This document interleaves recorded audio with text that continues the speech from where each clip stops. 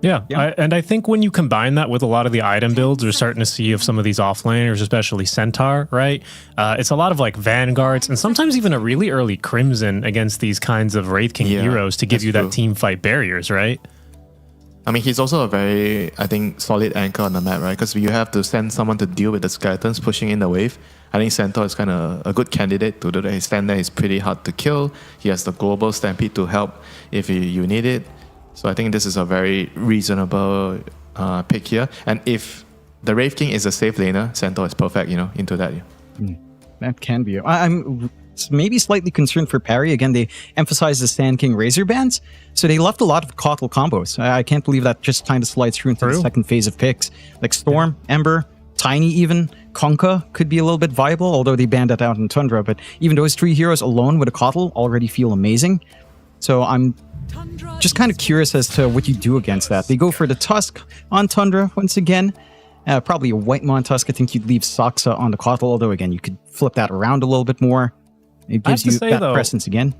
I'm sorry to cut you off, John. I'm surprised to see Tusk. I think this hero really suffers into a Jakiro. So many times I've just seen Jakiros basically lick all two of their lips, on two of their heads and just line up the Macropyres and line up the Ice Paths as soon as a Snowball save comes out.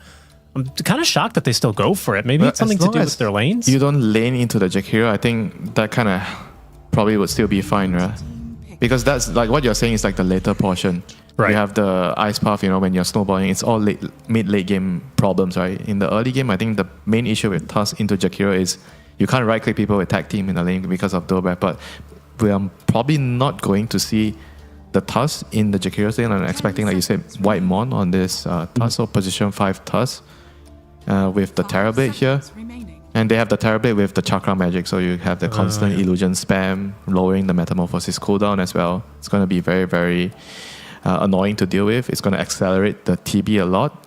But on the other hand, the Centaur is going to be happy. I think Centaur is okay laning into Terrorblade.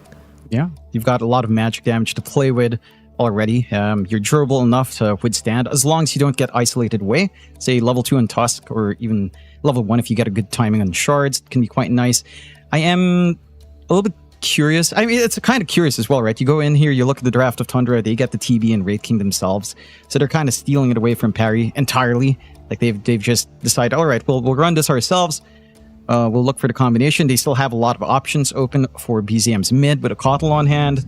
Parry does have room to ban out, and they'll just take a no-one puck, which I love to see for parry. I think this is something that no one has proven time and time and again, has just been such a pesky hero to go into. Tundra doesn't have the best hold for something like the puck. Like, you don't have the most stable ways of stunning. It's going to be tricky to stop no one from playing his game here. They need some Orchid, This 18-pick puck is going to provide a lot of problems for Tundra to solve here. Especially with maybe now you actually change your lane, I feel like maybe you put Terrorblade on the off lane and then he builds a Orchid for the team, because they're going to need something to lock down this puck, So that's something that they're probably going to consider. Whereas Paravision now, they're going to ban out the lane counters first. So Earthshaker is the first one banned. There's still going to be maybe the Ember, like all those nasty matchups for the Puck. So once you remove those matchups, then Puck is going to have a good lane. And like you already mentioned also, John, that there's no real lockdown on the support side. So the Puck, if he gets a good lane, he's going to be able to run around and you're unkillable until some Orchid or some Hex comes out. The first one banned. There's still going to be maybe the Ember, like all those nasty matchups for the Puck. So once you remove those matchups, then Puck is going to have a good lane. Seems like a few heroes, and like you already mentioned also, John, that there's no real lockdown on the support side. So the Puck, if he gets a good lane, he's going to be able to run around and you're unkillable until some Orchid or some Hex comes out. The first one banned. There's still going to be maybe the Ember, and all those nasty matchups for the Puck. So once you remove those matchups, then Puck is going to have a good lane. And like you already mentioned also, John, that there's no real lockdowns with your root. You can catch the Kotl, you can solo kill them. I think Meepo is actually legit pretty good. Yeah, I don't disagree. I think, again, you kind of have the same problems holding a Meepo down as you do with holding a Puck down. And Meepo can be quite slippery as the game goes on. It's really tanky as well. It's not going to mind. It might lack damage as the game goes on, but you've got Puck and you've got some decent damage from your supports to kind of help through. I do like that idea. I think overall, the lane does look pretty fine as well, running like a Meepo Jack lane can be quite devastating. Just some basic setups to play, a lot of early poke and slows. I wouldn't mind that. I am still curious to see what parry will ban. If it's a DK ban, I think Tundra could just go back to like an Ember. Like, again, maybe the matchup into puck, it's not amazing. You don't tend to have a lot of amazing matchups into puck anyhow, but it gives you that Coddle combo.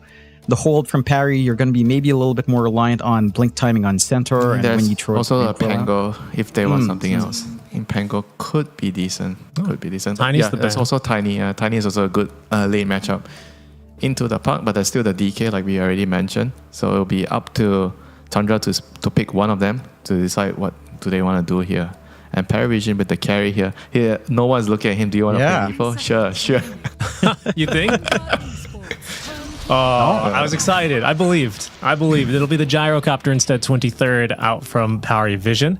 We won't get to see the third Meepo of the tournament here. Not today.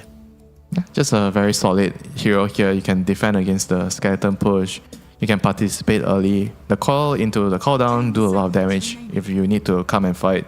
Because overall Paravision has a, I think, much faster lineup now. Because Tundra, Terrorblade, and Wraith King, you are going to be hitting creeps for quite a bit, so it's a lot slower.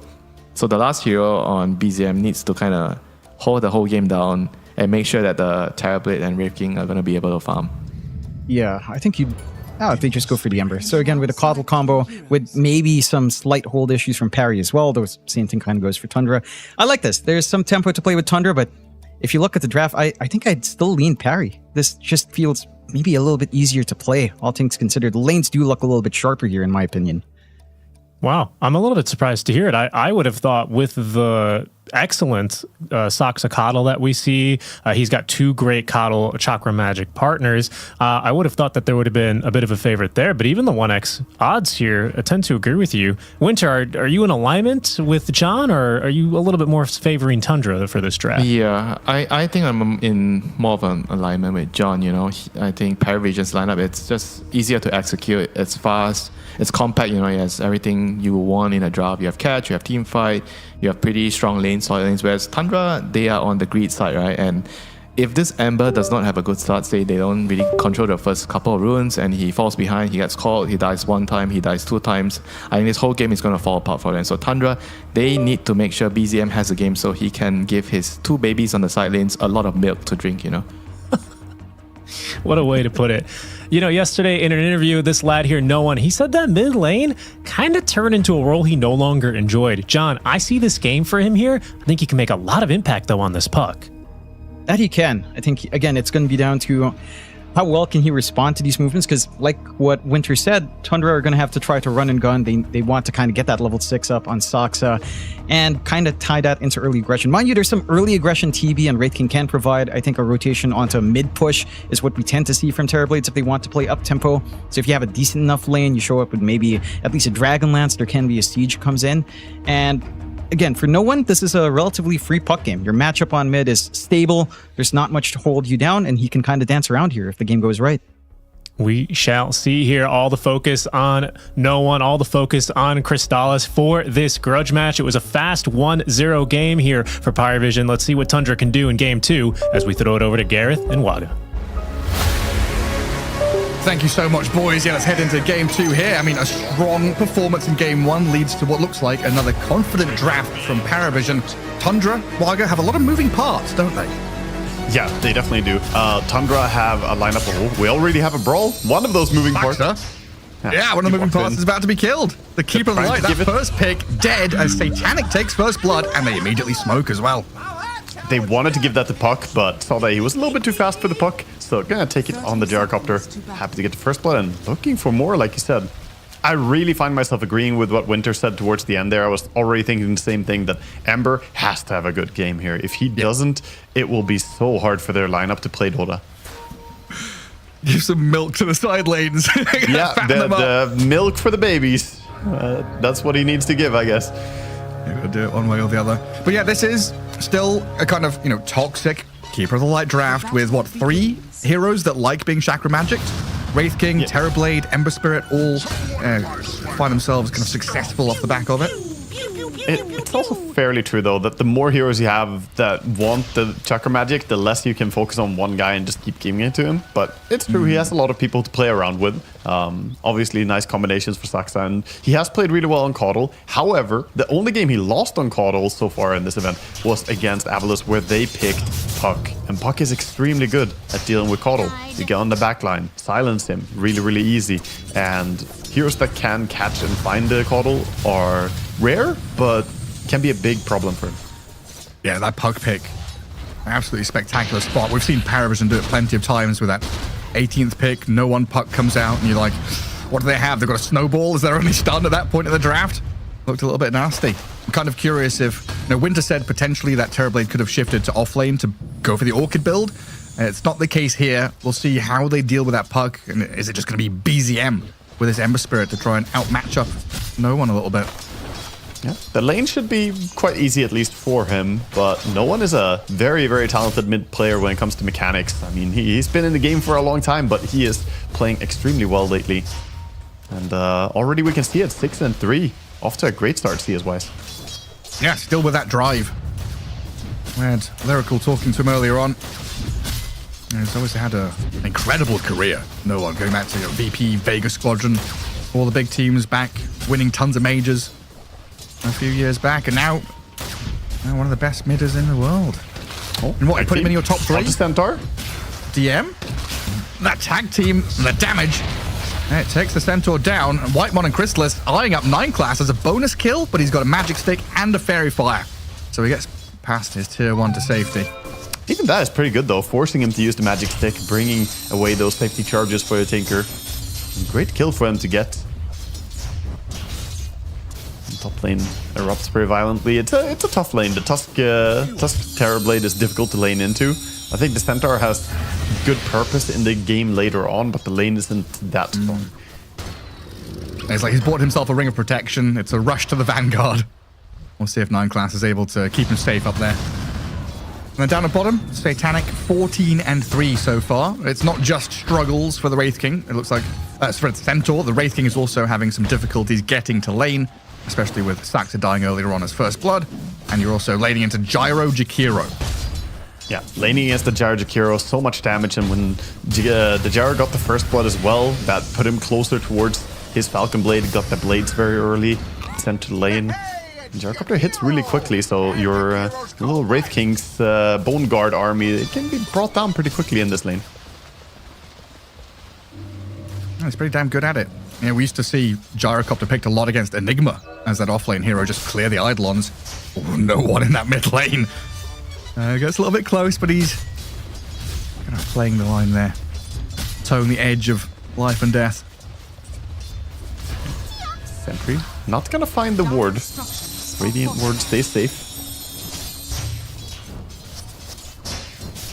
Both the sentries on mid kind of missing the observers, so both of them are still playing with vision. And just ever so barely. 3-3 and Saxa continuing just to try and neutralize that large camp, pulling it back, getting some farm for the Wraith King as best they can. What we've seen from Kottles has been a lot of stacking and just having a lane to himself while his offlane kind of goes jungle, right? Is that something 3-3 is going to be looking at here? Usually that's been the case, but Wraith King is a pretty heavy laning hero. He wants to lane a lot early, and we see him cutting the creep wave. Doesn't want to lane against the Gyrocopter, of course. Difficult for him to do so. And Titanic just chasing him down, so at least the range creep is going to die. It means this pull is kind of for nothing. If you lose the range creep, you can't really deny the next creep wave as easily. And they've pulled it into the Warpine Raider as well, so Satanic going to get a bit of bonus money. Up at top, 9 class again has stepped forward. Needs to be positioning aggressively to give DM a bit of a free time, but it looks like he's actually stepped away from Whitemon just enough. He's got boots. Got to watch out for the long-range ice shards. He has no regen on the Tinker. Tusk not going to commit for it, though. The Tusk sharpshooter slides out the shards. He could maybe have dove for that, but he would be taking a lot of tower hits, and it's risky once the Tinker goes in Fog of War. He's going to play on him now, though. There it is. Straight back in. Kill off the Tinker. I just noticed Paravision scanned the right-hand side of the map. They know that Wraith King is jungling now. 3-3 has given up on that lane, and Paravision knows it. So they're going to send Jakiro up through the Twin Gate to play aggressively onto Crystallis with, a power vacuum has emerged in the bot lane. It's Saxa laning alone now. Yeah, this is the problem with laning into Jakiro and Gyrocopter being a strong laner as well. Jakiro barely got spotted by the Tusk. So there's no surprise that he's up here. I don't think he should be finding a kill necessarily, but I like the choice to go here and start looking up at the Terrorblade a little bit and say, okay, we can do something to you. Because you don't want to chase a Wraith King in the jungle as Jakiro. You just get stunned and then you gotta TP out. Yeah, you get killed by the Skellies. Yeah. Yeah, you're just not needed bottom. And I guess he can, if need be, doesn't find anything up top, he can go back and stack, move to another lane. In fact, he's going towards mid. Ducalis a little bit lost, trying to find a home. Both teams just thinking about stacks and thinking about, improving the scaling. Economy. Right now.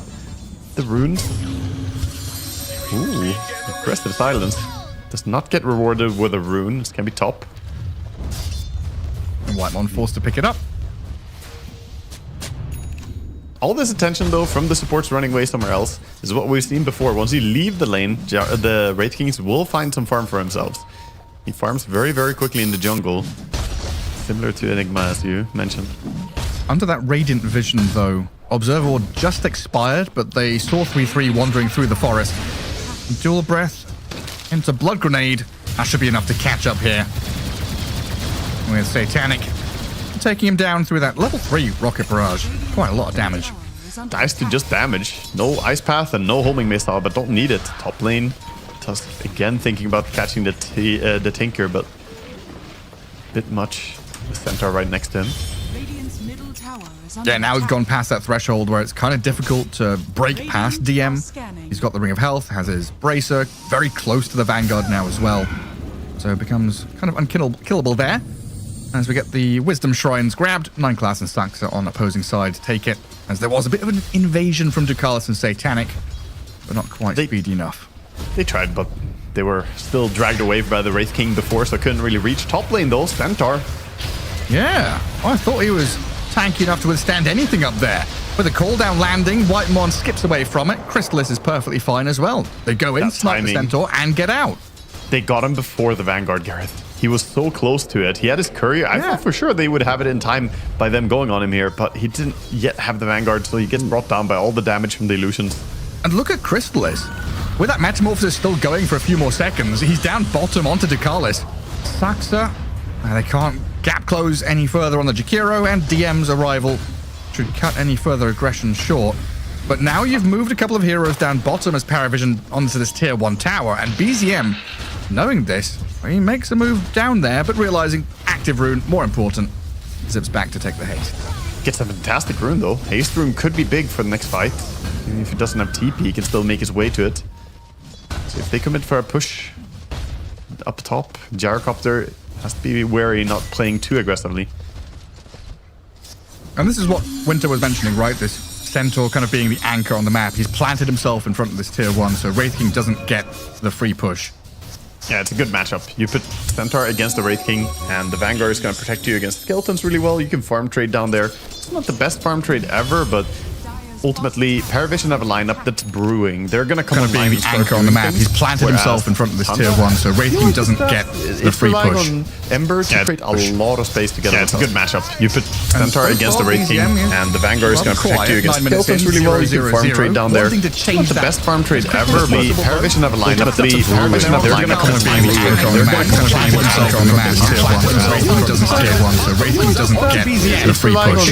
Ember to create a lot of space together. It's a good matchup. You put Centaur against the Wraith King, and the Vanguard is going to protect you against Skeletons really well. You can farm trade down there. The best onto him, right on the Tusk's tail here. A couple more seconds until Snowball. Not going to happen though.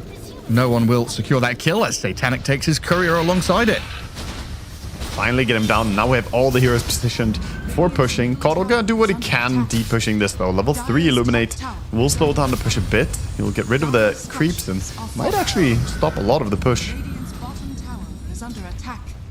Caudle's so good at this deep push, just hiding in the trees. He has Stampede on Centaur, so he's going in, but steering change could be dangerous. Down to half health. Vanguard going to work. DM more steering chains with whittled down here. Level 3 steering chains, yeah, with his Saxa Cottle behind him. BZM finally unleashed gets his first kill of the game. Satanic killed off by Whitemon and 3-3. They're going to turn back onto Whitemon and kill him with 3-3 dropping low to that Macropire. 9 Class and Ducalis have found a trade back. Reincarnation's here, though. Does Paravision have backup arriving? 3-3 and Saxa with BZM going to kill off the Jakiro under tower. TP's starting to arrive now with no one's puck coming into the fray. But 9 Classes, he's got to bail out on this. No one... What is he? Invis. He's hiding away. Yeah, he's looking at them. Knows the Wraithking doesn't have ulti, but it's a bit dangerous to go on him. Coil is ready now. Tundra's not falling for it. He wants to catch the Ember, but only him and Tinker, they can't really bring down Ember either. So they get nothing. Big moves from Tundra, from getting that Centaur kill up top, turning that into a simultaneous kill down bottom on Gyrocopter, getting the upper hand in these early engagements. Yeah, swooping in, getting what they came for. Tier 1 tower still alive, though. Build from 33 as well. Going for the drums in this game on Wraith King, I actually like it a lot more than the straight Radiance. It's a bit less greedy, which I think their lineup needs. Otherwise, it would be too slow, but this gives him tempo, makes him able to buff up his team, and of course the Skeletons a lot more.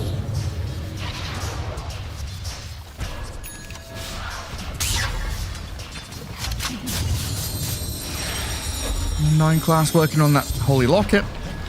I guess to sit mid. As no one wanting to finish his Witchblade, kind of tucking himself in behind, far a little safer. Yeah, everyone's still kind of working towards their big item timings, with Ember working towards the Mage Slayer. The Gyrocopter does have his Crystallis, so he's got the farming accelerant now. Falcon Blade and Crystallis. Very fast Crystallis timing, yeah. 5 minutes faster than average. Speedy. 6k net worth about to be cracked by Satanic. 12 minutes in, feeling pretty good about things. And here are those stacks being cleared as well. 9 Class, DM, and no one. The trio of farmers. Tinker has been working on stacking this. Good out. It's going to help up the Centaur a lot, get to his Blade Mill, so he will ramp up his farm speed and also have some layer of protection to getting right-click and focus down. He can return some damage. Just be as brawny as you possibly can. BZM poking into that mid lane. Not really threatening 9 Class or no one, just making his presence felt. And the Radiant Scan will understand that that sweeping move is happening. Ember, Tusk, both maneuvering into that top tier 1. That tier 1 doesn't look easy to defend. They would have to TP a lot of heroes if they wanted to. Jakiro tries to split push bottom, but he's going to be caught off. Yeah, straight in there from BZM and 3-3. Ducalis stepped up towards the tower and will pay the price for it.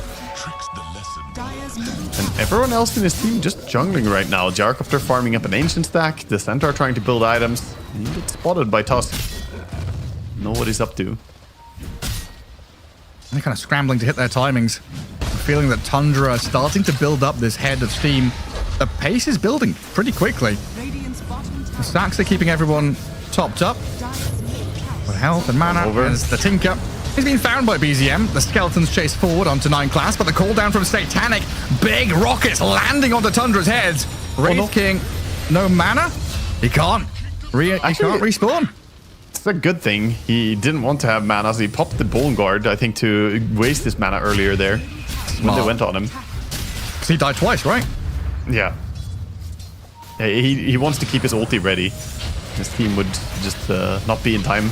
DM. Top lane. DM again being run at. Whitemon and Crystallis, and of course the Cottle who appears out of nowhere. Mysterious figure from thin air, as the Wisdom Shrine is there as well. Going towards the bottom fight. Ember's in. Chasing down onto Jakiro. Chasing Ducalis. They've got shards to block him. Snowball onto Satanic. They want multiple kills here. Ducalis down, but look at Satanic and no one go. Whitemon gets blown up. 3-3 does respawn, gets a few more hits into this gyro, and they'll finish him off with a nice sleight of fist from long range out of BZM. 9 Class now out of resources, but alongside no one, it looks like Tundra not going to go diving too deep. Instead, healing back up under the watchful eyes of this Saxa Cottle. Yeah, you got the Tinker for heal, but they have the Coddle for heal. Mana, HP, everything you need. Which is ridiculous. Yeah, you Chakra, you Recall, you Illuminate, everyone's full. You're a roaming fountain. Yeah, Interesting to speak about Saxa as well. He is going for the early Aghanim Scepter in this game to get that team fight control. I think very important for his team to get this. It's going to give them some form of lockdown in the fight so they can actually have control over how the fights are going to go.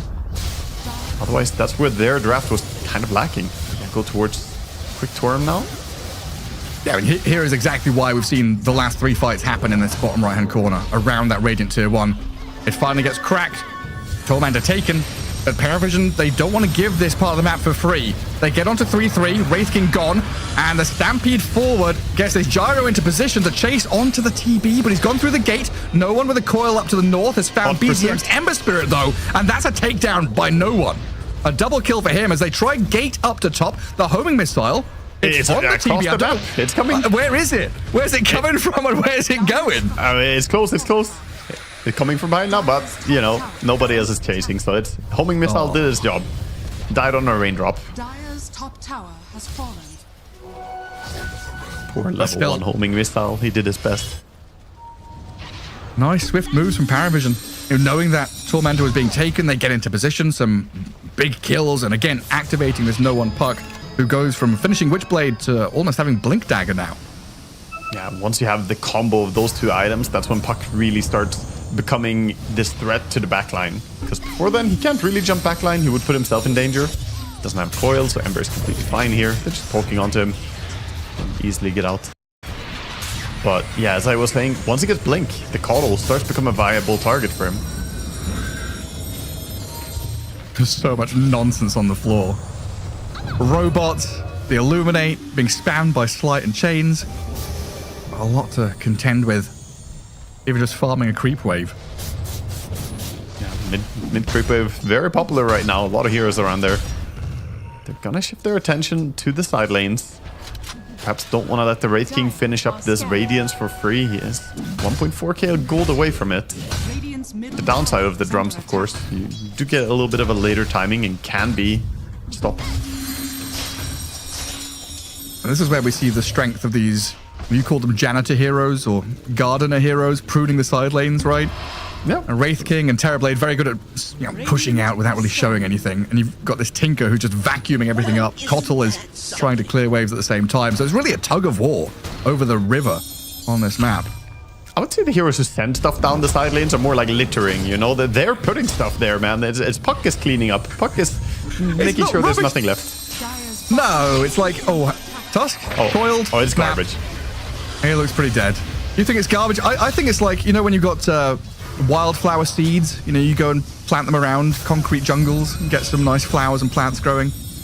I want nothing on the lane. I want the barren wasteland on the side lanes, Gareth. Come on. No signs of life. Beautiful lane creeps. Ooh, TP Pot's the meta here, chasing after. Ducalis out of there with the help of 9 class and the heals. And what are we fighting over? The shield rune already taken. Ducalis is dead.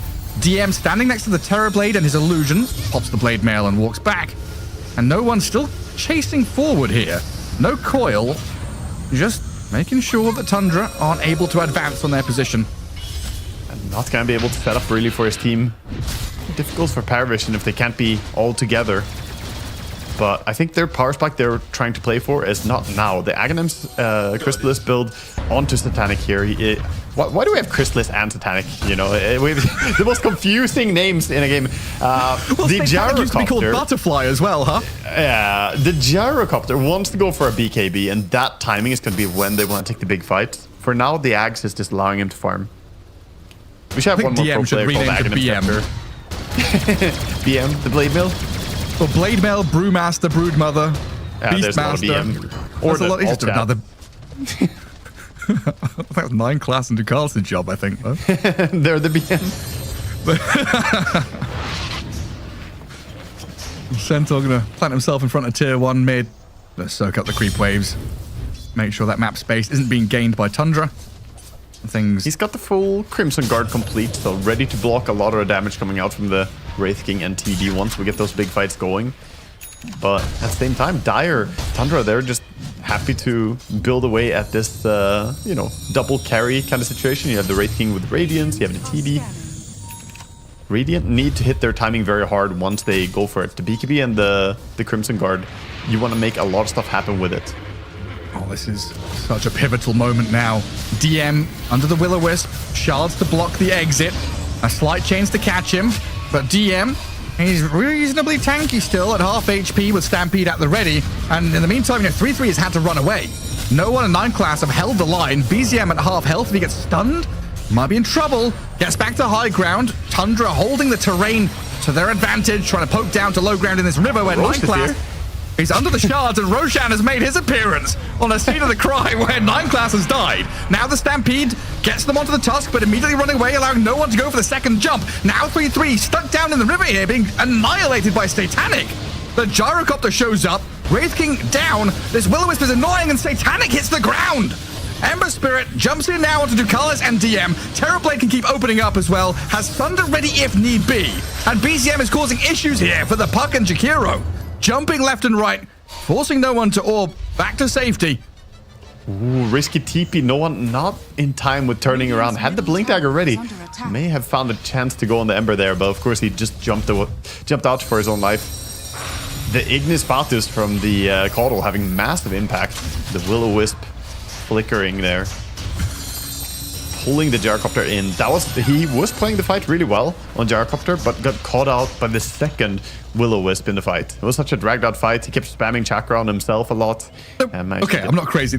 There was a second one, right? Yeah, he dropped the second one. And it's a 60-second cooldown, but using Recall and Chakra Magic, he cheated that cooldown really hard. So I think it was more like 25 seconds or something for him to get the second one out.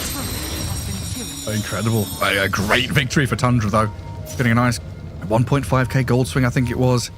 Killing that Gyro, keeping the Terrorblade alive, super important. Paravision now back on the map, trying to find a foothold.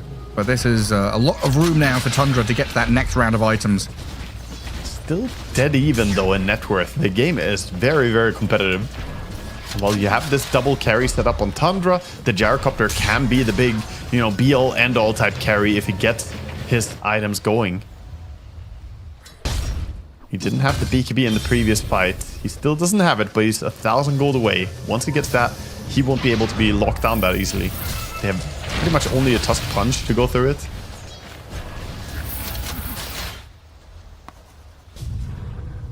No one is playing so boldly. The complete, utter freedom to play this side of the map, knowing that there's not really anything that they can do to you. 504 Puck, and I just don't see that changing anytime soon. There's no Orchid, there's no Scythe of Ice or anything like that, right? I can imagine Sacks are just going Scythe next item, huh? There's an Orchid queued up on Crystallis TB, but first he has a Nullifier queued up. So he does not like the saves coming out from Tinker. He is not a big fan of the heals and the defense matrix, particularly. That's nasty stuff. We're going to try and jump 9 class, though. BZM with 3-3. Will-O-Wisp on his head as well. 9 class, he's popped all his spells and his mech surviving a little longer than expected, but that Illuminate is enough in the end. Death now with on the tower, though.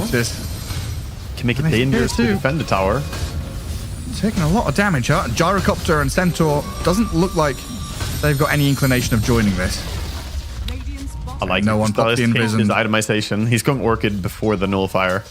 I think that's important. Get that against the Puck. Force Puck to get some defensive item, or just get kills on Puck.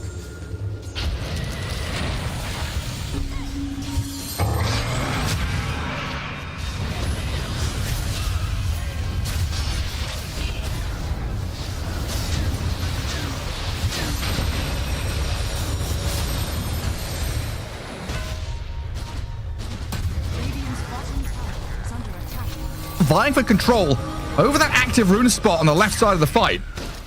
The poking from Tundra has been so good.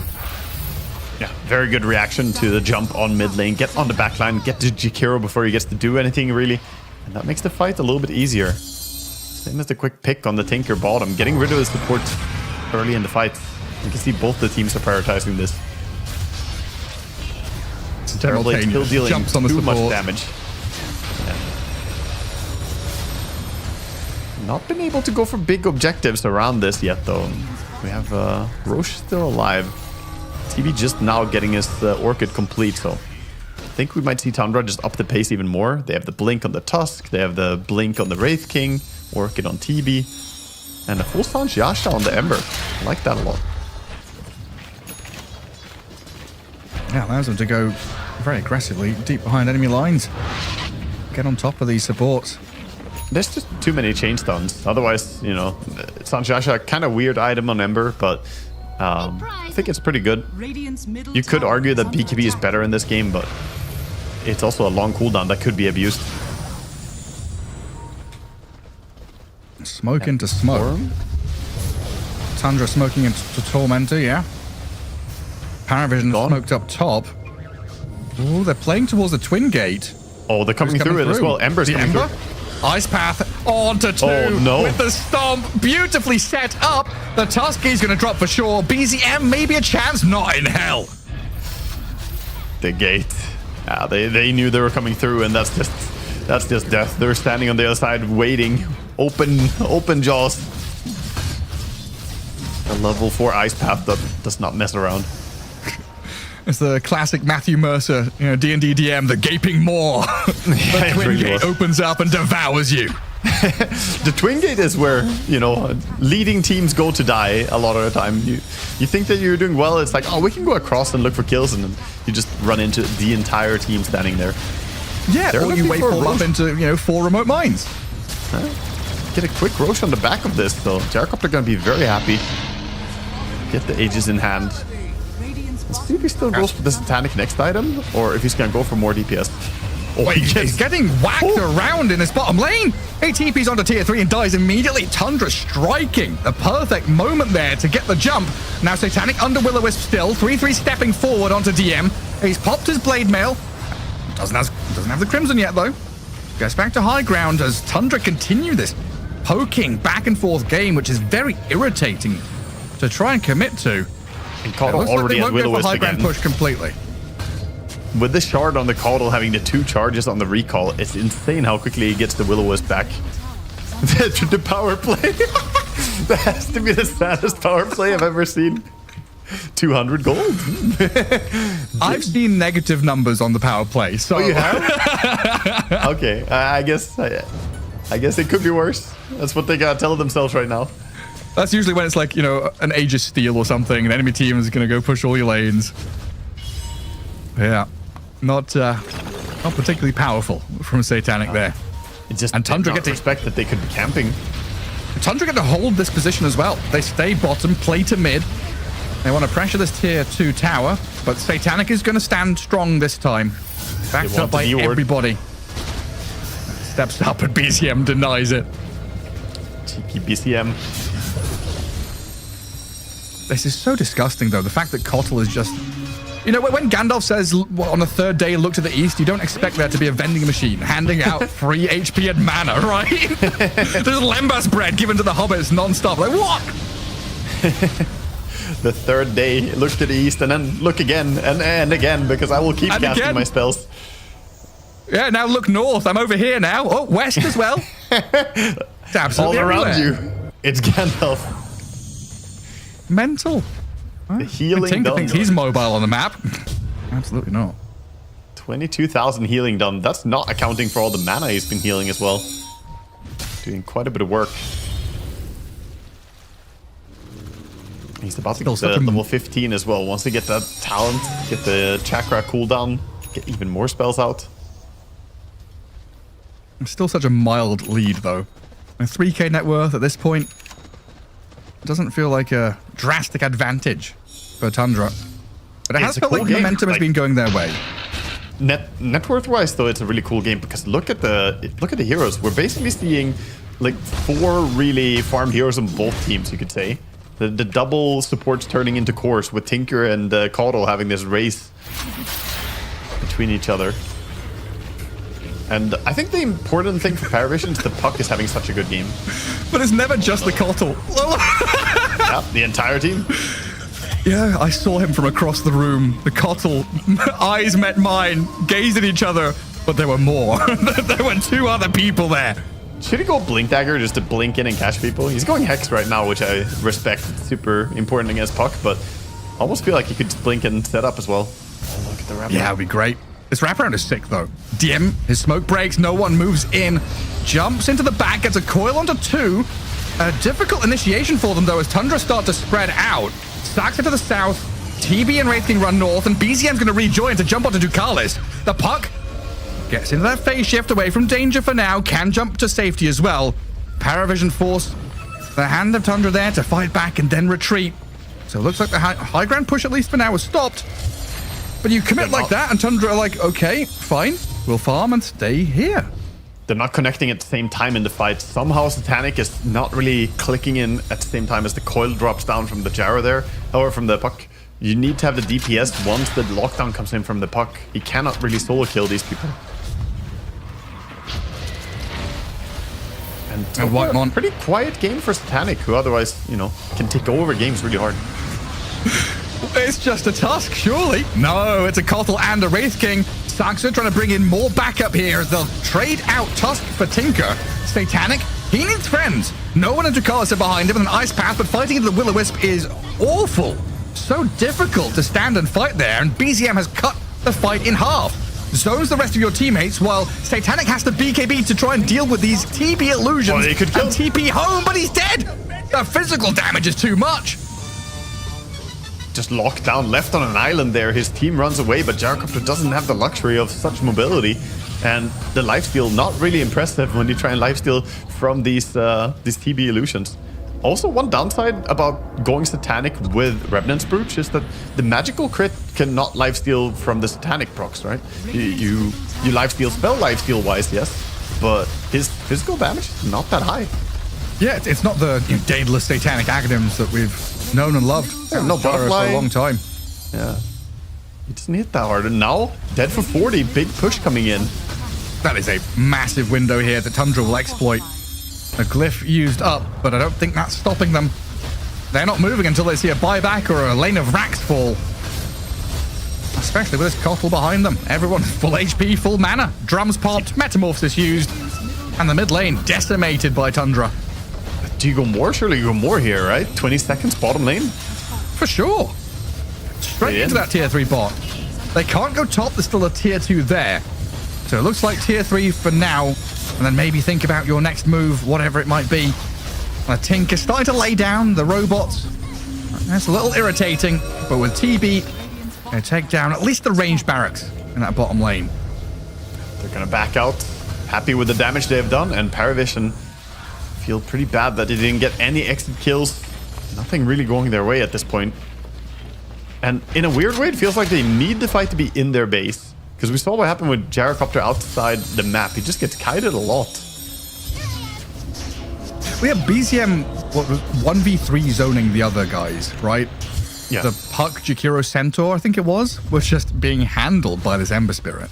Yeah, and once he goes on people, he takes away the damage as well. If he gets hit into the Tinker, into the Jakiro with that Mage Slayer, it takes away their impact in the fight as well overall, just by applying it. Oh, Satanic steps out of the base. This could be nasty for Paravision if Tundra are able to take him down. They poke him to begin with, wanting to elicit that reaction. He has to use the BKB to stand his ground. 3-3 comes in, hitting into DM, but he loses his first life as BZM forced to retreat. Inside this Radiant base, Satanic reigns supreme. A dangerous move from Tundra. They don't get that immediate kill, so Paravision can turn and fight. 2 heroes down, Tusk and Terrorblade both dead. Paravision now with a bit of wind in their sails. Wow, he got caught by the supports there on TB. He didn't think they would go down, but the Ice Path out of nowhere and the laser from Tinker brings him down really, really quickly with the Gyrocopter auto attack and spells. He just got caught by one Ice Path, and that was all they needed. He didn't get to Sunder. So quickly they turned that around, and TB just not in time with his reaction. Dire's middle tower is under attack. And now the tables turn. It's a double damage for no one. This is where Paravision could get out on the map, maybe bite off a little bit more, get one of these tier 2s. We start thinking about Roshan as a primary objective as well. They probably thought they were for sure going to win that fight, but good endurance when they get to fight near their high ground on the side of Paravision with heals coming in. Dire's middle tower. Sometimes they fall back, still have the gem in their position, so keep the map pretty safe. The fact that Roche may respawn at any point, I still think favors Tundra a little bit, as they are feeling happy to fight out in the open. a big part why that fight was good for Paravision is because the supports were playing under a safety of their own base. That's very true. We have so many massive items now, though. Ag's Puck. We've got Assault Cuirass and Wraith King. Massive stuff here to help out in these team fights. I mean, hell, even little things, like Lotus Orb Centaur gets this Puck or Gyro out of danger or just offers them raw protection to walk into the fight. Lotus could mess up the Terrorblade as well, don't forget. If you want to go for a last second Thunder on someone, oops, it was an enemy and they Lotused it. Could be risky for him. And also on necessity against the Bloodthorn of Terrorblade, you want to have a Dispel, otherwise the damage is too high. Pinging the Puck, but not gonna find him. I mean, Puck 707. Again, no one on this hero in this game. He's very difficult to actually kill him. He's got a DD Rune and Aghanim Scepter right now. He wants a fight badly. No one definitely should be calling for some action. BZM shows for a moment. They shift to bottom, though. Tinker protecting that open melee barracks. They've got a glyph, but I don't know, you don't want to glyph one Rax, do you? Ooh, the blink Tinker, in fact, is just going to get jumped on. 3-3 with a blink in. Will-O-Wisp over the top. The Wraith King's going to get focused down by Satanic now, though, as the flat cannon hit. Launch out towards DM, where he jumps aggressively as well. Got a nice stomp. The follow-through from the Puck. Not enough damage to take anyone down just yet, though, and Sax is healing back up. They've got no one killed. Silenced and taken out with no buyback available. 2 heroes down. Tundra going to open the window and say, hello, this is our base now. 3-3 jumps in aggressively. First life gone, but they're on to Satanic. Nullifier, the BKB, the punch from Whitemon, now a snowball to buy time. Satanic does not have the raw damage or the lifesteal to stand his ground. He'll buy back, but he's all... Yeah, Koto is just gross, the tempo that he brings. And once he got the shard, we saw a huge spike in his impact as well. Just keep recalling and refreshing. The fact that you get the chakra on both your sides.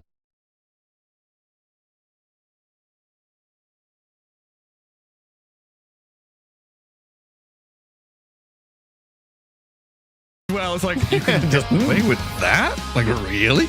Eyebrows raised. Like, the moments where it's just Saxacotl or, heck, even a Whitemon Tusk out on the map alone. Then you've got Cottle arriving, plus another hero. Then a few seconds later, it's five Nature's Prophets.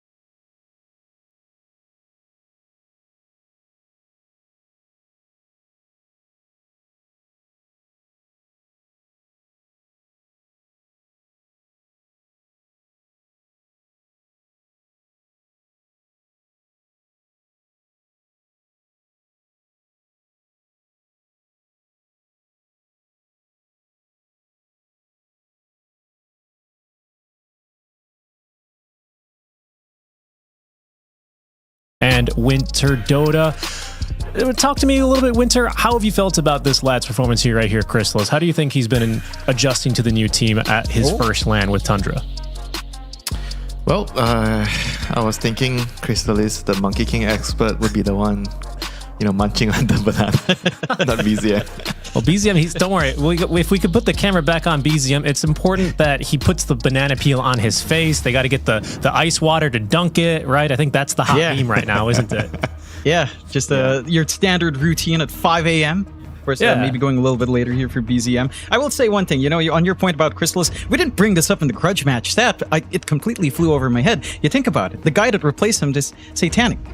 Satanic, in a value perspective, Satanic as an item, costlier, takes longer to come online and be relevant. A Chrysalis, faster, kind of fits into his playstyle, right? More economic. It has even more economic builds up now into Revenant's Brooch.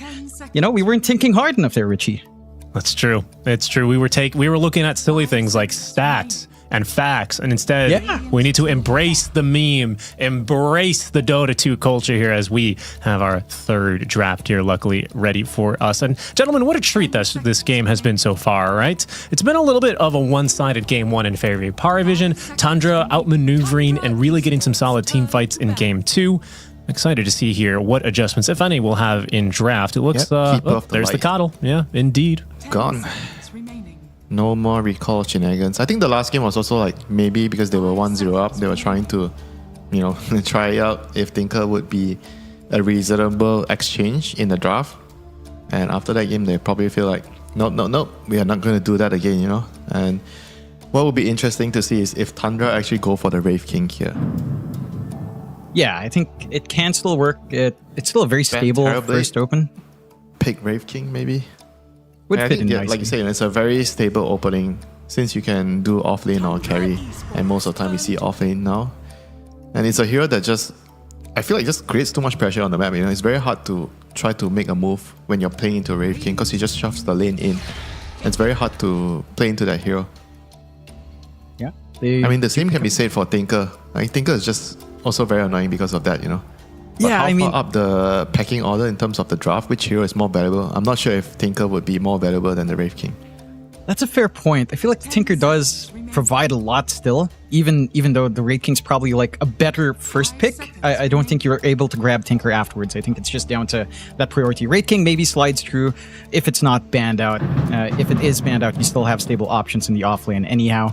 So I do kind of get this from Tundra. And again, we were having that discussion on Kotl and Tinker. Richie said they're trying to trade it off. There goes the Wraith King out for Paravision, so they will take that offlane for themselves. But I'm keen on seeing what Tundra will decide to kind of handle that Wraith King. Because in game 1 as well, it was Tundra that was kind of struggling up against DM. He got this really sick Radiance timing. He made it hellish for Crystallis to try to play his game on the TA. Same thing could happen here. Maybe not the TA, but of course just any physical core up against an early Radiance on Wraith King is not going to feel good.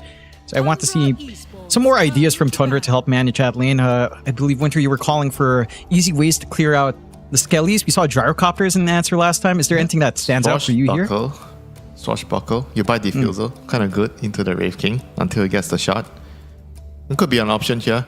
But I also want to highlight that the last game they had, Paravision had Tinker plus Jakiro. I don't think those two together are that optimal because they kind of fulfill similar roles in a team fight. They stand behind and they don't really initiate. I would like to see Tinker plus maybe something like a Tusk or something more solid to initiate, or at least you buy an initiating item on those heroes, like Wind Ranger or Muerta. You have a Rod of Atos to start a fight. Right. Well, let me ask you this, Winter. How much of the last game Tinker impact do you think was kind of negated because of the Coddle specifically, right? Being able to recall, being able to kind of get on top of them with the Will-O-Wisp and stop the lanes from being pushed out? Or is it just, was it just something else in the draft that was a bit more relevant? No. I think you're on the money there. I think Tinker is just unable to do his thing, when there's a Kotl in the game. Yeah. And Paravision, oh my god. If 5 years ago you said Dota would be Wraith King and Medusa opening in the first 2 picks, people would just go insane. What do you mean? This is my average SEA pub. That's fair. I think if you want to go really crazy in Tundra, you have the AM before it gets banned out. potentially, if you really wanted. It does look Yeah, but pretty then valuable. it's an off-lane Medusa, right? He doesn't care as much. I think the thing is, Parivision has run more of a satanic Medusa, and they've left DM on the Wraith King. I don't think they've but done. they'll probably have everything open up, right? Or someone's going to be a support here. I feel like something is going to be swapped. It'll be 9 class playing one of these 2 heroes. I wouldn't Or mind that. something will be different. I think The Darkseer means that you do not want Medusa on carry for sure. yeah, You don't want to be Illusion's killing your gonna own be- team. Yeah, the that's- Illusion's going to be too troublesome. I think it would be nice to see 9 class Indusa. I think that idea is just it stands out to me. I think it's a highly durable hero. It's pesky. Undulation does mean that you don't really need to invest too much. You're happy enough to run around and try to help your team. You still build Atos as a support. It could work. It maybe is a bit greedy, but I can see that coming left field here for Parry if they do flex it that hard. I don't know, man. I'm remembering some Chinese qualifier games, Baboka, Medusa. I guess we're living in a slightly different meta here, but again, the fact that Parivision didn't really respect ban or ban out the Darkseer in general, maybe you guys are onto something here. 17th pick upcoming now for Parivision Winter. The Parivision with last pick overall in the draft here. What are you doing in their shoes here? What heroes are you considering? I don't even know what is a support hero here. So I'll definitely try to figure that out first. If you're Parisian, if Medusa is going to be a support, and then what are they going to do? If this Ringmaster and Medusa is going to be their support duo, they're going to need a lot more like fight initiating heroes, something to start the fight. They already see the Tiny, so they can probably draft towards that. You have a Tiny possibly going mid and try to pick something that can lane into the Tiny. I mean, Storm has been one of like the more successful heroes, so maybe something along those lines. It's fair. I feel like maybe something like the Puck again for no one. I don't think he was having a fantastic game, right? He only died the one time as the game ended. This feels like it could be again pretty solid Puck game in that sense. Like there's even less control here from Tundra. What are you worried about? Just avalanche toss, which can easily dodge. I mean, the dodge lane, out this right? Puck. Because if you go Puck, it's going to be like a Tiny mid, or they can just pick another counter to you. Like Shaker mid, for example. Maybe they're trying to avoid that. And Magnus is kind of more ambiguous in that matter, so he doesn't really worry about that too much. I'm not sure about how much can this be a flex pick right now, because technically you can still play support Magnus. You could. Wow. I think just looking at how Paravision has drafted before, I don't think they've actually managed to take that Magnus up at any point from what I'm seeing. So it leaves the options pretty open. I will say this is a pretty interesting draft. I think there's some fun synergies, like RP, Wheel of Wonder could be nice. You've got Follow Through with Stone Gorgon's Gaze. Grasp, Stone Gaze on top. It's pretty sick from Parry. It's not the most standard kind of team fight you're used to seeing, but it all does connect nicely for a 5v5. Yeah, insane that you say Gorgon's Grasp before Stone Gaze on Medusa, but very fair play, I suppose. It is another AoE ability to play with. I think what's even crazier is that there's a real world here. I don't think it's very likely, but there's a world where Parivision end up last picking a support here, right? I feel like not something you see all the time on second pick. Yeah, it's quite common on first pick on the 23rd, but rare on 24th. I think it's going to really depend here what Tundra choose for their 18th pick.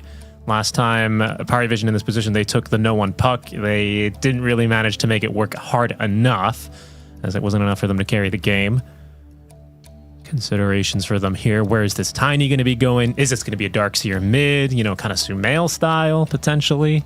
I have my doubts, but let's see here. I kind of like the idea of Safely and Tiny with Insurmountable. No, we get the AM. Of course. Still slides through. First AM game of the tournament. Banned, 13 times, I believe I saw on the stats this morning. Yeah, I think mainly into the Dusa. Whenever you do try to secure that Dusa, of course you clear this out, but they leave it in. 10 seconds. There's not much hold for the AM, to be fair, right? Again, what are you scared of? Gorgon's Grasp, RP, probably the biggest ones. I mean, I feel like you see this, you just put either the Wraith King or Magnus off lane. Those heroes are going to.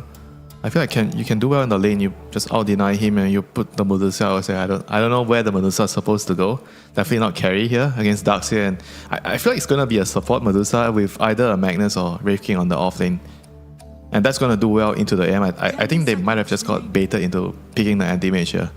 And now he might just get put into a very tough situation in the lane.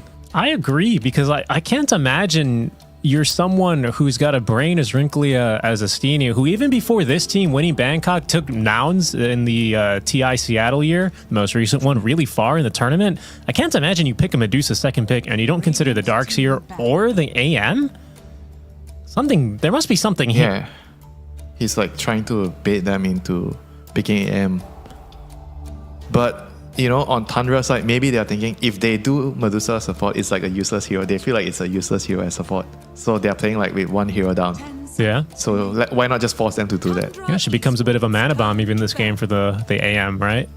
So, well, okay.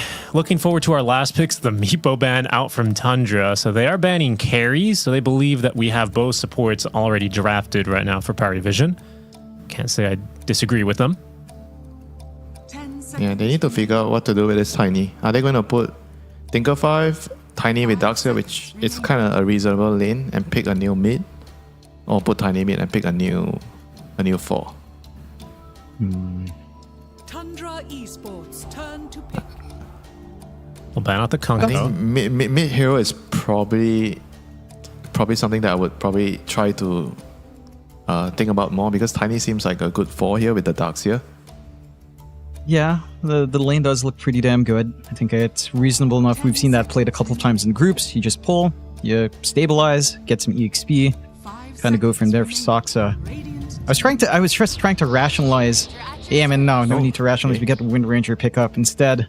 As we've seen a couple of times, the kill shot can be nice. It should just end up, being just tiny mid and aim safe. So no shenanigans. I was trying to think if you could maybe do something really weird, run your Tiny safe, run an AM off, and do something else with the Darkseer, but maybe a little bit too far off there for Tundra. For Parry, they can kind of try to match this now. Like, again, maybe your Dusa doesn't have the greatest game, but I'm actually expecting this to just be 9 classes hero at this point. He goes support Dusa. Think about it. Like, Dusa Magnus lane isn't too bad. There's some skewer back plays. Gorgon's Grasp, again, is annoying. There it is. Yeah, Gorgon's kind of set it up. Grasp. Number 1 Gorgon's Grasp fan right here, John X Fire. You got to grasp. You got to. I like it. It's silly. And they go with a PA pickup. There you go. PA Mag. What is this draft, all carry bro? heroes. All right. This is a very North American pub lineup, also a very Southeast Asian pub lineup. It's Ducalis Medusa, 9th class in the Ringmaster as well. Look at no one in SDNE laugh. Like, what have we done, bro? What is It's PA into AM, PA is a very, very good matchup into AM. It's one of the strongest carries of the patch for a reason. Very strong in the lane, very strong throughout the game. You have very, very sharp timings. You can just take over a game very, very easily, because you're very strong in the lane. Look, I hear you, Winter, but the 1x bet odds are not really giving Vision much hope here on the Ducalis Medusa. John, do you think this is going to fare any better? I'm not sure, because I can see it working from Parry. I can also see it going very, very wrong. I think the key thing for Tundra is that they have good launching points, especially with the tiny mid for BZM. I think the matchup is pretty all right, although there's some skewer back plays for no one. But the momentum for Tundra is going to be off that tiny, going to be off of 33, and whenever he's ready to go with the auras, and then you can kind of try to punish, because it's a lot of farm that Paravision have to find. No, it is. And Winter, how can one team possibly make all that greed work? I think it's Paravision. I think they're probably the only team that can make a draft like this work, like having 4 carry heroes. I think it makes a lot of sense what they were trying to do. They were trying to bait an AM pick and then, pick a PA to kind of change the whole carry to carry dynamic. And PA is going to be very, very good into the anti-mage. And it kind of forces Tundra to be on the clock, right? They have to really finish the game at a very, very distinct time, at a very reasonable time. They can't let this game go late. I guess so. It's just wild to say that with the Medusa in the game. Lots of tight close-up shots here. The pressure is on for both of these teams here. Who will it be taking victory in Game 3? We throw it over to our casters, Gareth and Waga. Yeah, we'll find out. I mean, this is why we love Dota, right? This is why Dota is the game of the people. You've got 4 or 5 carries in your pubs. You've got 4 or 5 carries in a pro game. It's the same game. Absolutely insane watching Medusa go from pos 1 to 3 to 5. Yeah, absolutely. A lot of mind games going on in the draft here. We'll see who ends up with the better. Do you have a preference between these two, Gareth? Do you feel like one of the teams is in a better spot? I think the panel are right, and this AM pick was a massive "you've fallen into our trap," trap card activated kind of deal. I think Paravision with this empowered PA, I think Medusa doesn't matter. I think the other 4 heroes are strong enough. Yeah, I do think that's very strong. They pivoted into the Magnus plus PA. Like, that combination is very strong. And of course, as Winter pointed out, the hero matchup is really rough for the Anti-Mage. 33 gonna try and get away. He has the Heart of Battle facet, so not the easiest to catch, but the daggers, they're trying. Slowing him down He's got little by little. 360 movement speed, man. He's running. He's very fast. Can he cut through the trees and find a way out? Looks like the answer is a resounding no. Satanic lines up the first blood, takes it, and the money to go along with it. Good start for Paravision. Kind of convenient for Wraith King as well. He chased him all the way to the gate and just gonna take the gate and get back to top lane. So not the most amount of space, even though it took a while for him to kill him. Puts them in a pretty favorable spot for DM to just get to his lane. I'm also in agreement with the rest of the assessments here, pretty much. I think Paravision, their lineup still looks very strong. They have the team fight. They have a carry matchup. Oh, Tinker. Is he gonna nice class. The Ringmaster getting sliced and diced by Crystallis, but a little ring around the rosy. The Ringmaster himself around the tree gets away from the AM. And Whitemon looks like he's okay to step back in the lane as well. But they will start burning through a lot of this early regen very quickly. Yeah, a lot of hits being traded this early on. We're going to see a lot of that on the top lane. And I think overall, this lane might not be the strongest, the Wraith King and Ringmaster versus the Tinker and the Mage. I think the Tinker will do a good job protecting AM. But later on, AM's game will be a bit complicated. So timings will be more important than ever. He blinks forward, but does not get the kill. Crystallis didn't get the connection on that blink. Now Ringmaster a little too speedy. Steps away from it. And down the bottom lane, Ducalis in on top of 3-3. Trying to stop the lane dragging behind that tower from being too efficient or effective. And now Satanic can also join in with a bit of harassment onto Saxa, making this lane uncomfortable, untenable, basically, for Tundra. If anything, this lane should be pretty awkward for Ducalis to play. He has to pop some mangoes to try and stay alive, but still taking damage. A vacuum early on from 33. He's going to get them a kill with Saxa's final touch. Now Satanic, ooh, sniped out as well. The pressure suddenly flips on his head. I think they got a little bit too aggressive, knowing that Medusa is so bad at playing behind tower. They get heavily pressured. Like, she is not the fastest. Yes, she's undulating, but you know it's difficult when you don't have mobility spells. Get caught out in the backline like that. Then you get stuck in creep wave with multiple ion shells. Yeah, all gets nasty very quickly. Yeah, the early point in vacuum maybe came as a surprise. No points in surge. Just recognizing 33, understanding that he has a kill there. And super important for a hero like Darkseer and I guess Wind Ranger as well, right? This hero, Darkseer, has often struggled in the first 5 levels or so in any lane given. So getting kills and having wand charges makes life feel real good. I think him getting levels on Iron Shell early here is going to be super big because PA does not clear big creep waves easily. That's one of her weaknesses as a carry. She doesn't actually shove lane very fast. She does farm well and can sit back and dagger, but I think the bottom lane will be really nice now with the double kill on Saxa. Yeah, even though Darkseer's last hit's not reflecting it yet, that'll put him in good stead in the next coming minutes. The mid matchup we haven't talked much about, but can mention quickly that it's a Magnus versus Tiny. I actually consider this to be a heavily Magnus favored matchup. Obviously it can go either way, but Magnus right click damage, you see it already. He has 100 damage almost with level 2 Empower. People think of Tiny like, oh, he hits so hard. He actually has less damage than the Tiny right now. Ooh, misses. And then he does have Shockwave Skewer, but you've got to land it to drag them under tower. Yeah. And this Magnus kind of runs like a ranged hero, right? You're constantly getting this additional harass that the enemy mid laner, enemy melee hero doesn't have access to. Yeah, both. Like, it makes me think of old DP when she was mid. Like you're clicking, hitting the enemy hero, and you're pushing wave fast, farming them fast. Yeah, pretty much. You're trying to just deal whatever damage you can, and I think BCM is doing a good job for now, but we can already see that CS difference building up 21-6 versus 14-4. Sure, he has 2 creeps to kill, but I think this is going to get more and more exaggerated as the lane goes on. I've played this matchup a lot of times, and honestly, Magnus is just way stronger in this matchup. I mean, across the board, you can see it in the last hits. Radiant structures 3 are Radiant cores all having very good times. Down at bottom, as I say that, cursing Satanic, or unless gets away behind the trees, and 3-3 even getting turned on potentially. Pops the surge to try and dive under tower. Satanic about to die to Ion Shell in the final punch, but that might have left 3-3 to die here to the Deucer, while 9 class falls on the opposing side of the map. Bring down 9 class, finding kills. Not too common for the anti-mage lane, but now that Wraith King is alone, he even blinks forward, burning down his mana. And looks like we're going to have an early Halberd build coming out from Crystallis. So not going for straight Battle Fury build or anything like that, which I think is wise. This game would be pretty greedy if it just goes Battle Fury.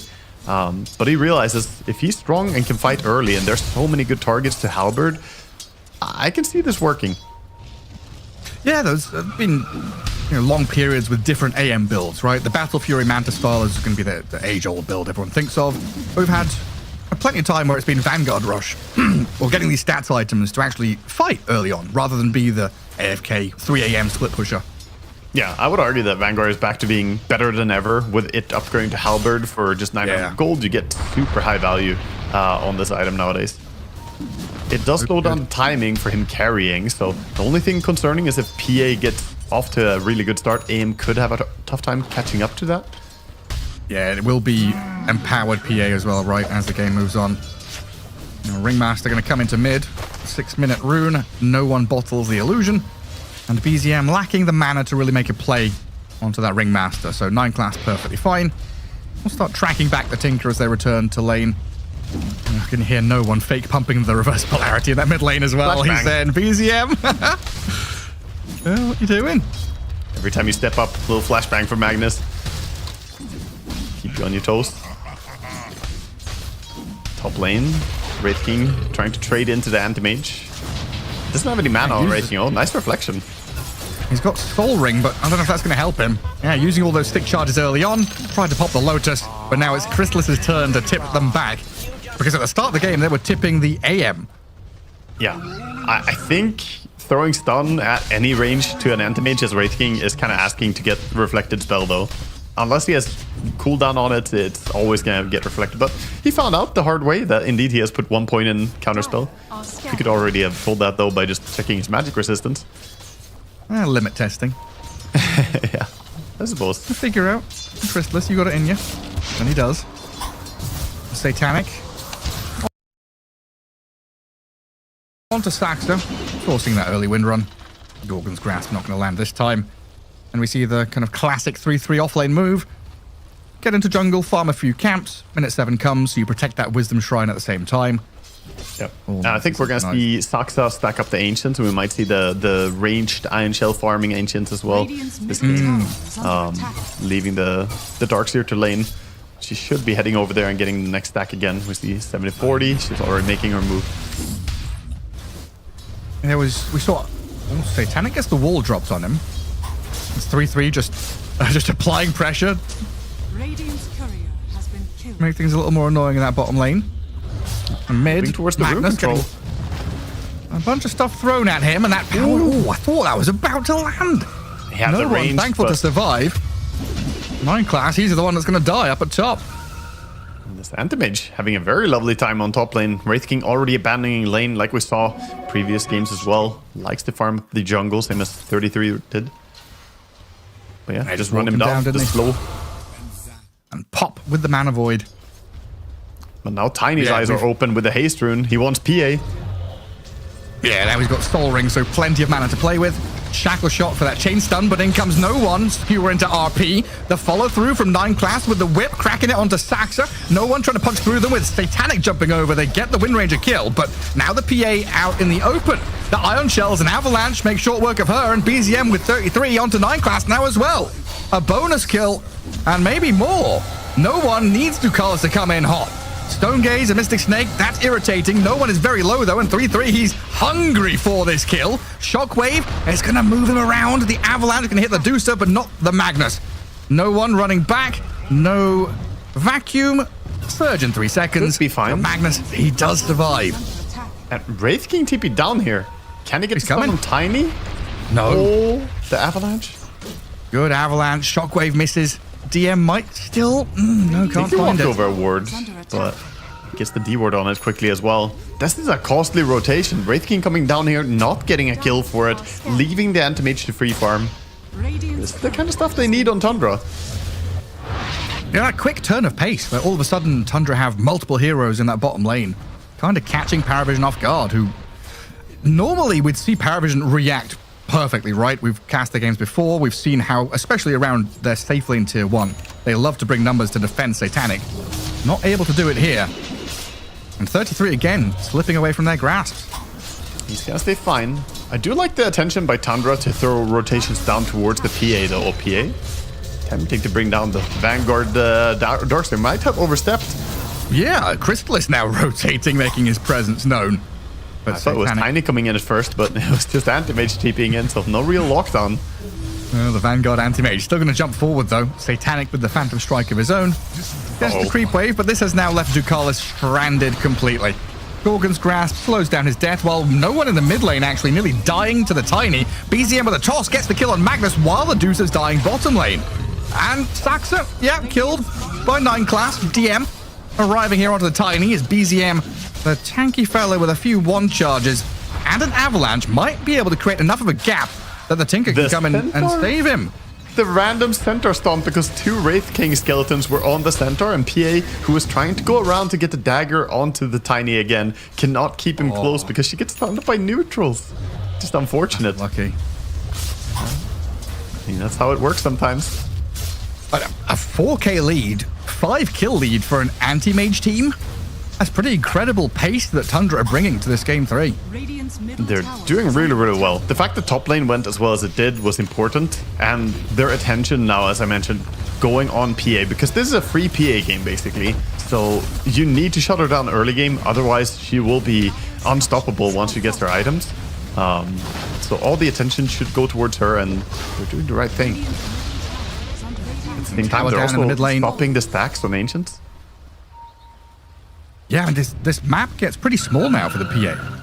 And she wants to be farming and powered up, but you can't farm bottom, can't farm mid. These tier 1 towers and the Dire Observer wards making it very difficult. Uninhabitable down here, especially with Tundra's, what, 3, 4 heroes? All in the area. Oh wow, I like what Crystal is queuing up. The Radiance, Vanguard Radiance Anti-Mage coming at you hot. I honestly don't mind it at all. It's a lot of right-click heroes on Radiant. Oh, yeah? You know, Battle Fury kind of sucks here. Radiance, new meta, let's go. Was this one of yours, or was the Void, right? The Vanguard Radiance Faceless Void was Vanguard Radiance Void was my baby. creation. I didn't necessarily do it with Anti-Mage, but you know what? I'm here for it. Goodness gracious me.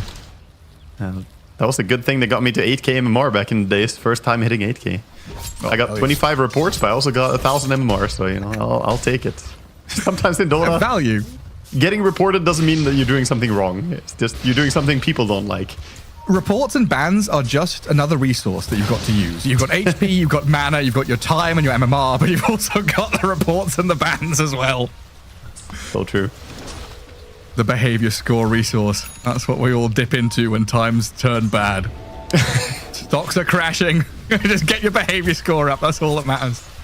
Speaking of resources, I think the 3-3. timing they have right now on Dire is massive. Ooh, what a shackle. The tree right behind him.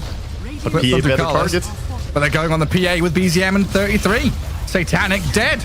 Gone for 30 seconds. No one's Magnus is here with a reverse polarity, but again, the follow-through seems lacking. They've got the Wheel of Wonder and Ducalis with the Stone Gaze. The toss forward, they're allowed 3-3 and Saxa to even clear dying? it. No one's Magnus. BZM is fine. Not even a scratch. Turns on the Ringmaster with this Wind Ranger and Darkseer. Ducalis out of mana, so is about to die shortly. And it is just turning into an absolute bloodbath down here. Paravision, again, walk into this meat grinder, and Tundra all too happy to turn them into sausages. Yeah, they're getting tons of action bottom. Meanwhile, top Crystallis is putting the pressure on. The Wraith King, despite his little army, cannot defend and stop the Anti-Mage. He has the evasion from Talisman, and he has the Heaven's Halberd, so taking virtually no damage from all these little skeletons. Literally unkillable. Yeah. Easy wisdom trying for him. They played this early game in a beautiful way. If the plan was to bait out the Anti-Mage and punish it, then it really didn't go your way, but when the Anti-Mage had a free laning stage, basically. So Vanguard on every hero is what I'm hearing. It's a pretty damn good item, Gareth. It's pretty damn good. Paravision, no Vanguards, losing the game. 100 with 2, Vanguard dip. winning. In before the Vanguard Medusa. Oh my god. The most I don't cursed know if thing he's ever. I don't know if he's got enough space or time to get there. Blown up completely, and this Ringmaster and Magnus find themselves in a spot of bother. They've skewered Chrysalis into the base, but he's Ooh, the happy wall. with that. Turns and slays the Magnus. This game might be over soon. We're 15 minutes in, and Tundra are diving tier 3s with this Halberd Got the anti-mage. stick. He uses his ulti. Nice. Oh, I nicely thought they done. left him for dead there, but he conjures so the too. mana out of nowhere with the Soul Ring and stick. So, minor victories. He stays alive, but now he doesn't have ulti for 170 seconds. And Radiant are the ones just unable to bring enough heat to the battle this early on. Radiant's top tower is under attack. Now we're waiting for Battle Fury PA now. And Paravision. I've got to try and pick up the pieces. I think an important puzzle piece is going to be this Darkseer as well. Already having Crimson, almost has the pipe. He's going to make everyone unkillable. Look at the wall. See Radiant moving together. They know they need to get combinations going. The Wheel of Wonder, the RP, you need to find these spells working together. But I don't think they can get to a Tormentor in time. And even when they had a good RP into Wheel, they just don't have the damage yet. There's Medusa's a pos 5, right? So you don't expect it from her, but the PA's It was- also not ready. Crimson and level 4 Marcher machines just being spammed, so it was hard to bring anyone down. And that's a free shard going over Wind Ranger. Honestly, a pretty fearsome shard when you're on the back foot like this. 13k gold behind. This shard can help you catch people. Speaking of, Crystallis, he can't slow the Medusa, but he can take all her mana and her life. Down you go. Even using her to farm the creep wave. Easy. And yeah, especially on this Wind Ranger shard, when Paravision are relying on these initiations, resets as well, you're not going to give Magnus and PA, or even this Medusa with a Stone Gaze, the ability to reposition in the fight. Yeah, I mean, Magnus has Blink Dagger, but that's about it as well. Wants to get a fishing under a tier 2 tower. Yeah. Right now, look at the entire net worth of Tundra. Every single player is ahead of 4 players of Paravision. It is lonely at the top for Satanic in his team. It is. I was going to say, quite often we've seen Magnus and, I guess, Wraith King to a large extent be the big farmers in the game, right? We've had offlane Wraith King be the top farmer. Magnus from a core position very often just outstrips his opponents. But now they're down and behind. No one is going to get an RP mid, though, onto this Tiny. A good snipe on BZM would be massive for them, and they'll get it. Crystallis blinks away, but Sax has been left here to get stunned up by the Wraith King. 33 with a vacuum wall. 3 of them caught up inside of it. Gorgon's Grasp going to root the Darks here for now. A Stone Gaze for protection. The reset from Paravision tries to reinitiate here with DM jumping Saxa. Wind Ranger's low and the daggers keep flying from long range, but they've got heals and sustain. They blow up Ducalis. DM now low with no ulti available. He's going to drop as well. 9 class gone. The chase is on. No one and Satanic going to try and run. Chrysalis is on their tail, hunting them down. No one blinks away, but Satanic, he's spotted. Phantom Strike to high ground is ready. No one is in position. They'll get back to base. This is also what Halberd allows him to do. Aggressive blinks, chasing after a PA. That could sometimes be dangerous. She just turns around, blinks you, but having the Halberd, he has no fear at all. He knows they can just keep going. Of course, he had his team behind him too, so unlikely to get turned on, but this is going to be Radiant's timing for Anti-Mage. Finishing it up just now, 18 minutes. PA. I've forgotten he's going for the Radiance. PA under March and Tiny combo. 50 HP. 9 class Hold the died as shard. well. He can't PA. Oh, vacuum back. 33's about to get up. Satanic gone, dead for 40. And the rest of the fight going Tundra's way as well. Chrysalis is on Ducalis. And Medusa quickly dispatched with 9 class dead. And it doesn't feel like Paravision have had any answers to this Tundra lineup. 6 to 24. A 16k lead. And it's got vibes of game 1 just the other way. I mean, there's something crazy about picking Medusa Wraith King first phase to try and bait out Anti-Mage, and then you just lose to Anti-Mage because he's Anti-Mage against those heroes and you can't fight him. It's not all about him, of course. I think a lot of it comes down to a Darkseer in this game, in fact. The Darkseer just having so much tempo with his Crimson Guard build, he has allowed them to go for these aggressive dives, but the AM still effectively counters at least two of your heroes really, really hard, and Ringmaster doesn't like playing against AM. They are pinging 33's darks here. Yeah, he's in there. Middle tower is under attack. I don't know if they're pinging him to say hello, or... He's There's just no taking way. that wave, and there is nothing you can do about it. He took the wave, pulled it mid. Nope. And I'll take the tier 2 as well. We've got the Wraith King farming camera. Very nice. Big. The farm speed of a blade mill only at 20 minutes Oh, look is at not BTM. that rapid. Good little whip crack there from the Ringmaster, but it's never enough to save your Medusa. Now it's tier 3 tower falling pretty quickly. Tiny goes to work yet again. A blink avalanche toss. Ringmaster dead, but a 3-man RP. No one drags them back into tier 4s with a glyph going. DM with another stun, but they just don't have the follow through. They have run out of gas already. It's 20 minutes in and they call GG. Tundra take the series. People, the Wind Ranger setting things up, and Antimage with the build he went for, not just farming. I think a big concern for me was if AM was just going to go for that Battle Fury farming build, but he went off the beaten path, went for a very creative build, and I think a large part of their win here comes down to Crystallis understanding that I don't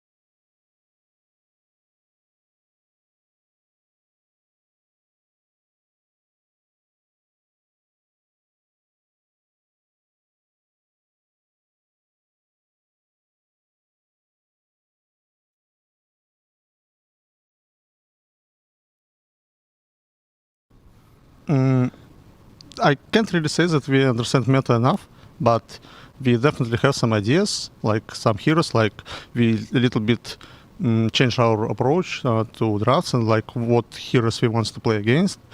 So at least I guess at least we know what heroes we won't play against.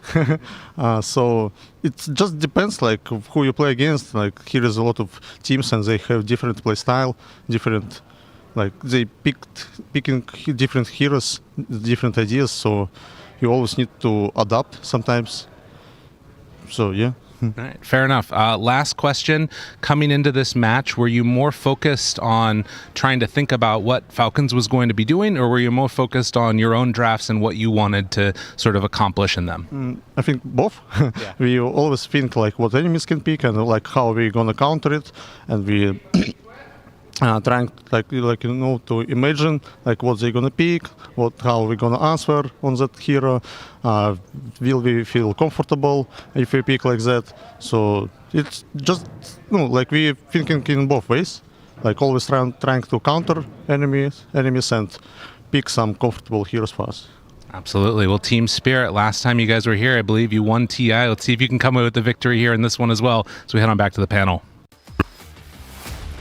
And a very good tournament grounds for the side of Spirit there, as Lyrical points out. Let's see if they can continue that run now over on the East Coast in North Carolina as compared to Seattle and take a match victory here over their opponents. Gentlemen, talking a little bit more about Falcons. You can see them getting loose, stretching out. That's my boy Amar doing a little Whoa!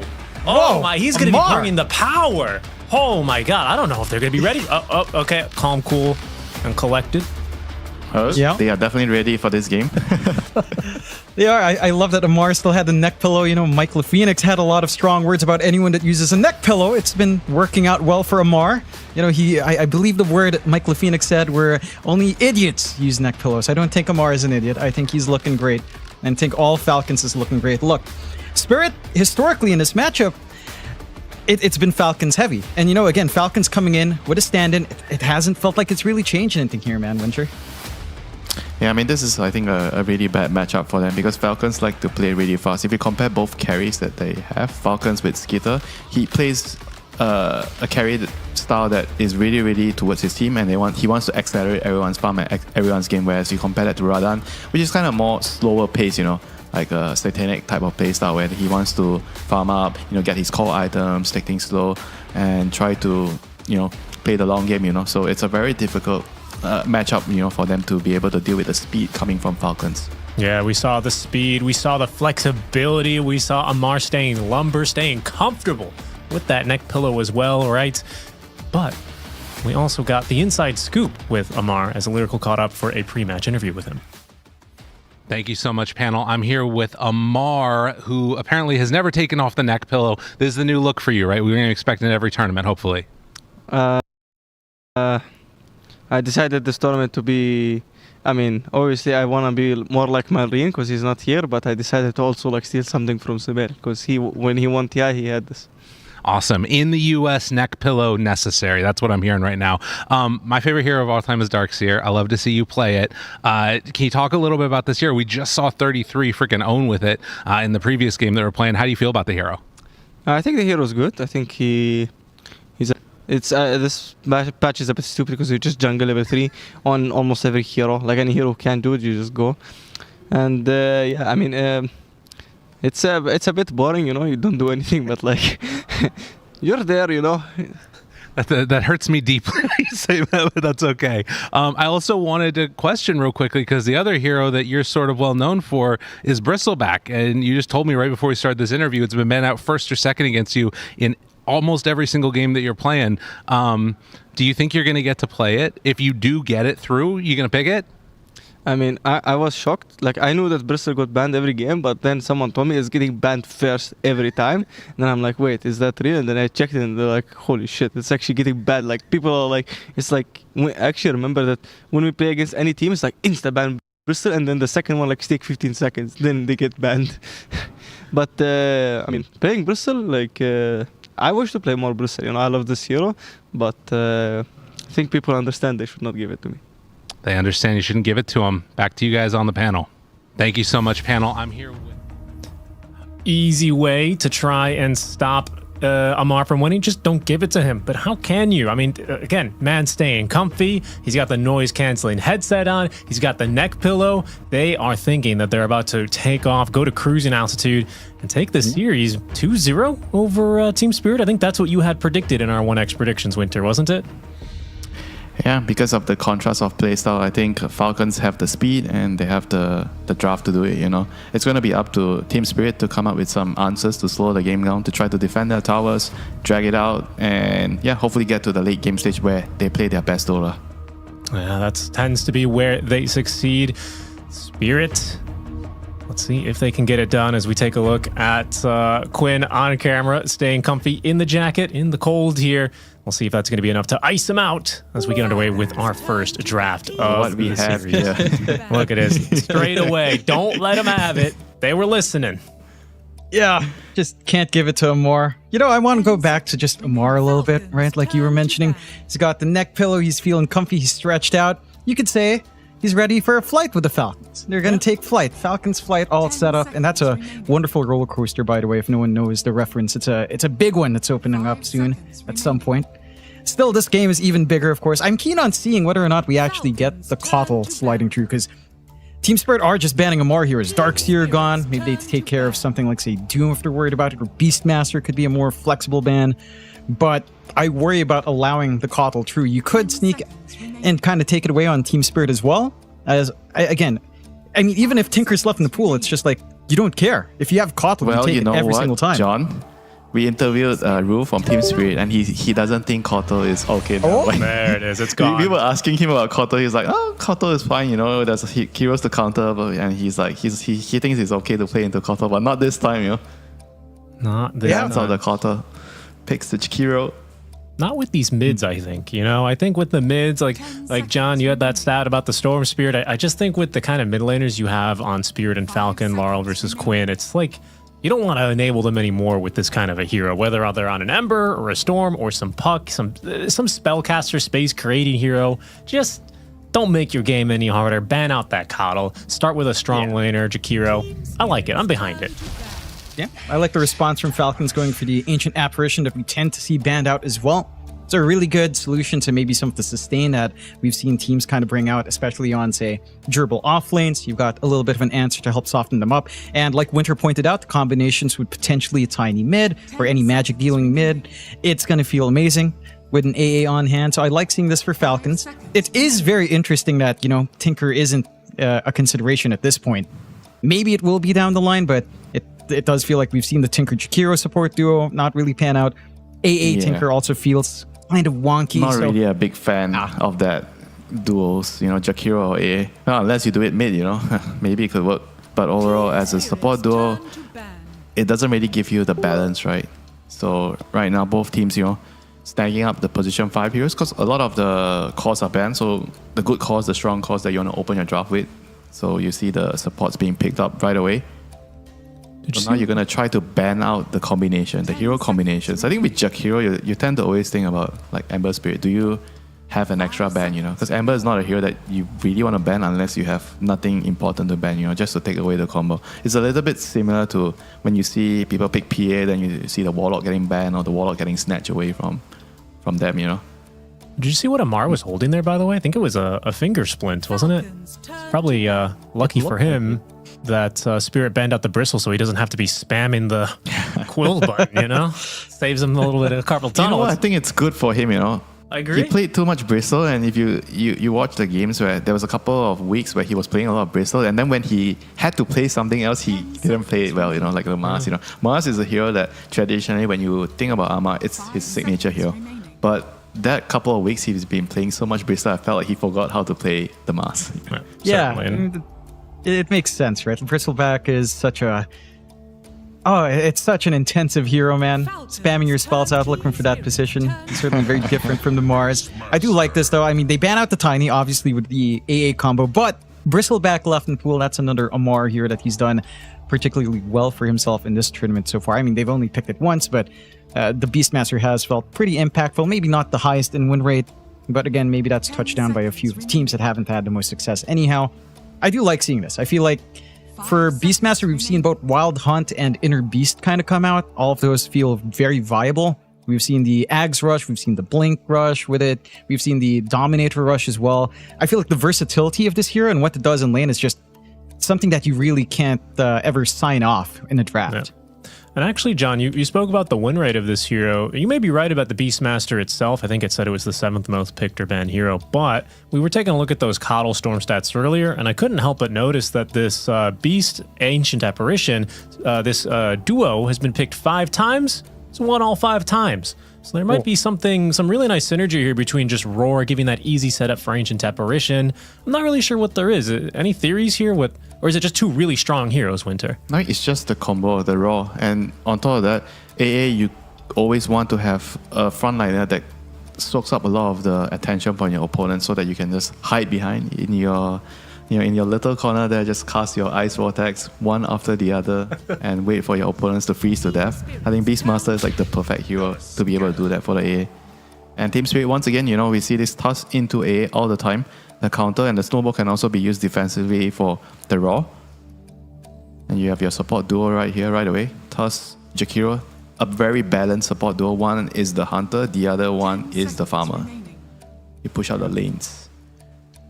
Yeah, I like the foundations for Spirit as well. Both of these supports in the side lanes can get quite aggressive, depending on what you do take out on safe and off. So it just provides a lot of answers. As Winter pointed out, the save potential is big. Always something that we used to see as well into Beastmaster and Roar. They go for the Kunkka on top, so adding that durability into the equation can be nice as well. It's a decent enough counterpoint to AA because of the damage delay, so it can buy you some time, even if you are Ice Blasted up. And it can kind of manage, say, the summons coming out from Beastmaster with Tidebringer. So I don't mind us too much from the side of Spirit. I am maybe not the biggest believer in Kunkka myself. I know the stats aren't too bad on the hero. It just feels like, I don't know, it feels like overall Kunkka has a little bit of an identity crisis, right? Since his Ags got reworked, since the Rum buff got kind of upped and down, the damage on Tidebringer was brought down. Like it feels better as a off. carry, right? Yeah. That's where you're trying to go at. Like before he was like a mid/off laner, but right now it feels like you want to buy Radiance and to stand in the middle of a fight, and that's better on a carry role. Yeah, I think I've seen like a Radiance Blade Mail highlight of sometime in this tournament where this Kunkka is just standing in the enemy triangle and returning, dealing all this damage, and he just refuses to die, right? Just some in the middle of the fight hero. Yeah, I mean he's really good into the beast in the lane and in the game itself. You can catch him. I mean, if he rolls your teammate, you have the boat you already mentioned to protect. So I think overall it makes a lot of sense. And like who knows, it could be like a flex pick for them. If they need to move it around. I think at this junction you kind of want to keep things open by having a core that can be moved around your draft, so everything is easy to pick, especially the 18 pick. And Falcons right now, they go for the ring and the DK, which is their type of flex pick. The DK can be moved to the mid, can be moved to the safe lane.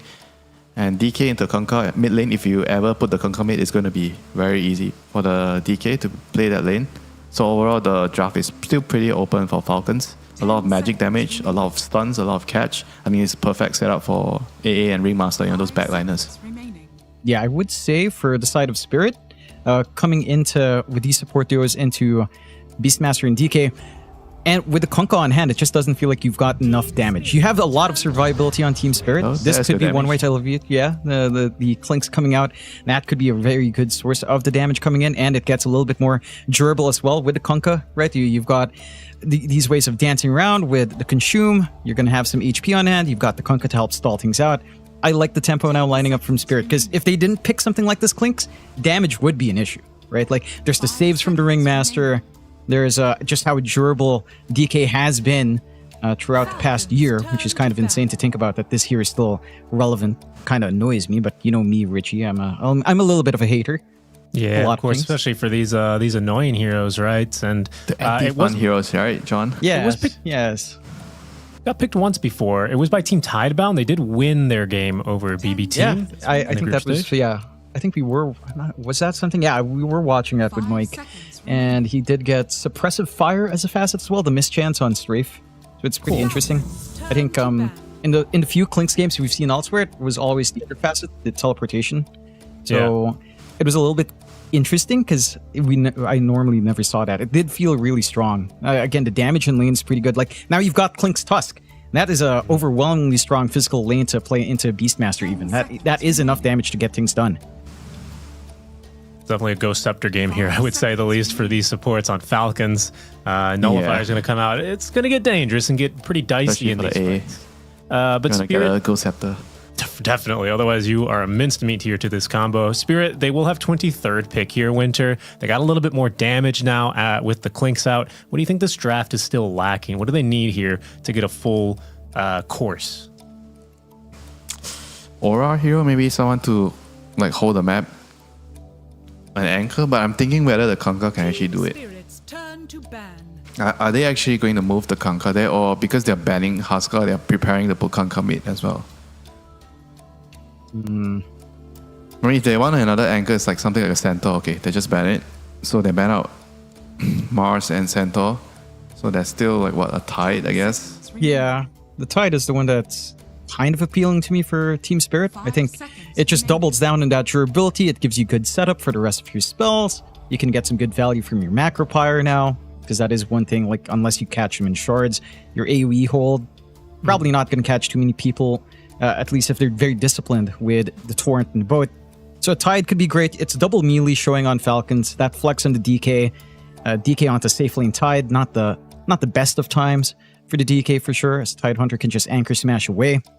So I wouldn't mind that here for Team Spirit. Falcons would probably just have to stick to DK mid and find something else here for Skitter to kind of get things done. I do feel like if you will go Tide, Falcons... Okay, no. They just go for the Storm that we were talking about, right? Just ignored. Wow, okay. I mean, there's no Kotl, but Storm here is still... It's pretty good against the backliners, because whenever you're playing into A and Ringmaster, you kind of always want heroes that can actually just get to them, you know. A can't really do much against the Storm until you get a Rod of Atos, or you maybe don't even have a chance to go Rod of Atos depending on the game, you know. You might have to just go Glimmer, defensive item, 4-star. Very good against the Tusk, very good against their lineup. Yeah, I will say and right as now, well, Falcons probably thinking about whether they want to put like the DK mid against the Storm, yeah, and pick another carry. I think you could get away with the safe lane DK now, because I think the lane matchup against Kunkka is pretty fine. You're going to tank through it. You're going to farm. You can breed fire to mitigate some of that damage as well, and you can maybe look for something else mid. It's just that DK mid is also like all right against Storm. It's just one of those heroes. They'll go with the Ember instead for Quinn, something to style on. I will say, again, back to the stats that we were seeing there on the Storm, like 44% win rate without Kotl. You have to consider that Team Spirit played a lot of games of Storm without the Kotl themselves. So they were probably a part of that equation in making it 44% anyway. So a lot of the wins coming from Laurel.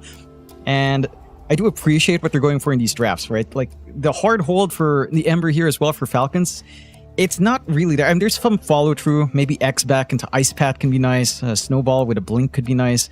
There is some ways of catching Quinn out at the very least.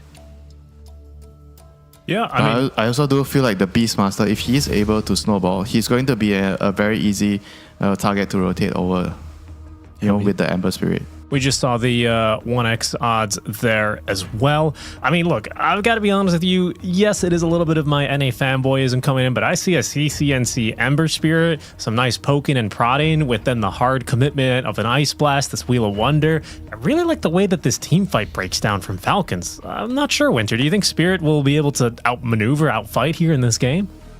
I mean, they definitely have the tools with the Klings and the Storm, you know, and they're very aggressive support with the Tusk and Jakiro. I would say that they are much stronger than the A and the Ringmaster in the early game. Sure, if you get to the mid late game when you have a lot of levels, the A and Ringmaster can showcase their team fighting abilities. But I think in the early game, Team Spirit actually has the much faster lineup, you know. And in the pre-show, we mentioned about Team Spirit maybe being the slower team against Falcon, so they completely change up their plan. You know, they want to be able to outpace Falcon or at least match their pace with these Klings. We'll see how it gets going here. The last time Quinn played against Team Spirit in North America, it was in Seattle. Didn't go the way they wanted. This time, though, different sort of match, but still the pressure is on in the upper bracket here at ESL 1 Raleigh as Quinn stands in for Team Falcons. We'll see if they are going to be able to make things work here. John, your preference here if you had to choose a side? I would say I'd lean towards Falcons as well. Not out of a North American bias, although I am North American in heart. but mainly because I do feel like there's a lot of tempo Team Spirit has to play into, and if they miss out that tempo, I don't know if this Clinks can keep up, and you're not going to have that many major damage sources. The backline's always going to be exposed for the Storm, sure, but facing up against these cores with how durable they can be, there are ways to counteract the Clinks later on. We'll see just how things get going here as game 1 is set. We have our casters ready, and now let's go and hear how this game plays out. Cheers, boys. Yeah, all too fitting. These two teams are meeting in the upper bracket already. You know, storied history between them over the past couple of years as they trade series back and forth. And most recently this year, it's been Falcons with a slight upper hand, Wagga, as we head into game 1 of this best of 3 with some quirky picks again. Yeah, we see Team Spirit coming out and trying something a bit different, a bit new. Very interesting to see the swap out there towards the end, putting the Storm in and saying, okay, this is going to be Collapse and Kunkka. We've seen Kunkka fill every single role this tournament, pretty much, at least on the core roles. We've seen it mid, carry, offlane. I think they have a pretty nice draft to play early aggression. Like Winter pointed out, this lineup comes online really early with the Clinks able to make moves. And this game, by the way, it started before the draft even. There was some Bristleback talk, you know, in the interview. There was also a Bristleback emote being spammed or being put out in the lobby chat by Amar. So the Bristle first face ban, I think he got in their head before the game started, Gareth. He was there doing the prep work. He was saying he went back and looked, you know, his friend told him they're first banning Bristle against you, and he's like, yeah, they're doing it, and they're insta-doing it as well. It's not just a bit of deliberation thinking, it is a straight-up Bristle ban against Amar every single time, and yeah, with good reason. This time around on the Beastmaster, though, and one of these heroes that, like Richie said, a very high win rate alongside the Ancient Apparition, because AA loves this kind of open map where you can find pickoffs globally, and Raw helps you out tremendously as well. But on this AA topic, I want to say Team Spirit, looking at this AA, they have made one of the best heroes of this tournament look like he's going to have a really rough game, huh? Yeah, they have. They have fantastic heroes for jumping in. The Clinks can sneak in there. Tusk can roll in, of course. And then you have the Storm Spirit. The biggest threat in the mid-game is going to be that he can get on snaking. So snaking really has to work his positioning. But this is a master at positioning. The man plays Crystal Maiden in current year. You know, that tells you enough that he is fine playing these squishy heroes. He's happy with it. But yeah, I do want to point out that AA, he's got multiple partners in this game as well that he can pair up his ulti with. I'm always a big fan of that, always looking for that. And they have 3 heroes who can initiate for the AA ulti follow-up. That's really beautiful. Yeah, tons of this kind of open poking ability. You don't need to commit for stuff, but when you do commit, you can annihilate someone for the ultis you've got. And down in this bottom lane, Skitter and Snaking already laying it on thick. Collapse down to half health because Rue's Tusk has dragged the wave. It's a very weak lane though, Kunkka and Tusk. It doesn't really threaten to do much at all. And if Kunkka struggles against DK mid, it's way worse when you have to be the off laner against the safe lane Dragon Knight, who has the backing of that artillery, the AA, able to just do whatever he wants. So they're doing shenanigans bottom, pulling the creep wave back, but that gives Snaking the time to get the D ward on the small camp. They're gonna have a fantastic time on Radiant here down bottom. Yeah, Rue shows up and loses about 20% of his health immediately. Let's get off with the breathe fire. But does this lane get easier for Team Spirit? Like level 1 is super hard, but do they get something at level 3, level 4? Can they fight back? They have chances to go on AA. There are going to be timings. When they have their level 2 on Tusk, then they can look for a place, but ultimately this lane is going to be very, very Falcon favored. So I think just get what you can in terms of farm. Kunkka, get your items that you can get down here. Bigger lanes with more potential is going to be definitely top lane. So much kill potential between these two lanes. And mid, of course, also mechanically an outplay type lane. Storm versus Ember, the classic. And for now, just gathering up their water runes, farming against each other. Ember with a slight lead out with these initial waves. And that top lane, Clinks, Jakiro. So what was it? Clinks have been played once before by Tidebound and won. And this is the second game of the tournament for him. A hero that's been off the radar for a lot of teams, and myself included. Yeah, we haven't seen it much at all. In general, it's been played like here and there. Some Eastern European teams have brought it out, and it's been more popular over in China as well. Some like Chinese teams like playing Clinks every now and then. Feels like a hero that they bring out, but not the most common hero. I think, as the panel pointed out, this is just Team Spirit trying to adapt to the tempo of Team Falcons. If you look even at average game duration, Falcons generally have much shorter games and Team Spirit a little bit slow. So it feels like they were worried about that, getting run over. They try and meet and match the expectations, especially in game 1 of a best of 3. Show Falcons, pushovers. And so far, it's looking pretty decent for the Falcons, though. And farming on that Ember Spirit. Beastmaster having a great time top. Amar even in farm with the Clinks even. While the Dragonite and Kunkka kind of trailing behind a little bit down in that bottom lane. Yeah, Would expect Skitter to be ahead a little bit, no?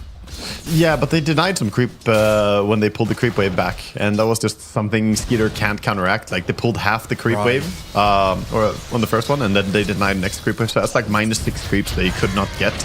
So it's not really that he's been missing CS, it's just the value of pulling back like that, the way Tusk did. A shard block on the courier as well.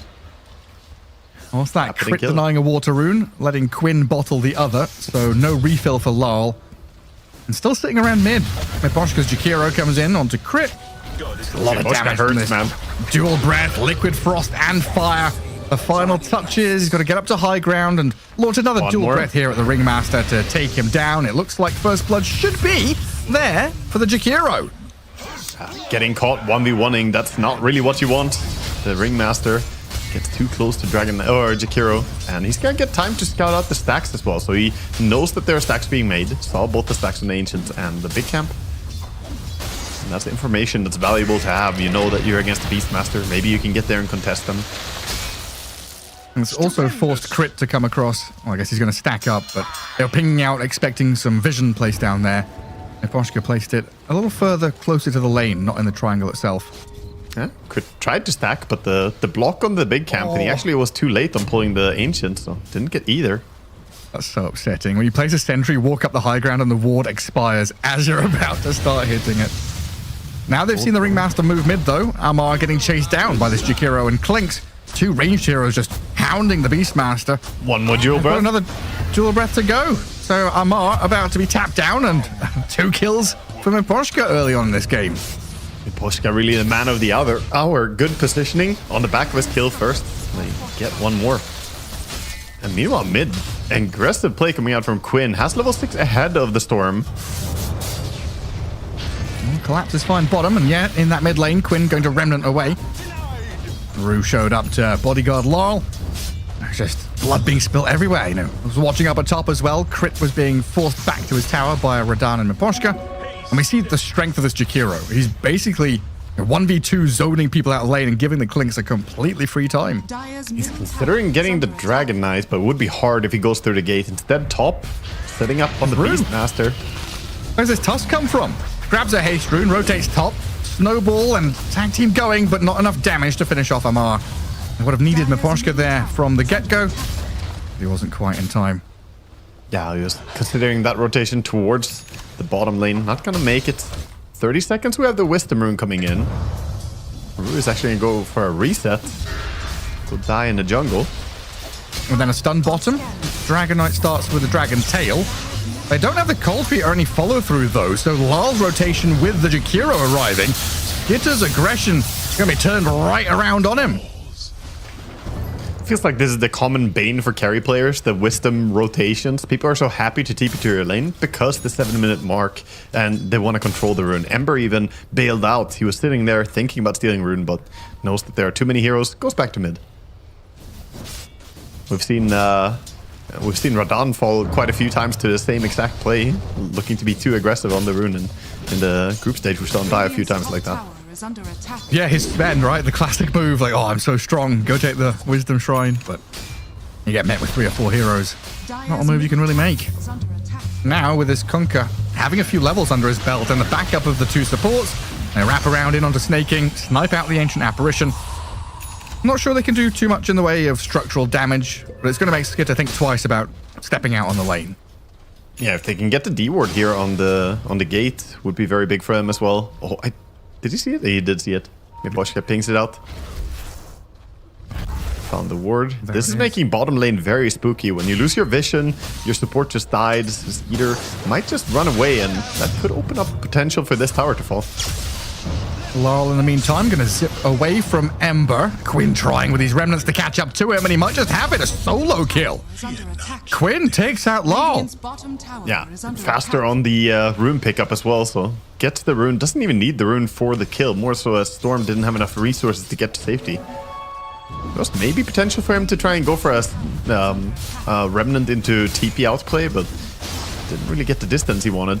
Man, this is a fast tier 1 tower take bottom lane, and we've been talking through the tournament, you know, how important the Radiant tier 1 is due to that Tormentor. Great here for Team Spirit to grab it early on. Beastmaster not able to get to the opposing tier 1. Ember does a little bit of work mid though, and good chip damage there onto that objective, but Radahn will come and shut it down. Yeah, they got plenty of damage, so anytime they leave, might just be tower falling. And again, Super stacks important. being created. Yeah, Falcons have got to protect that though, right? This is their nest egg. This is their safety net. As Amar is going to get caught out on the top lane. Collapse and Laurel, plenty of control to bring the Beastmaster down. And we can see this move immediately. Beastmaster dies. They're TPing to the stacks because they need to take them now before they're invaded. Yeah, they want to clear them out, but only a level 6 Dragon Knight along with the Ember. Takes a while to kill them off. Fortunately, though, Team Spirit doesn't look to be invading that quickly. But 4 heroes are on top. I think they're looking for a re-kill on the Beast if they could get it. Just a lot of resources spent. Yes, you go and take the stacks, but it means mid lane and bot lane kind of free here for the Kunkka and the Clinks to go and gather up resources there. I mean, Ancients aren't even cleared yet, so that's still Yeah. going to be stacked up again, I believe, by Crit, looking to make it even larger. And ideally, you want this to go over to Beastmaster. He has level 4 Wild Axes. He does not want to go for the Dominator build. He's going for Aghanim Scepter Rush, and he needs this gold. This is how you get Aghanim Scepter. Once you have that, you start playing the game. But he's farming it under a ward. They know what's going on. And they don't really have the heroes in the vicinity right now. They could move up there. Storm and Jakiro could set things up. Onto Ring. Ringmaster steps down into the low ground, into his little box. Laurel out of mana, and it looks like they'll let Crit slip away. It just gives them at least the information that there should be a ward, so they get to D-ward. But this is time that Beastmaster had to stop farming the stack for a little bit, stop throwing those axes, and that resets the axe buff up on the Ancients. Yeah. The more you get, the stronger and faster you clear them. So again, takes a while for him to get this, but doesn't look like they really want to dive in there. Kunkka had no intention of playing that area. In fact, he's got a big stack on the Ancients down bottom. Was this also created by Radiant? I think so. And now he's stacking it up to a quad stack. So effectively, they are stealing a stack, just not the one that we have Falcons playing for right now. Yeah, it's his now. So Beastmaster's going to finish his. Skitter going to wander back into lane after taking out some of those camps. Working on the Blink Dagger Dragon Knight first up, knowing that this tempo is about to be turned up to 11 from Team Spirit. They make a smoke move with this Ember Spirit, though. Ooh. Can't quite catch up to this Storm. Would have loved, slight chains into the Ice Blast. Very likely would have just blown up Laurel, but quick on his fingers to get away. You know what he was missing there? The 738 patch. The unit count decreased from 3 to 2. There were 2 Mud Golems, 1 Storm, but got unlucky. The RNG a little bit what the Searing Chain targeted. Could have been the Storm, but Storm gets away. Things slow down a touch. Looking for these first big items. Maelstrom for the Clinks, of course, a big one. Kaya Storm, always kind of waiting for that moment. Yeah, I do feel the Clinks was stronger when Maelstrom was built into the Gleipnir. You could just go Gleipnir plus Shard and you just killed people. That was the Ame play. He was spamming Clinks a lot with that build. Now we'll see him go for, looks like Shard into then Hurricane Pike after the Maelstrom. I honestly kind of miss the old Orchid Deso days. Dire's middle tower is Yeah, under the Orchid and just real looking for threat kills. back then. Yeah, that was a very, very aggressive build. They could backfire a lot, but it was always exciting to watch. And once you get it going, it could be really, really effective. This game, though, against a Ringmaster and with that saving potential, might be too risky.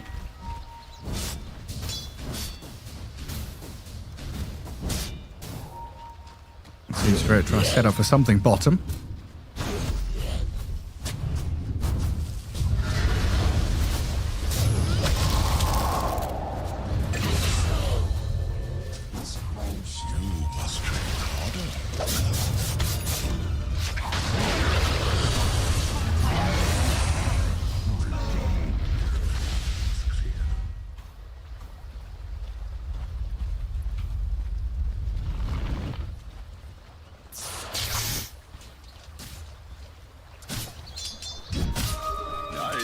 Dire's middle tower is under attack.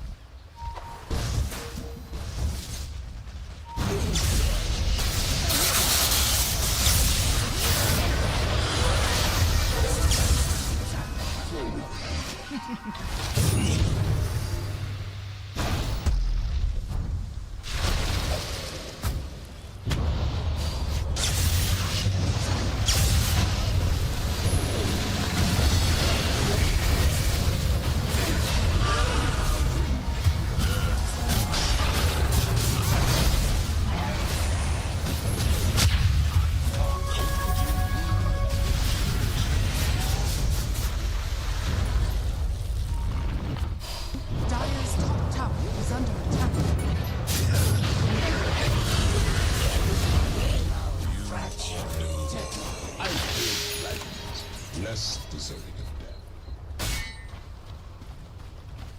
Radiant's courier has been killed. Radiant are scanning.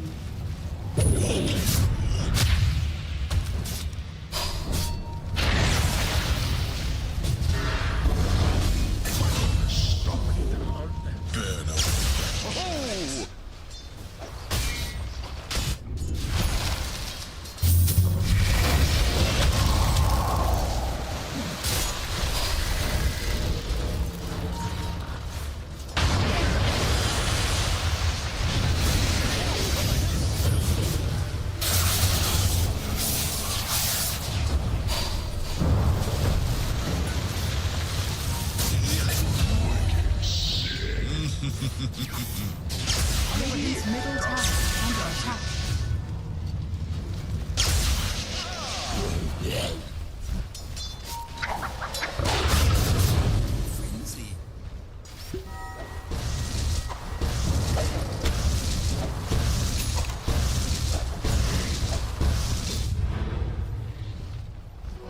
Never refuse gold given.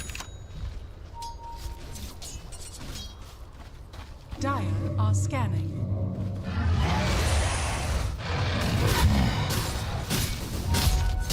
Still here. Don't worry. Waga will be returning as soon as we get this all sorted out.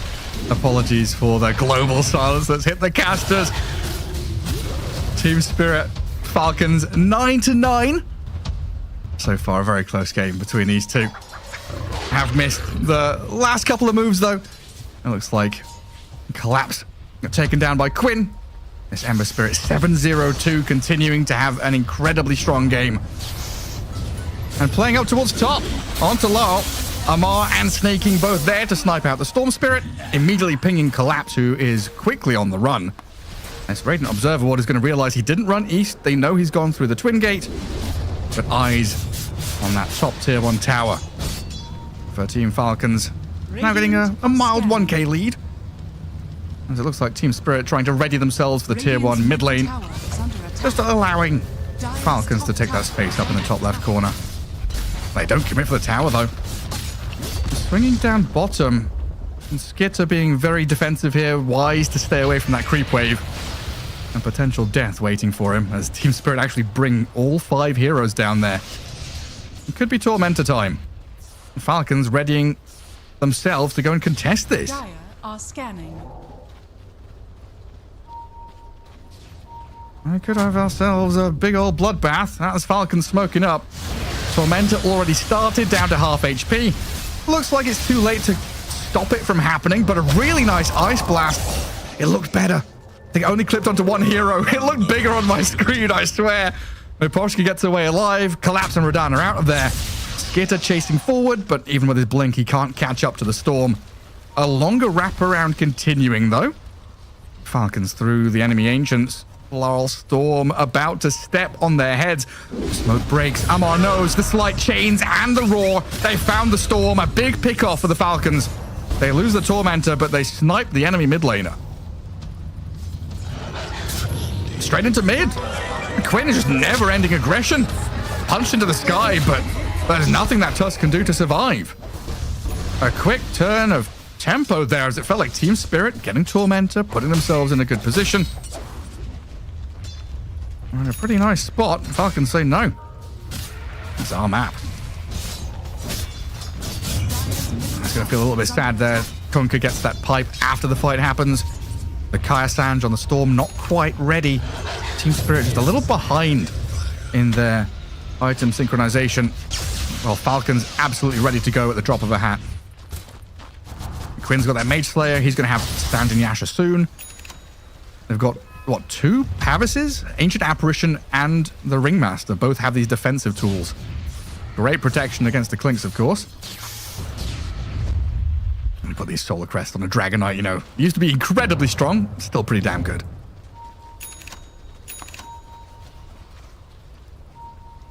Team Spirit want to bite back a little bit, though.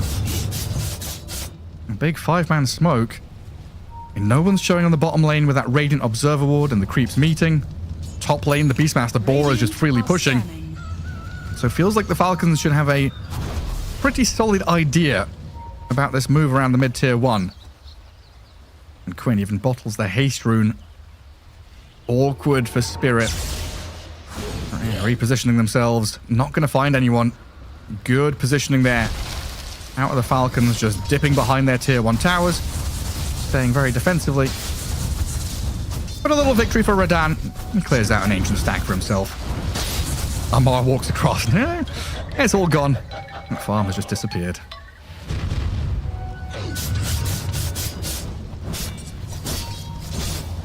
This Ember Spirit is incredibly tanky. What is he? 11,000 net worth? Slight chains into Ice Blast. And this is what the panel was saying. Very little commitment. They poke at long range. They set up for a kill. That hero is dead, 100 to 0, no matter what. And then the Ember Spirit, not relying on cooldowns, is straight from mid up to top, playing aggressively onto Tusk. Storm and Clinks, they're splitting their separate ways, heading in different directions.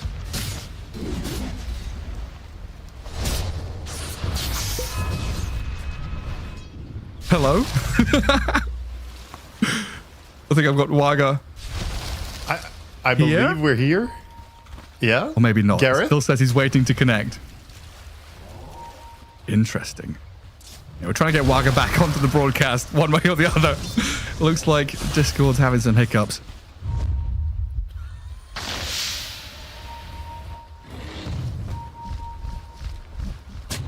Team Spirit now moving down to bottom. They're going to get a catch. Ancient Apparition gets off his Ice Blast. He's dead, and this Dragonite looks pretty done for as well. The 5-man swarming from Team Spirit. Substantial aggressive moves. Shutting down Falcons, even with these nice Ember Spirit rotations. Back into a dead even game.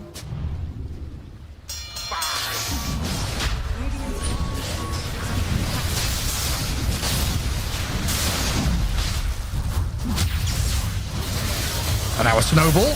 Buying a bit of time for Rue. The boat. Not going to land anyone. Right outside this Roche pit, though. No Dragonite for 20 seconds. Does Spirit commit for the Roche take, or are they... Yeah, they're looking for a fight. Clinks scurrying around. Radiant are scanning. And the scan on scan. Both teams know where each other are. Eposhka a little out in the open. Ember Spirit starts with the chains onto Kunkka. He's got a Tidal Wave. He's got a pipe. No boat for 40, but there is a roar into the backlines on the Jakiro. Amar finds the opening, and Quinn again looking to poke and maybe get a bit more. But towards the back, Skitter has been found by Laurel, Rue, and Radan. Trading a Jakiro for a Dragon Knight. Team Spirit real happy with the process here. Ember Spirit, another catch on the Tusk, but they'd love to go and grab Laurel. The Storm is deep behind enemy lines. A long ball lightning into TP gets him out of there. Yes, hello. Can you hear me?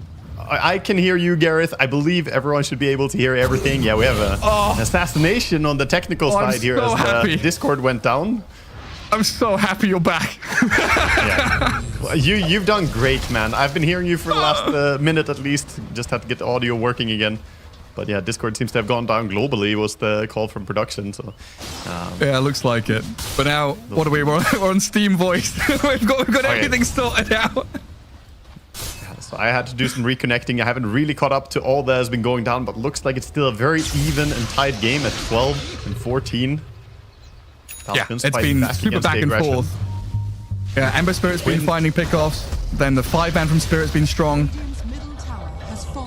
Yeah, I think at this stage, getting one single kill on this Ember could just turn the tide of the game entirely. It's very, very even right now, but he's sitting at 9-0 and 5. He is tanky with the Sanchiasha, along with going for a Shiva's build and Mage Slayer. Definitely not the easiest kill to get, but some of these items that they're building towards as well are going to be very big for them. Getting themselves to the Hurricane Bike. So far, Falcons only really able to kill the Jakiro. that's all they're finding is Meponchka. Yeah, that's a good point. As Ember Spirit is 9-0-6. Quinn has had a very free game so far. A kill on him. I think a big part of the story as well. Team fight. This Beastmaster has found his way back into the game, right? He didn't have a very good start in the early game, but he is looking extremely farmed now. Almost has the full BKB, about to complete in 200 gold. And with Blink and Aghanim Scepter, he can actually just bully the Klings if he ever sees him.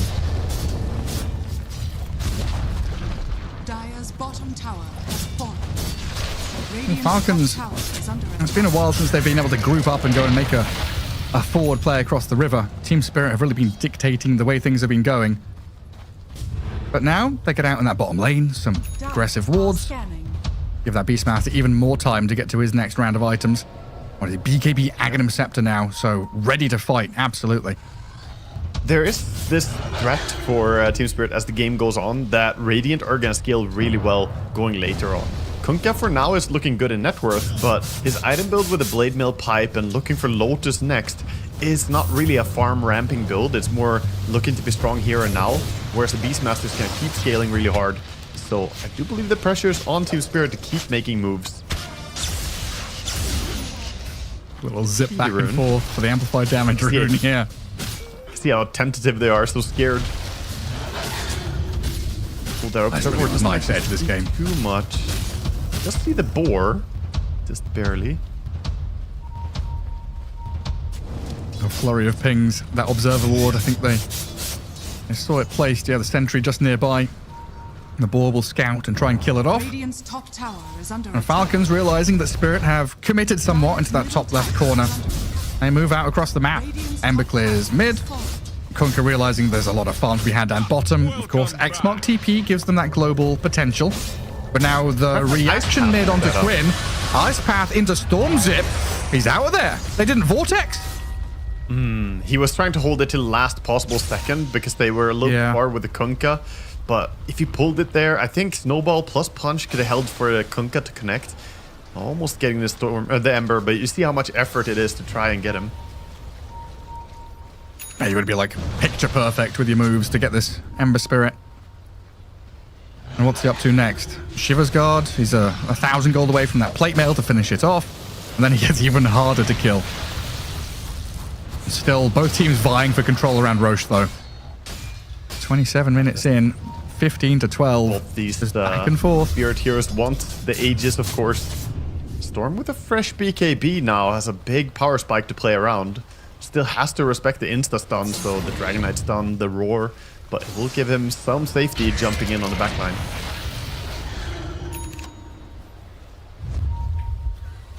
Ancient Apparition leading out here with Amar in towards Rue, the blink and blink. Back and forth. Team Spirit First behind them. reset their positioning, but Ember Spirit, you're right. There with the chains and the Ice Blast over the top onto Collapse. Storm zips in and then zips out again, just trying to reset this fight and get the Kunkka out. Skitter's Dragonite has the Dragon form popped, so he would love to go and have a crack at this. But Team Spirit have the high ground advantage. They've got the terrain. They have the high ground, and it's being respected by Falcons, but that is timing going down on that DK ulti half the way down.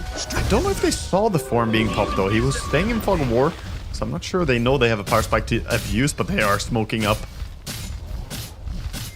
Yeah, they feel they've got a moment here.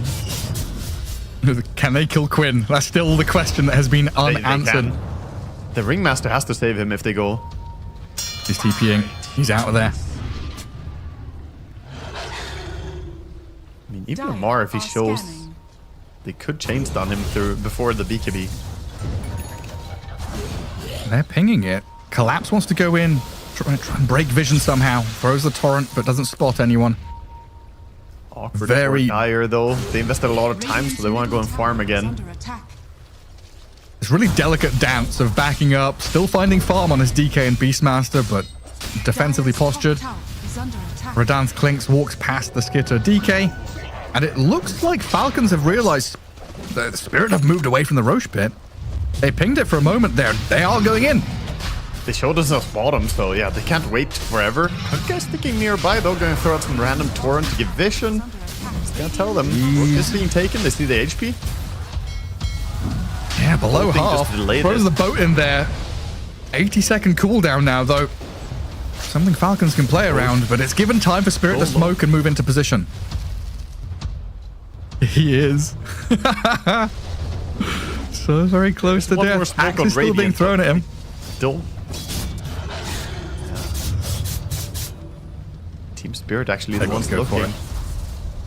Both smoked up. Both teams. There's the shield rune. Grabbed by Amar. The jump in. The Ice Blast over. Snowball's buying time, though. And in comes the Wheel of Wonder. 3 heroes next to the Roshan being clapped and destroyed. Storm and Tusk, they're both down. Falcon standing strong. Move on to the Kunkka now. Oh, Collapse, you're down and out. Chased by Amar and Skitter. He's dead. Meanwhile, Jakiro, Quinn, he's taking him out. Miposhka's gone. 4 heroes of Spirit dead, and Falcons barely bleed. Oh, that shield rune and quicker reaction decision making from Skeeter, just jumping in there, getting on it. Actually, it was Amar who picked it. Skeeter blinked first, but wait, what's happening to poor Clinks? They've got the Clink. Finish it. Clinks, well, he got away. He tried to finish Roche, but Roche threw him away. He could have gotten it, but Yatoro got yeeted by Roche. Oh my god! Is he gonna die for it now as well? Ancient Apparition's on him. Beastmaster and Dragonite in there, killing him off for a 5-man wipe in the end. Oh man, he was so close to getting it, and then Roche just throws him away. Dota 2, the video game. Yeah, some crazy stuff happening. I don't know, for sure. That top shield rune, I don't know, I blinked. I didn't see what happened at the start of the fight. 4 heroes jumped on the shield rune. It's like, woo! You blinked, and so did everyone in the game, I think. They all hopped onto that.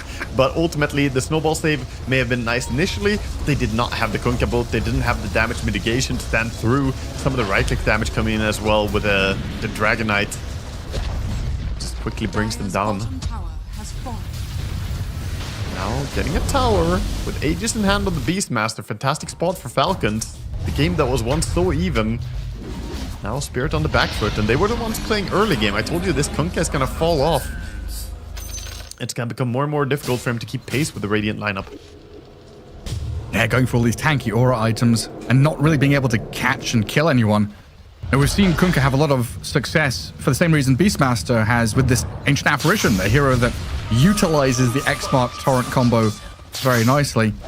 I guess they've got a Jakiro, but it's much more difficult for Miposhka to find the positioning against this Ember Spirit, who is on top of his head every step of the game. It feels like Laurel is having one of those rare games nowadays where he actually isn't performing that well, or isn't having that good of a game at least. Sitting at the lowest net worth of all the cores. I'm so used to seeing him just dominate nowadays. But in this game, you can understand why. There's Ringmaster with a save to counter a Storm jump. And then there's insta-stuns and, you know, great catches against Storm. It's a difficult Storm game. It really is. And now a 9k lead. Almost emerging out of thin air for Falcons. One fight. That's all it takes to turn the tide. 33 minutes in. They did see It feels like- Ringmaster. Radon gonna look for a pick on him. Solar Crest for crit. That's not going to help when you can't use the damn thing. Hang on a sec. Finish him though. Oh, hang on a sec. You've got to, take him down. A couple more hits. Crit. Gets off the Solar Crest. Does die, but now the Roar comes in. Amar has the opening on the Clinks. Oh, Team Spirit. Bit off more than they could chew. They just didn't finish the job, Gareth. They started running before the job was done, and then they stick around to try and finish him, but get punished heavily for it. Very stressed. You can tell how they wanted to finish up that kill so quickly and then get punished because they didn't actually do it. And then the map belongs to Falcons immediately. Dragonite sprints down that middle lane. Just watch Amar, right? He cuts from his own Ancients all the way to that bottom lane to push the wave, playing into vision. And the rest of the team shoving top and forcing Lal Storm away. Yeah. Having Aegis, BKB, Assault, Cuirass, and even having a Brawl needs to rate and shift the extra HP. They have 3,000 HP, 30 armor, just not bursting this Beastmaster before his team arrives. And Team Spirit, they gotta find a way to stick in the game. Picking off the supports is the solution usually, but these supports are pretty durable. We saw Ringmaster with his Solar Crest. Not that squishy. He also has 9 souvenirs, or 10 souvenirs, I guess. It's +9, so Crit is just saving stuff to bring back to Denmark. Oh, Miposhka, hasted, making Quinn and snaking work for it. There's no way he TP's out of here. He's not allowed to TP out of here. Miposhka gets back to Fountain. Sneaky position. Not often when you see the Jukes coming out from a Jakiro out of all heroes, but... What a gamer. What a Roar, though, on this Tusk. Amar bangs the drums. Just smashes him down, and that's the danger. Beastmaster will happily click his ulti on anyone who gets close to him, and he's 2 levels away from that level 25. The Wisdom Rune he's about to claim is going to push him even closer. The 25 talent, of course, getting 30-second cooldown on your Roar is amazing. Skitter. Oh, Radon got Dusting dusted. Radon. Oh, that's a rough one. Clinks, Ice Blasted. Caught up in all the stuns. There's no slipping away from them this time. Such a Skitter thing to just have a dust against him as well there. Just be ready for it. Yeah. No, really, why is the DK here with a dust? Is why I'm going through Radon's head. Why indeed, but Skeeter had his number. He knew there's not many plays when you're this far behind. Stealing Wisdom Runes is one of the best things you could try for, but they read that and punish it immediately. And now they're on high ground. Quinn still unkilled, unkillable. Straight onto the tier 3 with the Beastmaster behind him, forcing the glyph for now. But they've got multiple waves pushing in to multiple lanes. Double catapults mid are dealt with by the glyph, but with Dragonite arriving shortly, this lane of Barracks bottom is about to fall. No Clinks for 30 seconds, and Quinn, oh, he feels it. Dives in, forces Spirit back, returns to finish off the buildings though. Objective-based gaming. He just Solar Crested up. He has 55 armor on Ember. What? Like the tough Gale Guard along with the AC and the Solar Crest, he gets so many buffs here. Just absolutely unkillable, like you said. Status Rest and Magic Resistance from Mage Slayer. That's an Aegis power play right there. 6.2k net worth, 3 buildings, green lines on the chart all across the board. Falcons, they got it going for themselves. 13,000 to the good now against Spirit here in game 1. Absolutely just his vision as well. Cruising in this game. Like I said, building towards those timings, the level 25 beast. They're not feeling stressed. They know that they have the stronger late game, and it's really the burden is on Team Spirit to find a play. I think the Nullifier and Collapse is a nice attempt. Try and play around that somehow, but they're always just getting picked alone. Tusk might just get spotted as well. Yeah, Crit walks into him. Just a snowball to delay the inevitable demise of Rue. Skitter comes in to slice him down. Brought down. He did blink in aggressively, thinking that Storm could maybe join him, but of course it was all of Team Falcons. So probably a good thing Storm didn't actually bring himself into that battle. Refresher Orb complete on the Beastmaster, by the way. Yeah. I mean, that move is such a Falcons thing to do as well, right? They see a Tusk, they literally 5-man rotate onto the Tusk. Then as soon, before he's even dead, the Dragonite and the Beastmaster are like, where's the next farm? Where's the next wave to push? They're already mid and top lane, cutting and killing creep waves. I think it's extremely wise when you're this far ahead to not feed anything for free. A single hero dying would be so bad. So the fact that they overreact almost to protect their support is a good disciplined play. And then, like you said, back to farming immediately. You don't want to waste time, but also not giving anything for free to Team Spirit. Ready to jump if they see someone with that high ground observer ward. But Spirit have held the left side of their base and they're smoking out west. Rue, trying to catch the wave and stop the push coming in too quickly. But might have given up the positioning now. Shield rune on this Ember as well. They can nullify it off with the Kunkka, and I think they need to, otherwise you're just never killing him. You know, what, 3,000 health on Quinn? infinite armor? And barriers of every different type as he gets solar crested, glimmered, shield runed. That's wild. Flame guard. Smoke. They get Spirit out of the base for a few moments, trying to play under this high ground vision. But Falcons not stepping into the danger zone at all. Problem is that Klinks is going for a pretty high utility survivability build, so they don't really have the burst either. And when you're behind, this build really doesn't shine. This type of build wants to abuse the enemy, be on the map, and stay active. He's going for a Lincoln Sphere, which, yeah, it's a great Lincoln's game, but look at your damage output. It's still not that high. Nullstorm and Brooch is decent, but I think the Dragon Knight is gonna deal way more, same for the Beast and the Ember. Especially when it's in combination with your two other cores who have done the same thing, right? Like Lincoln's Kaisange BKB Storm, the Kunkka has this pipe Blademail Lotus Orb. Everyone's gone for tankiness, utility. Not much damage. Collapse. Master having Aghanim Scepter, by the way. Crit has the double save. Oh, they've got a roar. Just roar. Collapse. Lotuses it back. In comes the Beastmaster and the Ringmaster, though, with a Dragon Knight on top. Snowball save from Rue. That buys some time, but this Falcon side still able to fight. Punch back heavily. Amar taking a fair amount of damage there, but the Tusk is about to drop to Skitter. Amar dead to Laurel. Storm gets the job done.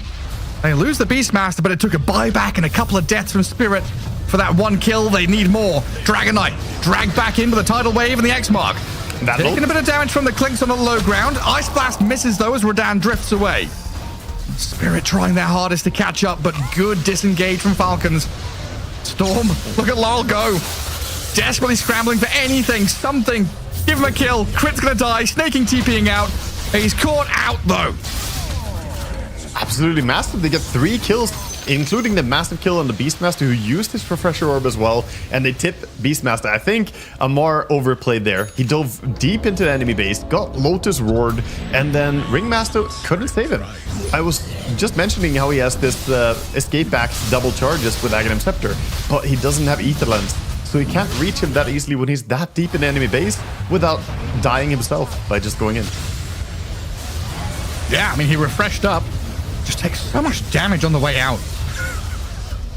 They're not able to turn back and do anything at all. And this gives Team Spirit free access to Roshan. Right on with the Aegis now.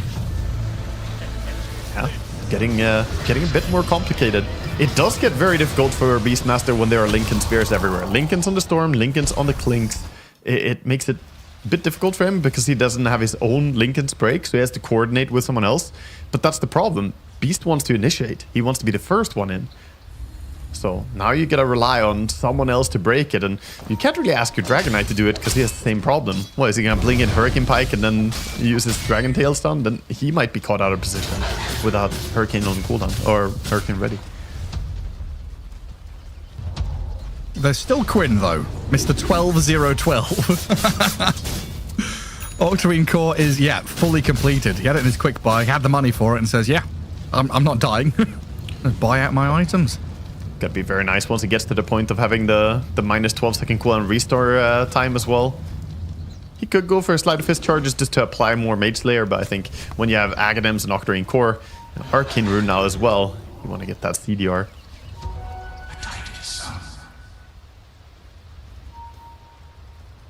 So signs of life though from Team Spirit, who otherwise were struggling a lot. Having the Aegis on the Klinks could allow him to make some moves.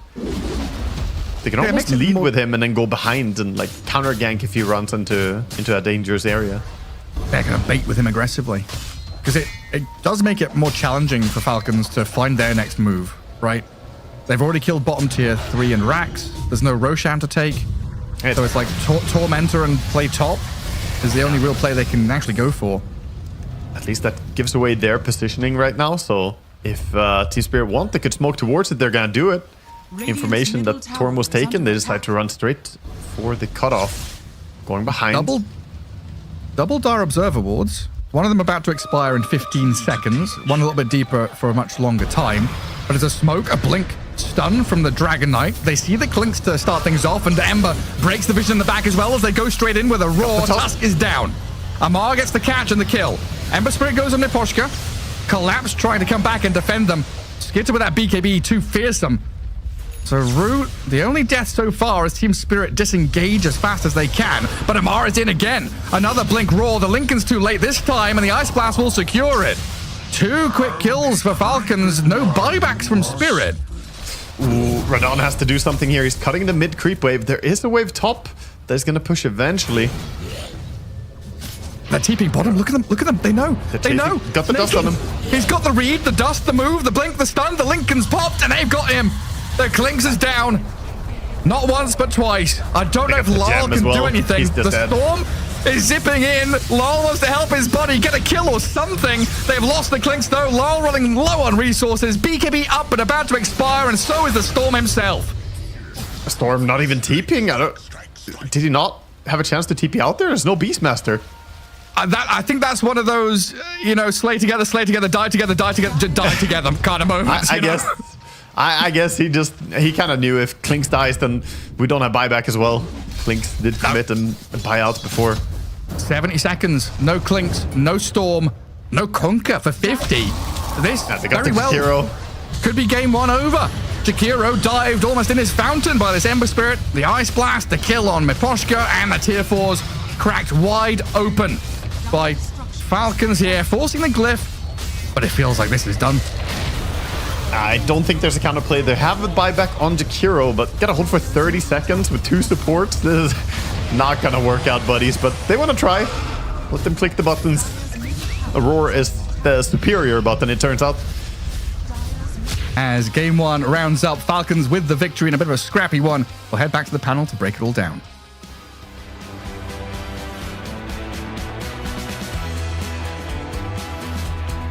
What a crazy game here. Lots of bus courts crashing. Roche is throwing people outside of the pit. But in the end, it still will be Falcons taking down Spirit in this first game. Thanks for joining us, everyone, here for the remote panel at ESL 1 Raleigh. Pleasure to have you here. Pleasure to cast this excellent game. I don't even know where to start with this one, guys. I mean, Winter, how do you even start breaking down what was a very chaotic game like this first one?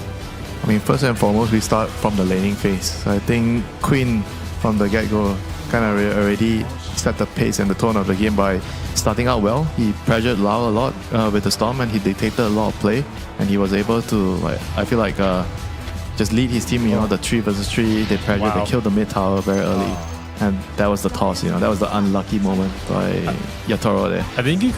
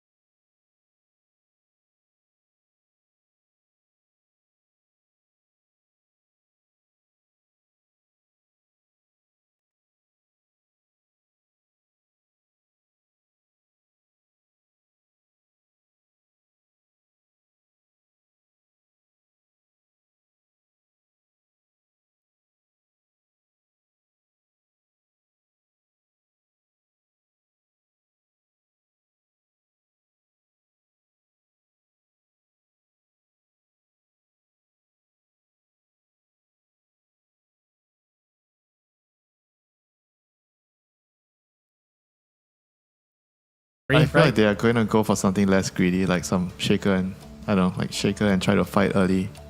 Because he doesn't feel like he wants to play like the greedier type of heroes, I think. It's kind of scary not knowing your matchup, though, isn't it? Yeah, with the OD especially, yeah. Yeah, like that.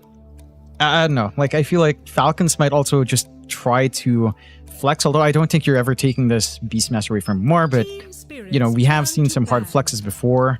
They are at least just banning out some pesky mids like Monkey plus Puck, opening up a lot of options.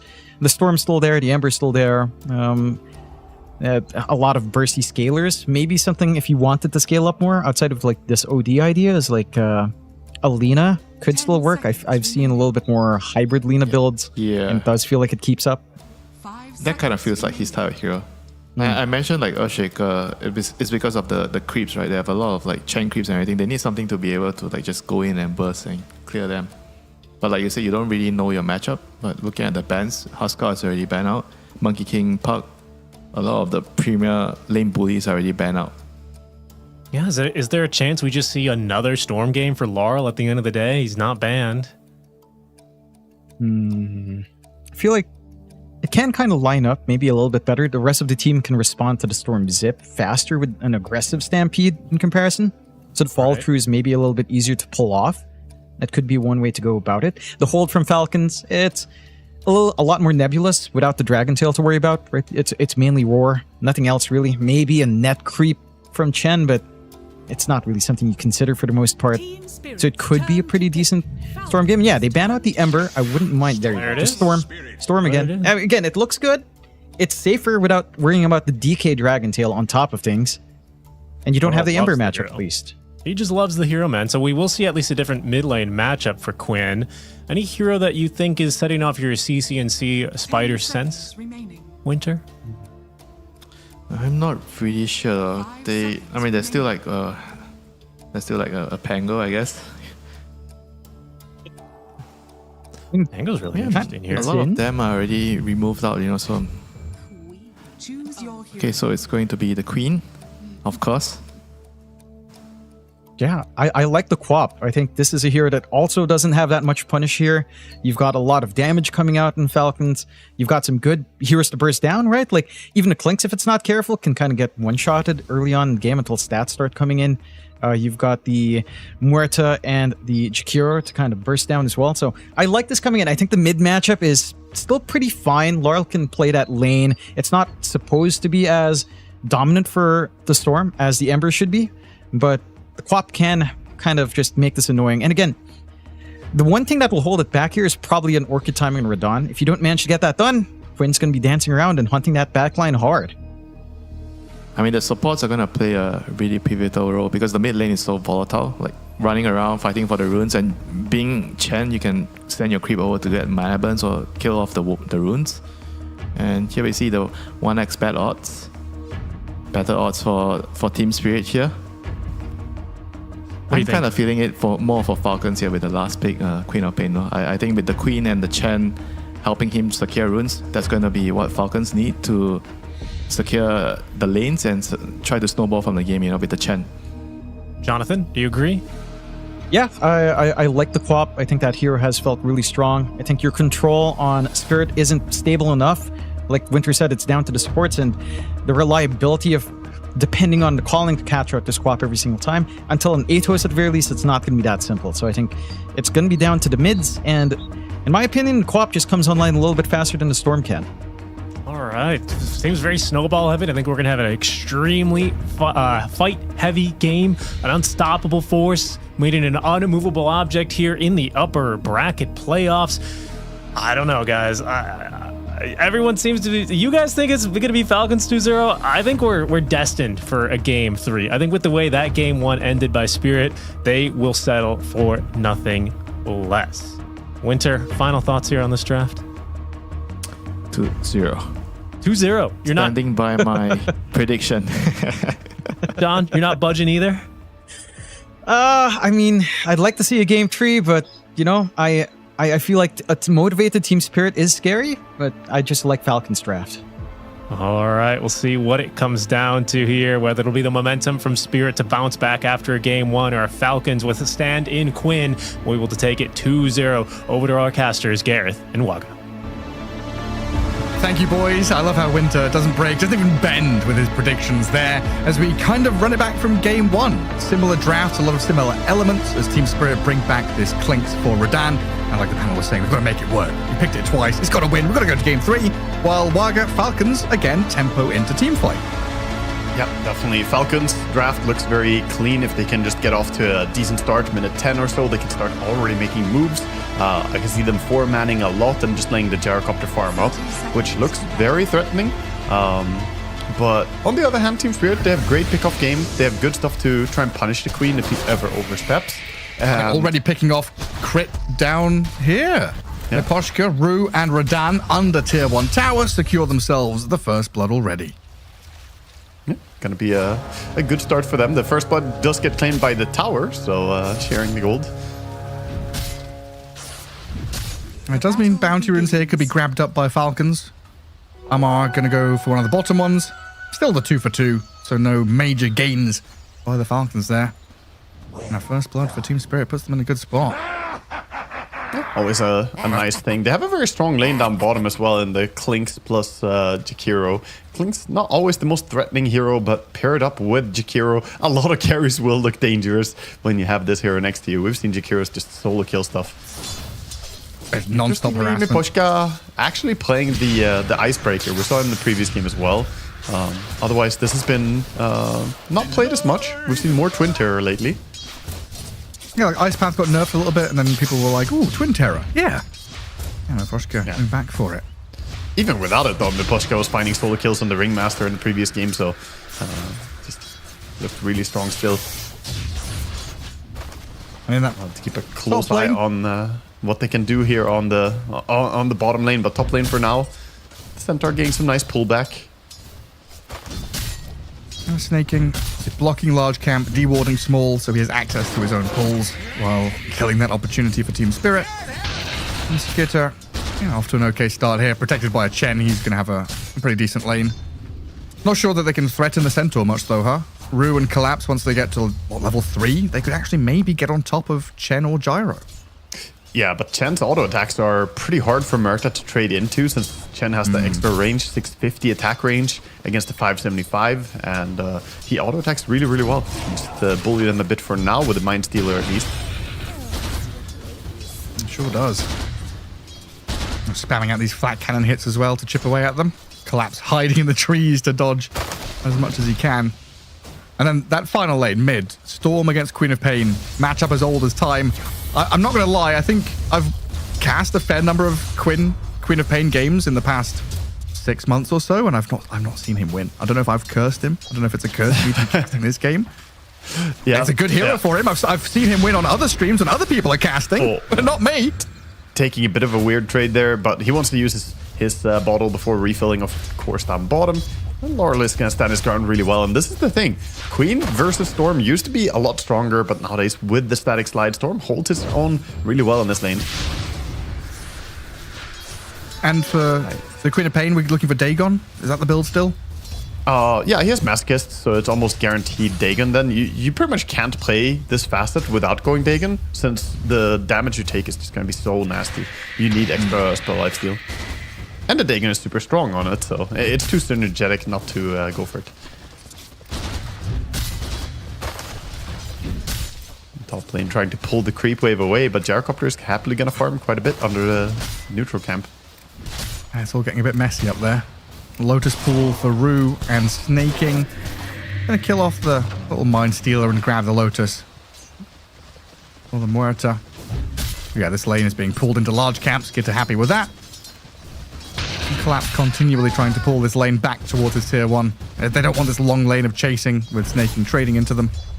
Yeah, but this is great for Falcons. They have a zero threat lane. They're happily farming the Gyrocopter uncontested. They have the small camp pool, which is now being used. So top lane definitely going the way of Falcons. And bottom lane, the Beastmaster, Amar at 22 and 6 CS as well.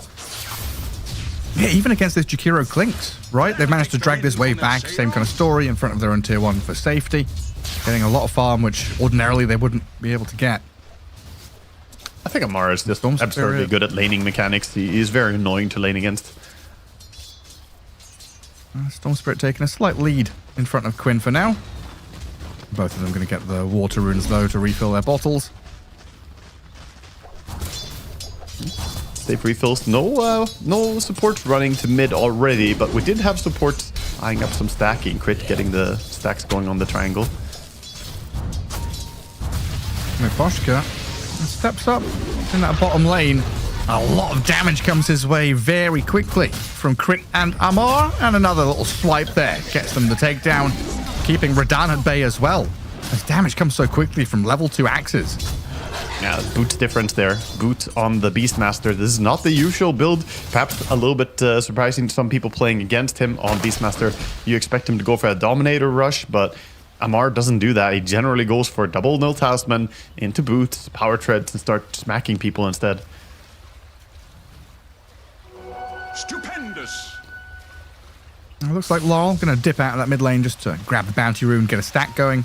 He had dropped pretty low to the level 3 Shadow Strike out of the Queen of Pain. So it looks like he doesn't want to go head on into that matchup. So that is the big statement, though. Going level 3 means he's really committing for winning mid lane and wants to play on that as much as possible. But he's going to have low level on Blink for quite a while because of this. And against the Radiant lineup with a Storm, with, you know, a lot of follow-up disables as well, could spell danger for him in the mid game.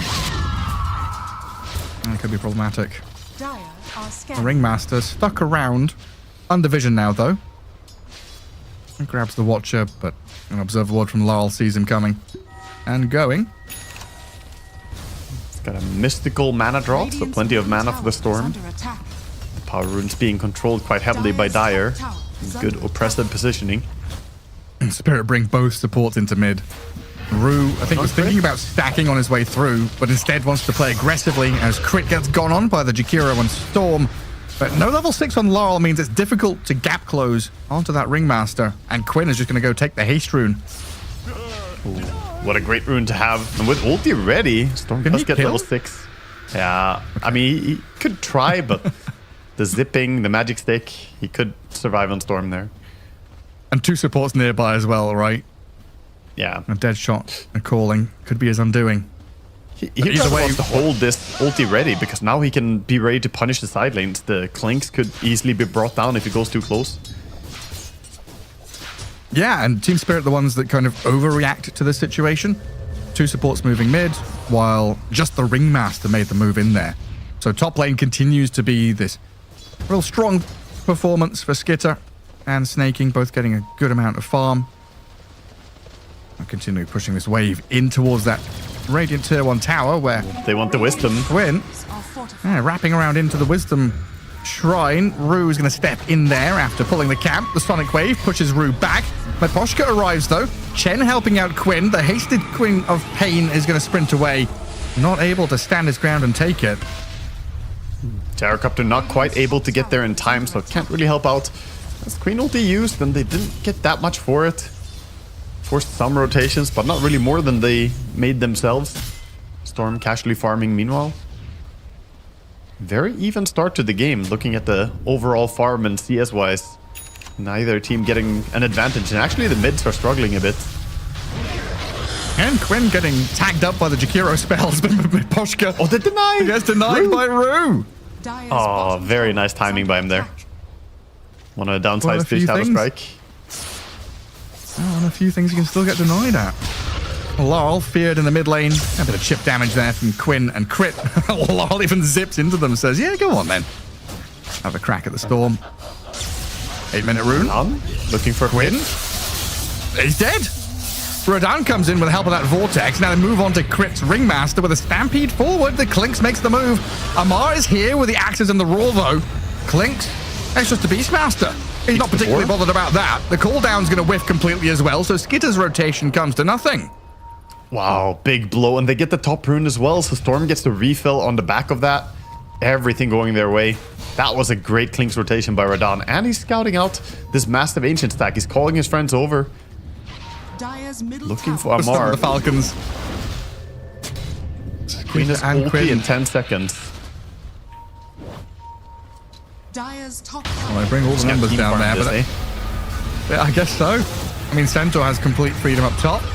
Crit is going to die down bottom to Radan and the two supports. Ancient stacks are still standing here. They'll kill the large camp at least. Yeah, but the Ancient, Yeah, full Falcons. HP. Possibility for them going in. is under attack. Having to react so heavily to this, and this kind of stems from that attempt to go and steal the Wisdom Shrine. Now, it's no longer as easy as grabbing the Wisdom Rune. You've got to get to a shorter position, hold your ground. But meanwhile, all this was happening, which was a big win for Team Spirit. Collapse also just massively enjoying his time up top, getting towards that Blade Mill and Centaur. He was the one struggling for them the most on Radiant, but coming back into the game. And still the fight is not over. Bottom, they're on the Beast. Yeah, into these Ancients again. Radan is forward. They've got a kill on the Beastmaster with Rue surrounding him. Lol zips in and they eye up sneaking as a bonus kill. Crit waiting in the wings, maybe try to defend them as they retreat, but Lol says no, it's a double kill for me.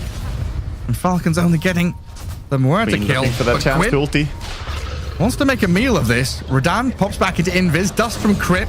Quinn is here with a Sonic Wave ready. Crit is dead though to this Clinks who just walks over him with a Stampede, and Quinn blinks away but still dies. Skidder is there with a call down on the damage, but Radan is TP'd home, wisely escaping, and Miposhka, well, looks like he's going to be the sacrifice at the Ancient. He does drop, but Team Spirit just hammering away, headbutting into Falcons over and over again and getting the wins. Lol. They get the Storm. Storm didn't have mana to TP out earlier, and they get the Roar on him. So Amar gets a big bring down at the end there. Well, that's a big one for Falcons. Finally getting something. That's a but hell of a lot. They got robbed pretty hard though. The neutrals even got the kill on the Rue, and Ancients largely going the way of Radiant. Team Spirit off to a great start. Collapse is just laughing his way to the bank. Look at him. Kills tier 1, farms through camps. They kill Snaking with Radan again down his bottom lane. Yeah, bottom is uninhabitable for Falcons right now. And Clinks is still very strong against Chen. A lot of people get confused that, oh, you can't eat the convert anymore. Well, only the special convert, right? You can't eat the summon convert, but you can eat the holy persuasion creeps. So Clinks is still very effective as a counter to him, as long as you don't have to lane against Chen, but Chen's typically lane on the safe lane. So not really a problem for Radan in this game. So now, what's the backup plan for Falcons? It was meant to be lane stage into tempo, into team fight. That's all come crumbling down pretty quickly. It's still going to be timings, going for that Aghanim Scepter. Beastmaster is effectively a creep until he gets it. I mean, pretty strong creep, but compared to when he has Aghanim Scepter, he's just a shadow of his former, or his future self, I guess. And then when you get these items, and the Aghanims on him, the Chrysalis on Gyro, Quinnipain with his Dagon, you're looking at, what, a Centaur who has Blade Mail. He's going to be working on that. And Crimson Guard, eventually. Rue will have Rod of Atos. I think Collapse will be the big problem. He's getting to that point where nobody wants to go on him eventually, because he's just that big and farmed. And like, he's not really there yet, but he's being left alone a lot on Centaur, and he's gonna punish Snaking for going into his area here. Go up and just take this farm back. Well, Chen's Croak holds Tendrils him of back. the deep. A twin gate play from Team Spirit from bottom right-hand corner to top left to play into this Centaur who is so strong.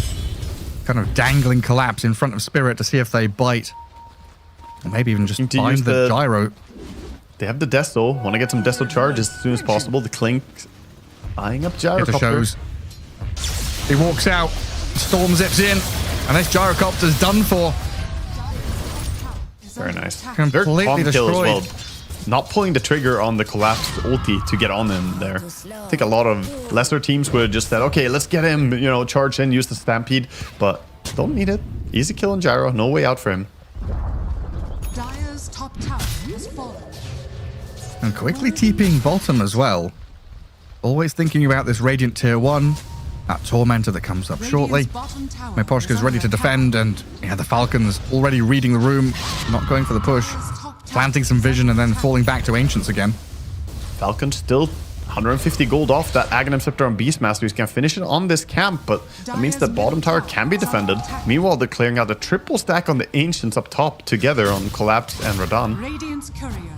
Oh, it's big money for Team Spirit. And then what is it? A couple of hundred gold for... Oh, Mert has Ados. He's Catches the Yeah. 10. Snaking down in that river. Dead shotted back into that Macropire. And Shrine of Wisdom coming back up shortly too. Crit. He's going to try and move off to the right-hand side. Looks like Radan was trying to make his way over there, but it's too late.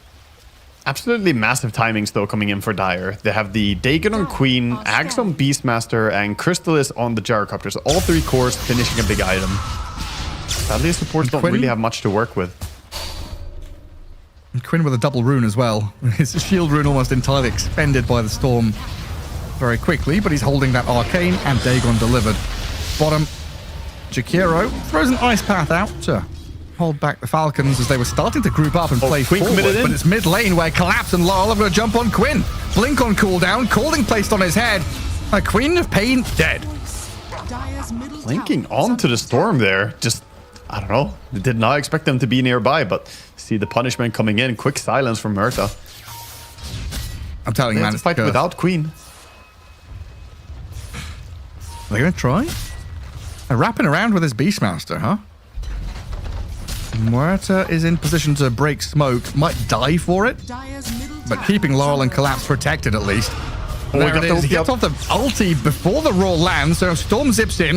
Muerta about to die, but Collapse has got the jump with a two-man stomp, catching out Crit and the Beastmaster too. Amar is dead, and Ringmaster follows him into the grave. And Rue got himself out of that. Just fast reaction. Give it up for Rue. And now we see them activating very early. I expected to see Collapse keep farming for a little while longer, but with this early blink, Blade Mail doesn't need to go for Vanguard, didn't want to keep farming. He's joining a team, opening up the map. And this is setting themselves up for Roche. That's so speedy. Even the Tormentor, of course. Yeah. He sees them, understands. Just barely stayed alive then. And this is the type of game where a Clinks can thrive. All tier 1 towers gone immediately. Now it's very dangerous for Dire to move around because the Clinks with the Deso can bring people down quite quickly. And he's going for the Orchid next as well. And because all these towers have died so quickly and it's kind of been a free game for the Centaur, he's not had to rush the Crimson Guard, as we've seen previously be required as a defensive tool just to stay alive in fights. He's able to go Blade Mail into Blink to continue playing aggressively, and then the Crimson Guard is going to shut down the potential comeback from the Falcons. Laurel crits in. Laurel's found him. In comes Collapse, and there's that Blink paying off again. A roar from Amar onto this Storm, but the Ice Path macro control and damage onto Quinn and Amar. They're both dead. Oh, Falcons, what have you done? Laurel will jump in even more onto Snaking now by the tier 2. No damns given. 4 kills for the price of nothing. Massive there on the back of Laurel finding the initial kill and getting all these charges as well. We sometimes talk about a Storm, you know, that you want to get a lot of kills early game because then look at that mana regen. Already sitting at 17.4, able to play so aggressively now. And who cares about the Torment? They're just getting tier 2 tower already. The Desto, along with the Liquid Fire from Jakiro, brings down the tower really fast. Yeah, it's 17 minutes in, but it feels like the way Spirit have progressed the map, it's like 25 or 30. Yeah, they skipped a few steps. Oh boy.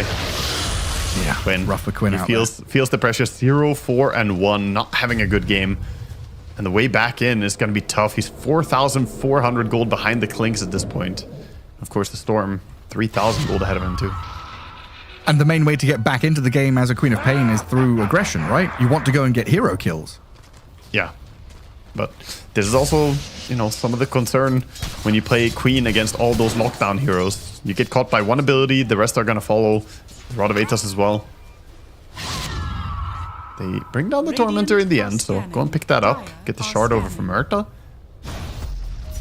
Not really the most impactful shard in the early game. He actually is sitting at 0 stacks right now as well. I'll get there.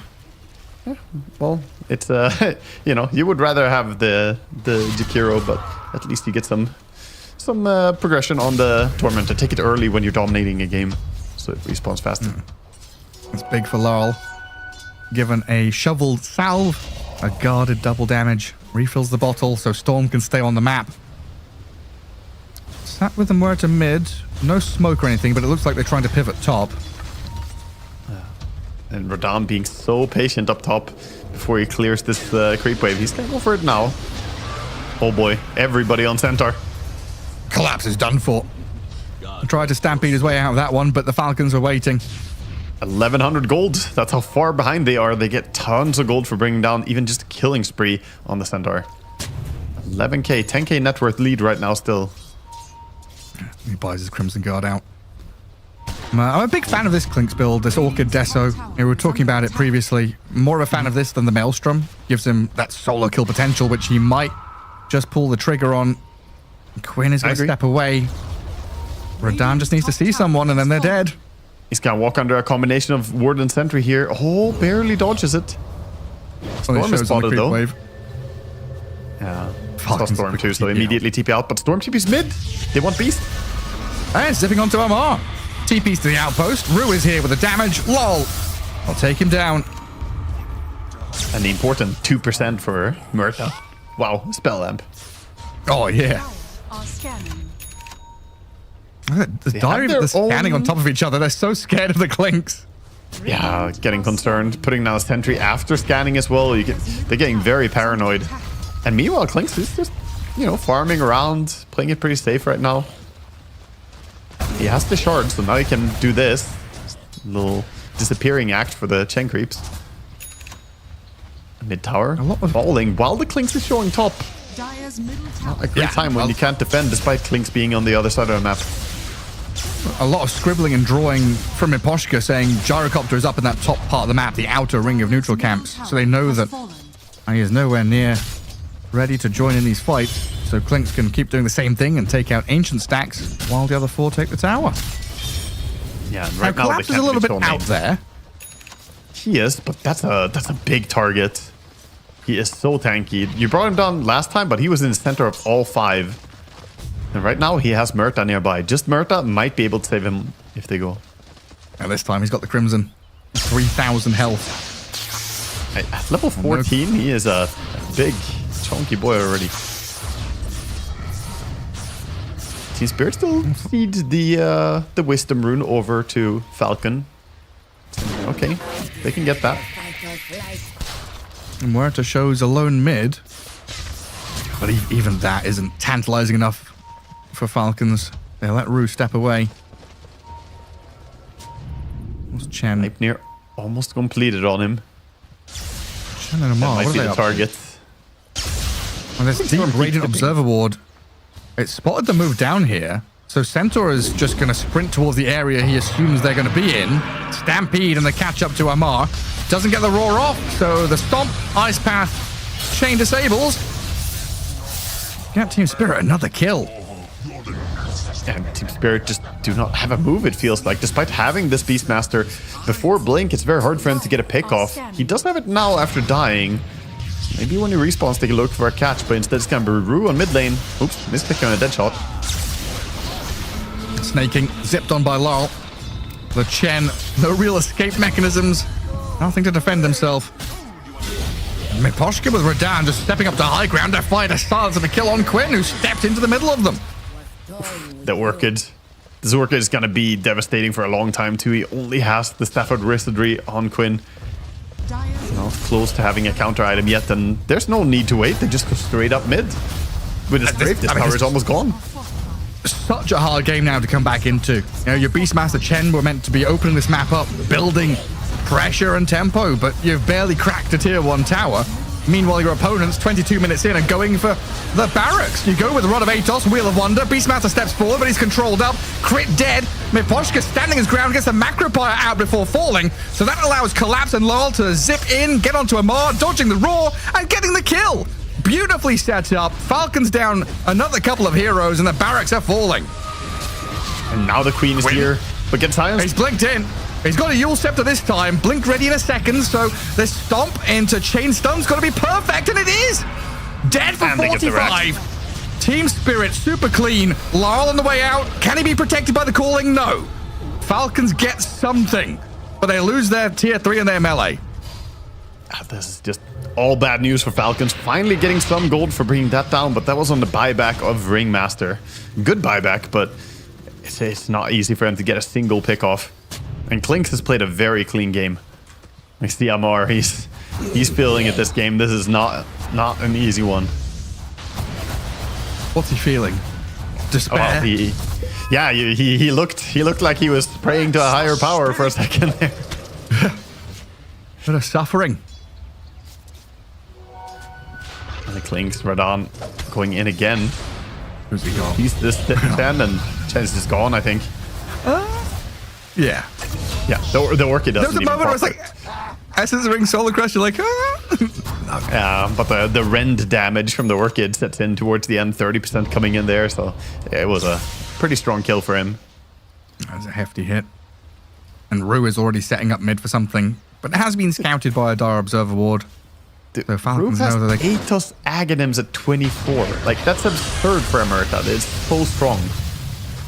Got 10,000 net worth. He's almost Quite up there with the often- Beastmaster. Yeah, quite often you see the Aghanims come in around the same time as you get the level 20 talent. Like, oh, you have the combination of items. He's got 6 levels early here. He did forego the Gleipnir, though. He's going to go back for it. Regen rune for Storm as well. This big move with the Beastmaster has to work. That's non-stop. Clenching my butt cheeks and my toes curling up every time Quinn gets gone on by a single spell. At least he's Eul's up there on Quinn now. But Eul's Dagon power or no power treads, just brown boots does not feel good for him. He is trailing 1100 gold behind the Murta support. Yeah. All this Falcons- economic damage. They're still out on the map trying to make plays, though. You know, they're not hiding in their base, not cowering away. Skitter is building up. He's second in net worth, not looking too bad. And they're on They're this. realizing the Roche should be taken, so this is a good time for them to get on the field and farm. And this is very, very valuable that they're doing this. Allows them to get closer to any form of key items. Doesn't look like they have some big one finishing up beyond the Revenant's Brooch for Gyrocopter is going to be the most significant thing they can get now. Yeah, I mean, otherwise it's kind of a waiting room for BKB on Beastmaster, Kaya Sandra, whatever on the Queen of Pain. Yeah, you need everything you can get basically at this point. And I think a big item as well is the pipe that Chen is working on. If you can get that, that will mitigate so much damage output.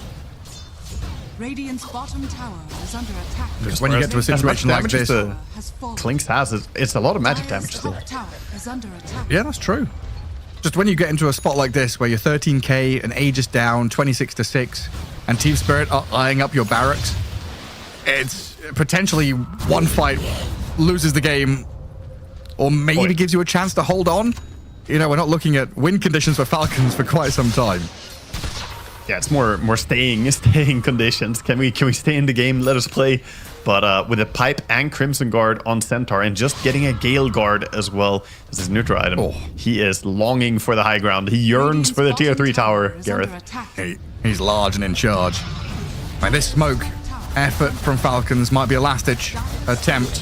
They glyph that top tier 3 for now. And Team Spirit only showing Radahn and his skeletons. Eposhka sat behind him for the Ice Path play. Lyle and Collapse ready to jump at any other targets they spot up in this dire base. There's the initial jump. And I get the Clinks out of there equally. Amar gets out of the Macropire and away from danger. So a little back Also and forth, cute. but Wait. it doesn't... They tried to blink 4-staff that it Clinks in to roar him in their base and kill him twice. There's actually a 4-staff from Beastmaster. I thought it was a defensive one. Oh, same. So he tried to catch him before he backed away, but he turned before the 4-staff came out, making it look That like would a have been defensive real one. cool. That would have been super nifty if it worked. Appreciate the details and a little cool play. Smoke under ward. Quinn in position to break. Dire's top tower is under Radahn attack. smoke does break, but Ruin Collapse still able to charge on forward. Vision on the high ground for Falcons here. I mean, this is do and die in game 2, and Quinn is about to die. he'll get Half re-silenced. health already under the ice path. He's sent into the box, but look at Skitter get obliterated. Collapse and Rue charging forward. Radahn's Clinks is getting controlled up a lot, but that allows the rest of his team to clean up the mess that has been made. Radahn takes down Quinn. Amar's Beastmaster surrounded and slaughtered as Team Spirit on the verge of taking game 2, killing off the Chen army, take out the creeps and move your way up into that dire base. also unfortunate there for Skitter. He got petrified by the neutral creep at the start of the fight, and then he got caught out by the fear from Deadshot. And just, yeah, and it's not even GG, it's end, man. I thought he was going to do a Quinn quote and say, go ahead mid, I'm done. But there we go. Team Spirit, game 2, tie things up 1 apiece, giving us a game 3. Amar does in the end call a GG. And the clinks for Radan. Working out this time.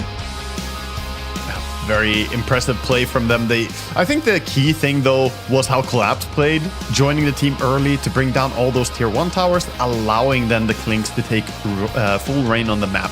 If it wasn't for the tier 1 towers falling, I think Clinks could have struggled again. But I think Collapse just had a good understanding of, okay, let's group up, get everything done. Objectives, objectives, objectives, get the Aegis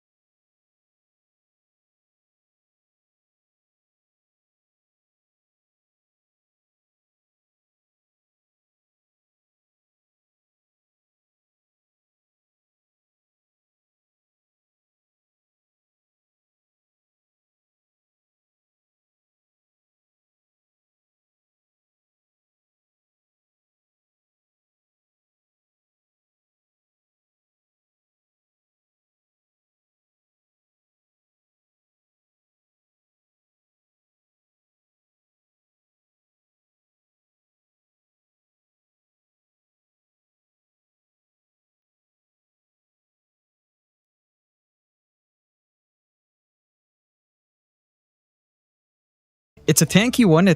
It's a hard one to shove away. I'm curious whether or not this is actually safe or off. It doesn't feel like an Amar here, so I just assume it's Skitter. flexible. So they'll decide after they see the lanes, from Spirit. I think the best way to pick the 16 and 17 is to have one of those cores being able to swap around the side lanes, right? That's why I put a lot of emphasis in the current meta that if you want to be successful as a team, you have to be able to have heroes that overlap between your safe laner and your off laner. Because a lot of situations like this, when you're picking 16 and 17, you want to have that one hero that makes it a lot difficult for your opponents to pick their 18 pick here. But I expect probably the mid laner to come out here from Spirit regardless. They need to pick something to respond to the Storm here. Pardon me for jumping in. I know we've got an 18th pick, very important, coming through. However, I was right. This Silencer Storm have been picked in conjunction 9 times. It's 2 and 7. Now, of course, we don't know if that's Talon picking it 7 times. It very well could be. But you didn't have to do that, Richie. Come on, you could have left that it's detail okay. out. They're not. They can't hear us. They're on the plane. It's a long flight. Yeah, a long 18th pick layover as TA. well. 18th pick TA. I don't mind this. TA, right? It's Thai TA. What does it do, Richie? It gives you everything. It gives you absolutely everything. And I'll tell you what. The shard, I'll tell the you shard what. on the TA is very good here. Talk to me about that anchor, though. You have a leash. You have a stun. You have a dispel. You have a silence. You have a minus armor. You have power. You have push. You have tank. You have everything. Everything you could ask for. And I do like it here. It does make a lot of sense for Team Spirit. With the shards that Winter was pointing out, it could be a little bit painful for the Storm if you're not too careful. If you randomly walk in trap, you get silenced, you get ganked up. You've got the follow-through control for that silence as well. Again, Muerta's pretty damn nice. Tide would even just shard alone as follow-through is going to be annoying for Falcons to deal with, and that's not something you can just dispel off either. So I like this from Spirit. It's kind of tying up. It's still relatively high tempo as well. Something like the TA doesn't need too much time. It's very to form. good at killing the Silencer and Kotal. Those two supports are very vulnerable to a TA. That's why I'm thinking maybe the TA could be a mid, so you give him more levels so he can actually get a dagger early and run around the map and kill the supports and control the map that way. Because usually when you're talking about mid heroes that move around, you don't talk about something like a TA. You talk about like a Storm Ember kind of hero, primal, tiny, shaker, But I think what TA can do this game is he can actually get a very quick dagger and use his traps and vision and pressure, because the supports like Silencer and Kotal, you don't really need a stun to kill them. You have so much damage, you just jump over, one Mel Strike and a couple of hits, they're dead, And you're going to cause a lot of problems on the map when you actually can get a hit like this, And in this matchup, TA into Storm, TA should be able to have a very good start. Yeah, I agree. Like the lane should be pretty playable for Laurel. Yeah, it's a free lane. Storm cannot do anything to TA. TA is going to farm. I'm just trying to think what Falcons can do now for this flex, right? Like locking in the Abaddon into either safe or off, and what you'd want in either position that course corrects here. Just a little bit more. I think I'd prefer the idea of an offlane Abaddon, perhaps, and just maybe this is very left field. Lifestealer could be nice. I think a Razor looks okay as well in this kind of game. It's not the worst in the world. So Razor against TA and tight. It looks good. I think the thing is the lane is not that easy to get away with because you're Razor and Silencer and you're into tight Muerta. Okay, so no, it's the TA carry. Switching it up So from we game were one. already talking about the Ember Storm, I kind of expected it to be picked in the previous pick because I felt like it could get banned. But in the end, they still get the hero. I feel like So now what does Falcons do? I feel like that matchup's still fine for Quinn. Again, we saw Quinn crush it as Ember. I feel But like do that you put the shouldn't Abaddon on the TA's lane or the Tide's lane? No, that's the important question. Yeah. That's a rougher one. I'd say Against you might get a little TA is bit more gonna be play hard. with like Abaddon Silencer, and then you run something else with the Kotal on offlane, something Amar can just kind of try to spam around with. I don't know, like there's a Mars, it could be annoying. It gives you some team fight, some durability up front. The lane is so early on. There is some magic damage poke that's going to be annoying. I mean, can't you like kind of Mars. afford to just pick something that's going to win one of those lanes for sure, and then kind of sack the Abaddon to just be like a off laner no matter where he goes? Is that doable? You know what I'm saying? Like for example, Yeah, pick like something like Ursa just to win the lane, right? That's what Right. you're saying. and then just be like, sorry, Abba, your lane's going to be however it is. Just buy the auras. Ursa Storm got this, right? 2 carries. I don't mind that. Like, I think the Abaddon off lane, it's actually kind of interesting with a Kotl. I think just having the spam ability of your shield can be nice. Anyhow, like it does have a lot of durability that you could try to play with. Just shove out the wave as well. Get some farm going. Could be one way to go. Tempo is pretty good if they do go for the but I Ursa. think with Falcons like setup, they usually tend to prefer to sack Skeeter over sacking Ama. That's what I feel when they're making decisions like this. I think both decisions has its pros and cons. It's up to them to decide which one would allow them to have the best chance of winning. You may now select your That's not what I thought. Sven is a pretty good pick into the TA. You have the armor. The lane against Tide though is going It's to an be a free Amok lane for Sven. Tide. So, oh wait, what? Yeah. Off lane Sven. I think it still makes sense. You're Sven into TA, although chances are you're not getting that much of Warcry early on. I Wait, think is you've got he- some control and fight. I mean, is he going to get the other facet and just go aura? Could be a possibility. Then I am concerned about damage issues though, if you don't go for that. And I think you will have to build up. We've got our 1x bet odds as well, showing that Team Spirit is favored coming into this one. And I wouldn't fault anyone. Again, you've got Tide TA, you've got the Storm versus Ember matchup, which, Quinn showed us that Ember can win out a Storm. Larl's going to have to show us the same thing and kind of school Quinn now. I'm not sure though. I'm not sure. If you go for the heavy plate on Sven, I don't know if you've got enough damage here on the side of Falcons. Okay, Winter, sell me Falcons draft a little bit. John, he's on the Spirit side of this one. What do you got for me here? I mean, they have a typical Falcon setup with Skeeter on the moving hero with the Abaddon. I think the Abaddon's gonna have to move to the gate and help the Sven. I think the Sven is probably not gonna go aura. I think he's gonna go carry build. He's got heavy and the plate. Abaddon. He's got heavy plate. Yeah. He's gone heavy plate. Okay then.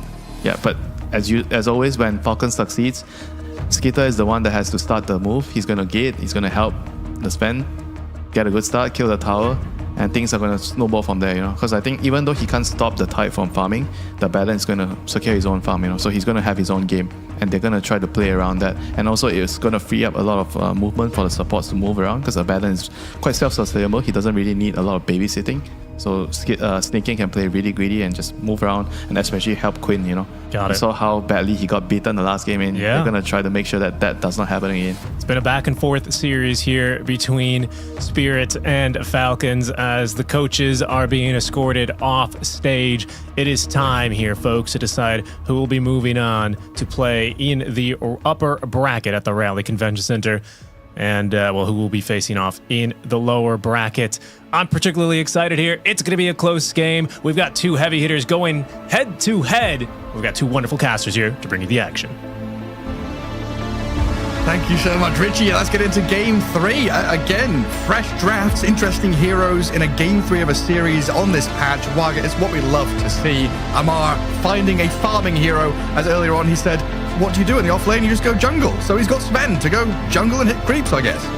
I mean, yeah, but there is also a lot of value to going for this survivability build on Sven. We'll see what his item build is going to look like, how much he wants to be a farmer, and if he wants to go for early pipe for mitigation. The problem with his heavy plate build and the barrier and the survivability he can bring is that there's a lot of magical damage on Radiant as well. Yes, they have minus armor on Tide TA, but look at Jakiro, Murta, Ember, and even Tide has a fair amount of magical damage going through with Gush, Ravage coming in. So we'll see how it's going to work out, what he wants to go for. I would say I like Team Spirit's draft here. It's looking pretty damn good. Is there some exploit here with, I'm not talking about a bug, but I'm talking about mechanics with Kotl chakra magicking here to Warcry non-stop? No, can we just barrier each other over and over again? You can double chakra someone pretty effectively when you have recall. So yeah, you can get 12 second CDR. It's 8 seconds duration. So you can't really get full uptime on it, but you can improve the duration with the 10 talent, 5 seconds. I guess you could. You could theoretically do it. 13 seconds duration and you double CDR it. You could basically be perma Warcry. It's pretty insane. And you add in the stuns being spammed out as well. Yeah. I do believe that it's more likely we're going to see him play around the Storm, the more classic, you know, that's the thing that people are likely to do. But as you mentioned, the stun and the Warcry, it could be really impactful to combine these two. Yeah, definitely valuable. We might see it in lane. As we did see there, a slight mismatch in bounty runes. 3 for Team Spirit, 1 for Skitter on the Falcons side. Skitter laning with Snaking up top. Abaddon and Silencer versus a Tide and Muerta. How's this going to go down?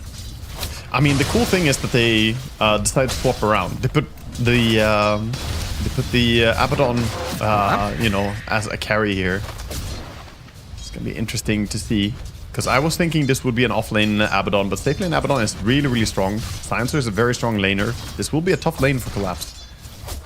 Yeah, already dropping very low, close to death. Snaking, keeping that damage going onto Rue as well. Already burning through a lot of that Team Spirit regen in this lane stage. Silencer yeah, they is definitely had bullying them right now. Yeah, 1v2 zoning out heroes, nearly getting kills. And First Blood's on the menu for Snaking, just waiting for the moment to take it. But there was definitely a long deliberation period, right, when they pick this Abaddon, they go into that last pick of the draft, and they're thinking, do we swap Abaddon to 1, to 3? Do we pick a Sven? They pick the Sven. We all think, oh, carry Sven, offlane Abaddon. And then they do the swap again. Yeah. I mean, we'll see how it's going to work out, the Sven on the offlane. Generally, going melee against TA can be a bit tricky. Already getting meld struck and harassed a bit in lane. His CS is not looking good against the TA. She's 10-6 and he is 5-0. So he's hard losing the 1v1 while the supports have been busy doing their own thing. Collapse, non-stop bullied. Skitter steps up. Snaking hasn't even leveled his second skill yet. And he's going to have... This is what you had to expect, though. You signed up for this lane. The TA was known for a long time. You wanted to play Sven into it. I think this is a really rough lane for him, and Jakiro only adds to that, since Jakiro is higher impact than Akado in laning stage. So they will have a tough time. Finally, the lane we haven't talked about that much. Mid lane, Quinn is doing a good job for now, CSing against the Ember. But overall, Ember perhaps a bit favored in this matchup. It's very, very even, though it's down to mechanics.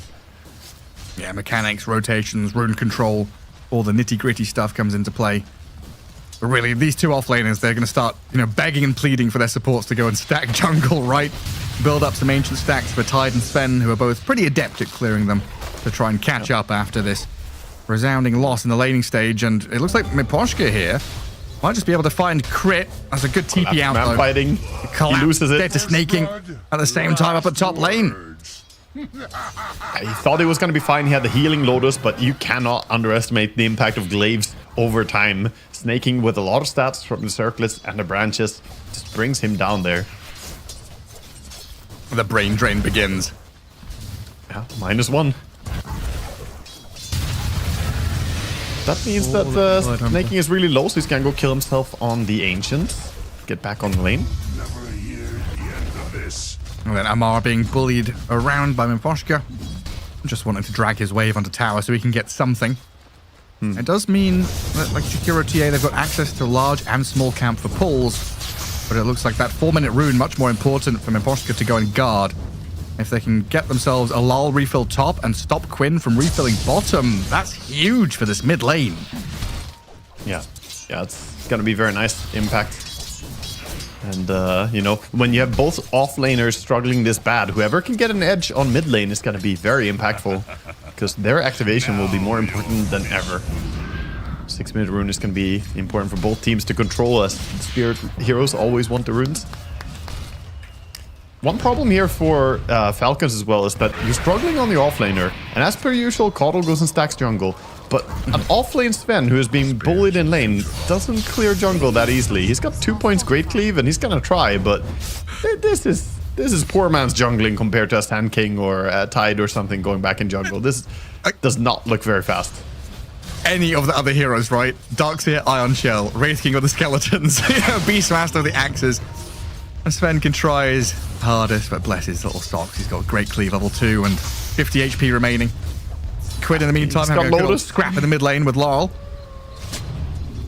Amar nearly dying to the Warpine Raiders, had to pop a Lotus to stay alive. He cleared one of the stacks, but... we've got... Yeah. And Rue building stacks of his own. course. And Miposhka invading, going in and just contesting a bit on the Ancients as well, trying to make sure there's no big fallback mechanics for them. Is this just this Dota 2 now? That's what we've devolved into. Pause 3, minute 5, jungling. Radiant's middle tower Yep, is under he's attack. beating Bring the back Iron Centaur. Talon. Magic Stick. Whew. He's winning. Level 5 achieved for this Sven. Give the man a quelling blade. Real action's happening in the mid lane though. Miposhka with a catapult here, forcing Quinn away from lane. Lal loses quite a fair amount of health there, just the tower hits. But there's damage to the tower, unhealable damage. Not being stopped by Falcons right now. Snaking with a DD rune. Yeah, we'll get the rune grab, and Sven TPing in mid as well. They're bringing numbers to try and mitigate their losses. A stun on Jakiro under tower and a zip from Quinn nets them a kill on Miposhka. Snaking, he has to be the carry. Keep getting that in. He sees top, he sees Tide trying to get away with some farming, and Silencer gets real furious, already running over. Where is he pulling these creeps? What's he gonna try and farm it on? Is it just running away time? They just don't get caught, right? This is quite the journey. Come to the gate with me, creeps. Take the gate to bottom. I don't think they want to follow you there. Oh They've no, lost they all aggro as well. disjointed. Yeah. And now Collapse. And he's going to go for the TP, knowing there are no stuns up in this lane. So he's got a nice juicy wave arriving in front of his tier 1, which is good. But Radiant 7th are minute, scanning. Wisdom Shrines about to pop up. Both Miposhka and Radan ready and waiting to take it. It looks like on the left-hand side, they're going he's to got have him. Skitter step in there. Collapse and Rue fighting back into snaking. Skitter looking for this kill, gets the takedown on Rue. Miposhka and Skitter both the ones to get the Wisdom Shrines, but Collapse with backup now arriving. Lal is here to try and save his buddy. Abaddon does have a point held with 15 1 charges as well for ulti and the sustain. Actually going to pop it now to turn and heal to full.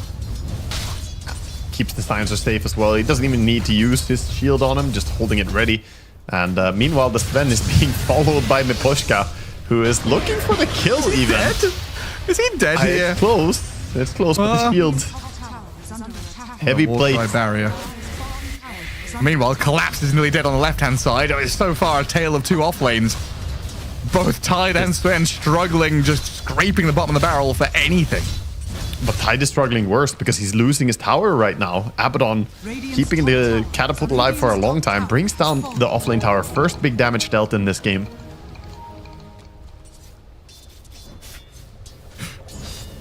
There's a TA trap and a kobold over on that right side of the map, so free farm for Amar. Very happy about it, but he's going to notice both of his camps have been sentried.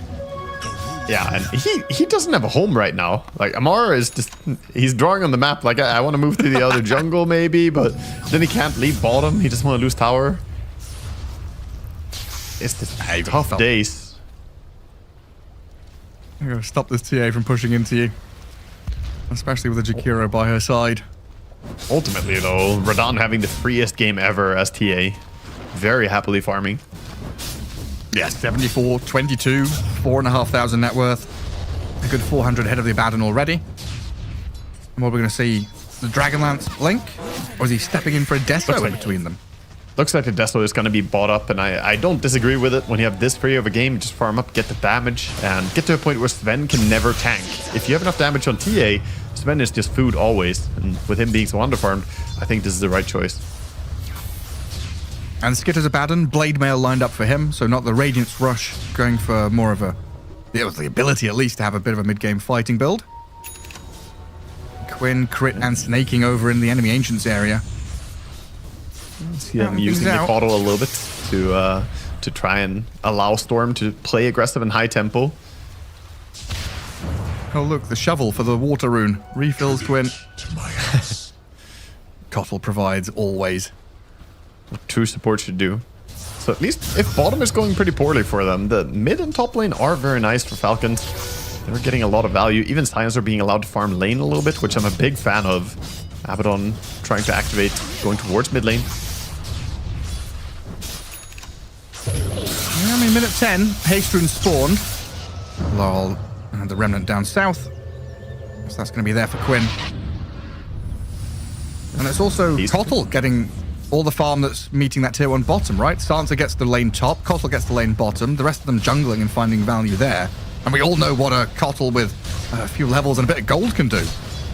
Definitely. I think level 6 is very critical in this hero. Ever since the recall fast is becoming the play, it allows you to do so much more. You can get your team involved. Maybe with that, he can get Storm into some killing position against the Jakiro down bottom. Still needs half a level though on the Kotl to get level 6. I'm not sure what Radahn is signaling there. Big old circle. Maybe he's saying Sven hasn't shown his face down here for a good 2 minutes. He must be farming out the rest of the map. Now, looks like Sven, he's going to be going for this kind of regular carry-ish build. Mask of Manus Echo Saber. Yeah, he's maxing stun and cleave. Well, cleave primarily, and he's going for the Mask of Madness, as you said. So he's signaling he wants to farm, and I think when you're this far behind, you have to go for this. Otherwise, you're not going to play on a tempo. You're not going to hit a strong timer and somehow end the game. So might as well try and recover. We have always praised Sven for how well he can recover in the jungle, how strong he can become when he has items. The question is, how much can Team Spirit do with this basically offlaner being MIA right now? Yeah, I mean, at least the Tide has Ravage as a tool they can use to fight around, but it looks like for now, Collapse just trying to TP out of the grasp of Skitter and Snaking. Gets the Fountain with his life, but it's not an easy ride. Meanwhile, Quinn gets the Sniper Miposhka down bottom, and it looks like with Kotl and Sansa's arrival, they'll try and push this for the tier 1. Bottom lane does get dangerous very quickly with Storm coming in. They have good lockdown heroes, but until they have Rod of Atos and some extra items coming in, the Shard on the Tide, they're gonna struggle to deal with the mobility of Storm with that constant mana refill. Yeah, and Skitter does a good job just planting himself mid to clear the wave and hold the tower there, and now rejoin the rest of the team. They could call down Sven if there's a big fight too. There's a zip. There was a sentry. Rue and pops out of the safety, and Quinn's going to keep giving chase. And Moreta caught up by Quinn. Storm Vortex into the Illuminate. Storm Spirit with another kill. 6 galvanized stacks for him. 2-0-1. A much better start than his Queen of Pain game. Yeah, he's off to a fantastic start, but the Ember's keeping pace in terms of farm at least. Hasn't found any kills, but Laurel has done a good job maxing out his farm. We'll get that Mage Slayer in a pretty good timing. Which is great to see, you know, slowly but surely we're having this incremental build-up from Collapse and Amar, who didn't have a lane, haven't had a game the first 6 or 7 minutes. But you look at the net worth board and you don't really feel that massive difference. Yeah, I mean, all they've been doing is trying to recover, so they're working really hard on fixing their net worth, and they're letting their team kind of shield them and make the moves for them. So both are kind of dead weight in their team right now. Collapse is starting to make his presence known, pushing top, cutting behind creep waves, and has his eyes on this tower. Let's see if Falcons want to defend. They're pretty strong this early on. Global ready as well. 15 camps stacked by Spirit and 12 by Falcons. A very stack-heavy game, as you've been saying, just trying to recover their net worth as they can. And here comes that smoke from Falcons. Crit and Snaking. Wandering through that top jungle. Sven is in the vicinity, ready to go. Not spotted by the ward. It's a Collapse Tide on his own. He's going to get surrounded pretty quickly here as well. He's speedy though, phase boots and in the river, but with Storm Spirit, recalled across. Should make reasonably short work of this Tide Hunter. Just a few little Kraken pops, had 10-1 charges, didn't even bother using them. He knew he was dead. It feels like infinite mana on Storm when you have this Kotl combination going on. Look at the refill. He spent all that mana. He's still back to full right after the gank. So Quinn looking to play a very fast tempo game with the help of Crit. Yeah, and Crit has a shovel still, so he's, picking up mangoes and salves. So it's not just the chakra and the recall, but he's got more tricks up his sleeve. Setting up for the Tormentor. Quick move down bottom. Already throwing down the sentry, making sure there's no Radiant Vision. And Radiant definitely playing slower here, waiting for that TA timing. Like the panel was saying, the Shard is big in this game. Blink and Shard, his next items in the queue. How greedy is going for Deso here? Are we waiting for Blink and Shard to come out next before Radahn makes a move? Or are we thinking about contesting Tormentor? I think this still means that they don't want to contest the Tormentor as well. It is pretty greedy considering Tide is having such a rough game. And I think he could have hit the timing with Ember, Mage Slayer, Blink on TA. But Quinn. instead they opt to go this farming route. Ice Path, follow up from the Slight Chains. Good damage and great dead shot. Back He's into fine. the calling, but the global silence is that massive reset button. Something the panel mentioned, right? Having Abaddon ulti with the global silence, the Kotl and the Storm able to reposition around the map. There's lots of resets and scrappy skirmish tools that Falcons have. Yeah, and the heal. Look at it. Kotl says, okay, you're low HP. Just gonna throw some blast at my entire team. Just gonna dodge. Easy.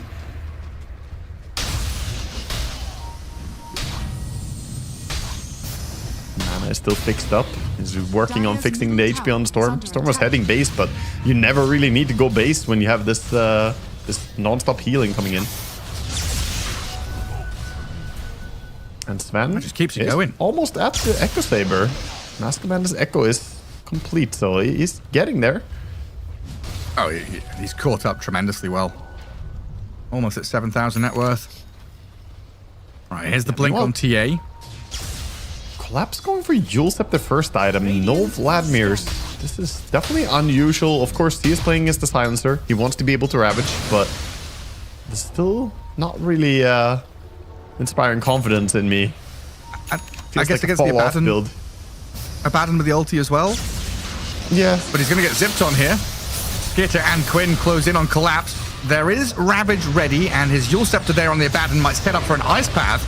Follow through from Radahn and Rue. Skitter holding the ulti for as long as possible. Tons of one charges and healing Lotus for him. Skitter, ulti popped, and Team Spirit chasing him down. I don't know if he can survive the rest of this. Falcons team nearby, but not wanting to commit to a fight, so Team Spirit just run this Abaddon down into the ground, pummeling him over and over again with no response from the rest of the Dire team. They're even gonna Ravage for him, all right? Wow. Calm down, Collapse. Dear God, he wanted him dead. Gets the last hit. Ravage for the last hit. It feels like there has to have been a moment to turn that fight around. Full mana on the Storm during that. The Abaddon living for that long is just like, really, guys? We can't punish this? 5 heroes running next to each other. Murta, 0 mana. But in the end, they just sell him and gonna keep farming, dodging for now. They don't want to fight into the big team fight of Radiant. I mean, maybe when you see that TA with Blink Deso, you're like, maybe not a fight we want to take. Like, the 11,400 net worth, Radahn is gapping people. 3k difference between him and Storm? I mean, he did have the freest lane ever. I don't know what a last pick Sven to the off lane against the safe lane TA does. It's definitely not threatening, I can tell you that much. Well, now Ravage is down. They've got a free opening onto Collapse. He grabbed the shield rune. Stormhammer's good. Calling place down to slow the advance, and Skitter's just dead. The Abaddon gets shredded. Lol is going to be able to slight and maybe get a bit of distance, but the global gives the coverage for Storm to zip back in, but they don't have the damage. Quinn's got to zip out of there now. Amar is committing. He's fallen. What is going on? Rue's in the midst of battle. Quinn's in an ice path, falling to Team Spirit, and Radahn is shredding them. Oh boy, What the did we silence just coming witness? in. The silence from the TA shard just messing them up there in the middle of that fight as well. Overcommitment. Abaddon didn't have ulti when the fight started. I think they underestimated how important that is for them to have 10 seconds cooldown as they begin the chase here. And the beautiful calling going down. Look at that positioning. They forced through this. Very dangerous. It's just the damage on the Abaddon just comes out of nowhere. And then, yeah, you're right. These TA traps, huh? The silence just continues on the Storm. Yeah. Yeah, it stopped Storm from bringing down the Ember. So it kept Ember alive for a long time, and then he had to overcommit. Meanwhile, back in live, they're trying to go down bottom, pushing out, but the sneaky Kotl playing the edge of map. This is also where he has to have a lot of sentries, because TA traps can mess with this type of gameplay from Kotl. Having the shard, they have increased vision now.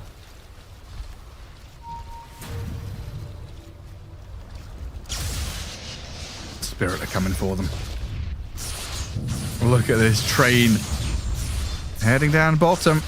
There's dire Bad vision. intentions. Full sense of security maybe for the Storm Spirit. And they'll see the Ember. He pushes out the lane alone. Quinn, don't think about going. He's going to walk right into them. Slight chains, no defensive tools. Down you go. They saw the Coddle too, hey? Coddle, Dead the shot. spear clips him.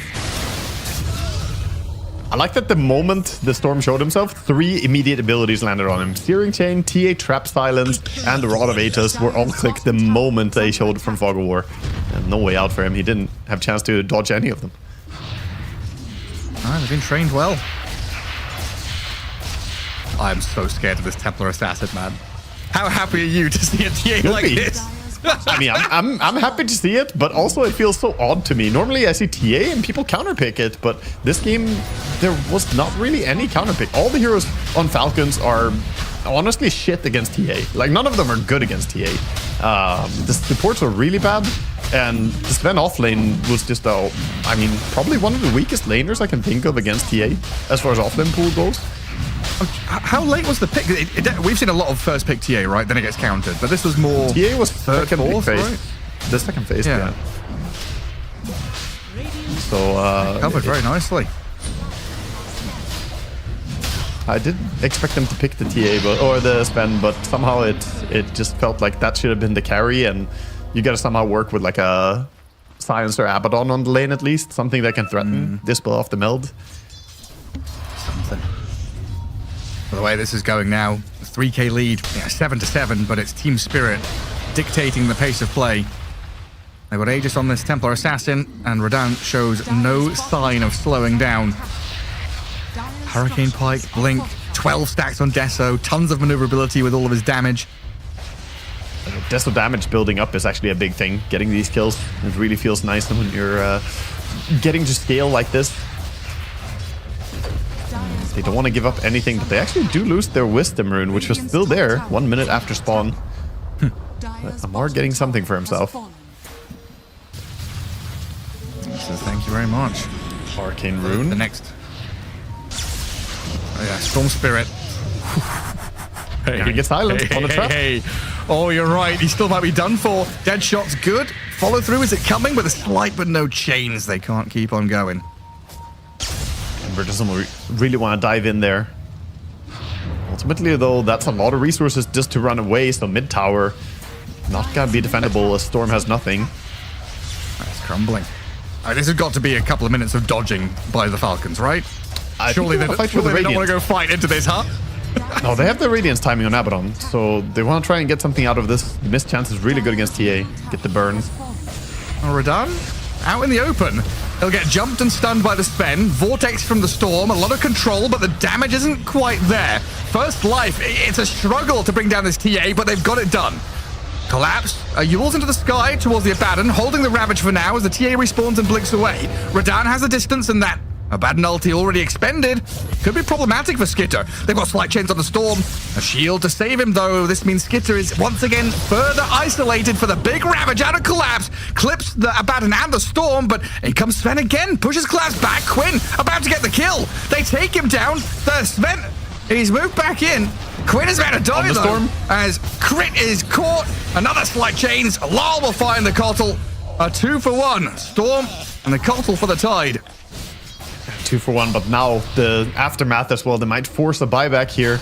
The push coming in with the Deso, with the Crispus on T as well. At least can get the glyph out of them. Radahn wants to stick around, does not want to back immediately. The death timer on the Storm is pretty long. With ulti on cooldown and Abaddon as well, he saw what happened when he doesn't have ulti ready. The only ulti they've got is Ball Lightning, and Storm's dead. Oh, look, he's got vision on him. He's got. No, he's all right. Fine. No Orb of Venom on the TA. He doesn't have the counter. He's not teched into it. Yeah, of course. But there goes the tier 3. For the viewers, that's the counter to Gossamer. You buy an Orb of Venom, gives you True Strike. Kind of broken. Just a little bit. Yeah. For one attack at least, which is all TA cares about, the first attack landing. But ultimately big damage for Falcons. Now sitting back, looking to recover. The Sven desperately needs BKB to fight. He has the blink, yes, he has a lot of damage output, but he cannot go in because of the Jakiro, the Ember, and the Murta, even the Ravage. Too much teamfight control. Trying to catch Skeeter. They see him. An early shield forced out with the Rod of Atos. It's gonna be ulti. ulti. He does have that ulti. I'll try and keep the control going, though. And this Abaddon all on his own. Yeah, he's been left and ditched by the rest of his team. Did some return damage to Ember, but Ember can easily fix that as well. Can TP base and jump out again if he wants to. As they've spotted Sven farming their Ancient. Some shameless behavior by Sven. And in comes Laurel. Yeah, this is the thing, right? You can just poke and prod, you're kiting for days. Chains, Ice Path, and then the damage from Radan secures yet another kill. Yeah, just trying to think about that last fight and how it all went. You know, there's Radiant's timing, the God Strength from Sven is level 2, they got a jump, it looked okay. But then they just get stuck in this quicksand of bullshit that Spirit put on the floor. That's a good way to put it. I think the tough part was the Aegis on TA in that fight, though. If that was a fight without Aegis, that would be very tricky for Team Spirit. So it speaks a little bit to the strength of Falcons. Sadly, though, after losing that fight and all the farming done by Radiant after it, now they have to just stall out for these timings, get the BKB on the Sven. They have BKB on Storm, so that's huge for him. Getting Manta on Abaddon would be ideal. Then you get a Dispel against all these different things. I mean, this is probably one of the best Manta games ever. TA Silence, Jakiro stuff, Searing Chains. Even against Murta Silence and Gush, you don't mind it. Yeah, get out of the swamp. Get out of the quicksand. That's what Manta does. Yeah. Big move coming in with the smoke. Yeah, let's move on to the Muerta. Trying to blow him up, but the Yules now pierce the veil, gets the distance away. Falcons, they've tried to strike, but now they're the ones on the run. Laurel is trying to catch up to someone as the Storm Spirit is silenced and leashed, getting caught up in the fear and the control. Team Spirit not wanting to hard commit onto Quinn, though. It looks like with that BKB still ready, they're holding out for it as Amar goes in with his BKB, but the damage just comes too quickly. Radan has shredded the Sven. Skitter's ulti's going, but he's still half HP, and they lose crit immediately. A big ravage from a collapse. Storm's caught up in the stuns. Skitter, he looks pretty done here. Radan's Templar Assassin stands strong and destroys them. Falcons 4 down, 1 casualty from Spirit, and they are ready to go high ground again. Amar fucked up. He used Silence on the Mask of Madness without using Warcry. If you got Warcry out, he won't die in 2 hits from TA there. But Mask of Madness reducing your armor and you not popping Warcry. The Sven had 1 armor before TA Desto comes in. Desto plus Nemesis Curse. He literally died in like 2 hits. That's why Miposhka's tipping him, huh? Yeah. They don't need to type the words. Amar knows what they're saying just through a tip. He also got dodged. He got dodged by the Sleight of Fist, so it was despair all over the place. Was Quinn trying to deny the tower? He zips over, and then again away. He's trying to do whatever he can. But I like this discipline from Team Spirit. Says, you know what? We don't need to Rax even more. Already got the mid Rax. Just back out, play the fields. They have great TA traps to hold control. So the only way Falcons get out on the map is basically by smoking. And I don't think that they have the gold yet for a gem. No, they're trying to get the Aghanim Scepter on the Coddle. 2.5k gold on him. Meanwhile, Murta already has the Rod of Aegis and Aghanim Scepter combination. We've seen time and time again how strong that is. Level 15, Aghanims, Atos, Rue having some incredible Muerta games. Yeah, Rue and Murta is looking great. Just able to play pretty aggressive as well without dying with that ulti, keeping him safe. Almost a full dateless on that courier. Taken out for a good 3 minutes. Radiant's top tower is under attack. Let's see if Team Spirit care. It'll slow them down a bit, Falcons. but TA still... She could donate away a dateless and still be about a dateless ahead of any hero on Dire, so her net worth is disgusting right now. Double dateless ahead at this point. Yeah. Massive advantage. And Rue is going to rebuff them from the Radiant Ancient spot. Sneaking, scent packing. He's still going to get caught by Radan, though. And in the meantime, you've got raised barracks taking some chip damage bottom. Lyle sneakily slips into that Dire base. And then jumps out to mid lane where he sees Skitter. Walks into the Abaddon. Amar is in the neighborhood, but it's just hey, how you doing? Then walk away. At this time, Skitter not gonna get his ulti forced. Has to be so cautious. Normally you feel unkillable as an Abaddon, but this game they have great heroes to kind of keep him in place with the Dead in the Water from Tide. Some good abilities like Ice Path to kind of delay the kill. This could be the killing blow. Radan trying to go for the jugular here as Amar projectiles flying, but he's got the shields already. The rest of them smoked in behind the TA. Storm zips down south, but the chase is on to the east where Collapse with Radan. Okay. That was a coddle. Yeah, that's a lot of damage coming in. Held in place gush combo. TA Tide gives you everything, man. Oh, the glyph on the bottom creep wave. That's real insulting to Quinn. They have no fear of losing buildings, so might as well glyph for these creep waves. And they're just playing to keep control on the map right now. They know that Roche is going to spawn soon. They know exactly when it's going to spawn as well. We've got a shark in the water. Quinn's pretty low on mana. He's going to be able to zip and, I guess, BKB TP. He has to. He's got to, right? Time? Yeah. He's fine. Yeah, fine. Completely fine. Not even cutting it close. Fine limit testing. Yeah. Perfectly fine. And he's back to base.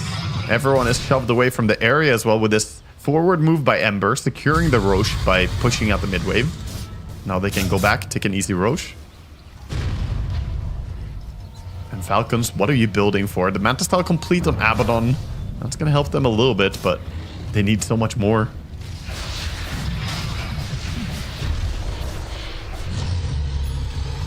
The roar.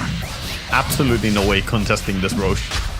No. The Coddle Aghanim Scepter has to be the biggest timing for them. If they finish that up, they can maybe hold a high ground defense, but he's still at 3.5k gold. Needs to get 4.2, finish up the entire Ags.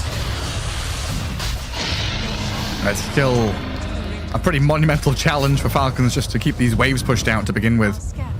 And bottom lane shoved by the Abaddon Illusions. Mid lane needs that Kotl to stick around and play with the Illuminate. And the smoke from Falcons is about to be scouted by the Invis Ember Spirit. He walks up into a sentry, but it looks like he's okay with the covering fire of the Deadshot and a TA trap that barely misses out on Quinn, who zips in, pokes at Radan. Collapse goes forward onto the Storm. Global Stance covering, though, for Amar to kill Miposhka. Jakiro trades out for snaking, support for support, but Radan, the TA, the big target in the middle, being focused by Skitter. Getting a bit of distance, and still has BKB with the Aegis, of course, so second life coming, while we've got the Sven going deep. Collapse and Rue have surrounded him. TA gets off her BKB. Sven gets ATOS'd up, caught, rooted, and about to be finished. Radan needs some help, though, and the Ravage will give it. Collapse is there to buy the time to turn around and fight into Quinn. The Sideblade spills. The damage is good. Skitter's Blade Mail almost killed Radan, but now he's going to get turned on. With ulti available, you'll buy a bit of time, but this is just delaying the inevitable demise. The multi-Yule Scepter Cyclone synergy here, destroying Skitter's chances. Rue and Lol, they get in on top of him. Another 4-for-1. Plus one of the Aegis, I guess. It was a pretty impressive fight, though, still from Falcons. They did what they could, got a quick burst on a support. Abaddon locked onto TA, brought down the Aegis, but they don't have enough in the tank to bring down the TA once the Storm, falls towards the end there. Abaddon just left alone. Still gotta respect that they ignore the Ember and try to go on the important targets, the easy-to-kill supports, and get on the TA, who is representing like 50% of the team's total damage output right now. So if you don't go on her, you just lose. Stance might straight up die to Lol. Crit's courier is dead. That's a tragedy. And he was 200 off of the Aghanim Scepter. Oh no. He had components on it as well, so he won't be able to just go and buy the items. Yes, Aghanim's components on it. And now, defense of the top tier 2? Yeah, they do have that sort of saving grace for their mega creep status right now. Otherwise, that would just be a push towards top tower. TA bought a Lincoln, so adding a safety tool to herself. Oh, Crit looks... Oh, they saw Sven. They saw Crit, they saw Sven. Who do we go for? Left or right, up or down? Crit is relocating out. Yeah, he's gone. Dips down to bottom lane, but that means top tower is going to be forfeit. The time until this high ground push is coming. Still 1.5 minutes on that Aghanim. I said it was going to be so important for the Coddle, and I don't think he's going to get it in time, man. They're just heading for your base. And keeping multiple lanes pushed in. Ember Spirit deals with mid. The rest of them are up at top. Falcons only controlling one lane, really. And even though they're farming Ancients and getting some gold, it doesn't feel like this next round of items outside of that Kotl Aghanim Scepter is going to do a whole lot. And they've got to come back and defend, no matter what. Skitter returns. Amar is going to try and finish off a Harpoon if he can. He's pretty close to it. He's got it. He does not have TP ready, so if a fight breaks out, he can't get there that easily. He has to try and run over if someone goes in. Hold. Get front lining and giving a bit of vision. Seeing what's coming up that hill. And there's a terrifying monster of Team Spirit, but they jump in, pop the Lincolns on the TA, but there's Cyclone there. Buys a bit of time for Adan to get down and get a BKB. Force-staffed out of the grasp of Skitter. Anchor thrown at him, and Collapse still has his Ravage ready to play with. Lal and Rue focusing on this Abaddon to control him up through the ultimate. The heals, it looks like it'll bring Skitter back to full health, but now Collapse can walk forward. Lal diving deep. Ravage still ready, but Amar's in the back onto Miposhka trying to kill the Jakiro, but it's not enough damage. He's dead yet again. Falls so quickly, it's almost as if he wasn't there to begin with. And Lal, another slide chains, catches the Abaddon, forces the shield and the retreat. The tier 3 tower is here to be claimed, but Falcons have a glyph. Sven again finding himself next to TA without popping Warcry, man. You just die. You can't use Mask of Madness next to this hero. It does not work. The Wind Waker can save the Ember. Needs to. Yeah, I mean, there it is. I feel like Lal cares an awful lot. There's multiple Yule Scepters, tons of protection, giving him the coverage, and the rest of the team just hitting buildings. Quinn gonna zip zap in and out. Dangerous prospect into the calling and the TA traps, and that's it. Mega creeps, they'll be coming. The final Rax falls. Falcons on their last legs. They're trying to hold on, but the siege is just gonna keep going. Tia can just stand here and take pot shots at all the buildings. And what are you gonna do? Who's gonna go on her? Oh, you don't have to storm BKB. So the stuns. Okay, they've got a Yule Scepter here. Lal self-Yules to save himself. Quinn looks a little worse for wear. I thought they were going to commit on him, but it is just buildings from Radan. Focusing the tier 4s, not going for these final hero kills. And maybe one more chance for Falcons. This Wind Waker was so smart pick up before the push. It's an unorthodox build on Tide, but it's working, man. Gotta stay the TA here. Popping his spells, jumping in onto the TA. She's half HP. They've got good damage, and Radan is dead. They don't get the Cyclone on her this time, and the chase is on. Falcons desperately scrambling for anything they can get. But the Storm Spirit is chain silenced. Ravage comes in. They don't need the TA to fight back. Falcons buy back onto Quinn, and they're going to take down the Lal Ember Spirit inside their base. Nullfire timing on the Abaddon brings down... I didn't see they just disassemble his Radiance to get the Nullifier before that fight started. So nice way to, of course, get a quick counter for the Wind Waker play. Get rid of a Radiance. Does mean he lost some AoE damage, but single target's not possible. He kind of wishes he could just go back for it immediately, because right now he gotta deal with Mega Creeps. If he was Gyro, he could disassemble back and forth. You just have whatever you want. That would be lovely, wouldn't it? Nice. That'll be some interesting naked exposed throne. Super sad as well. They're trying their best to hold on to the game. And I think Team Spirit, they just say, all right, next Roche, get level 25 on TA and the refraction charges. That'll make the push a lot easier, but Falcons holding on hope. This gives them momentum to finish up a few items. They got that Aghanim Scepter on the Caudal. Sven is getting quite rich, getting towards a Brooch.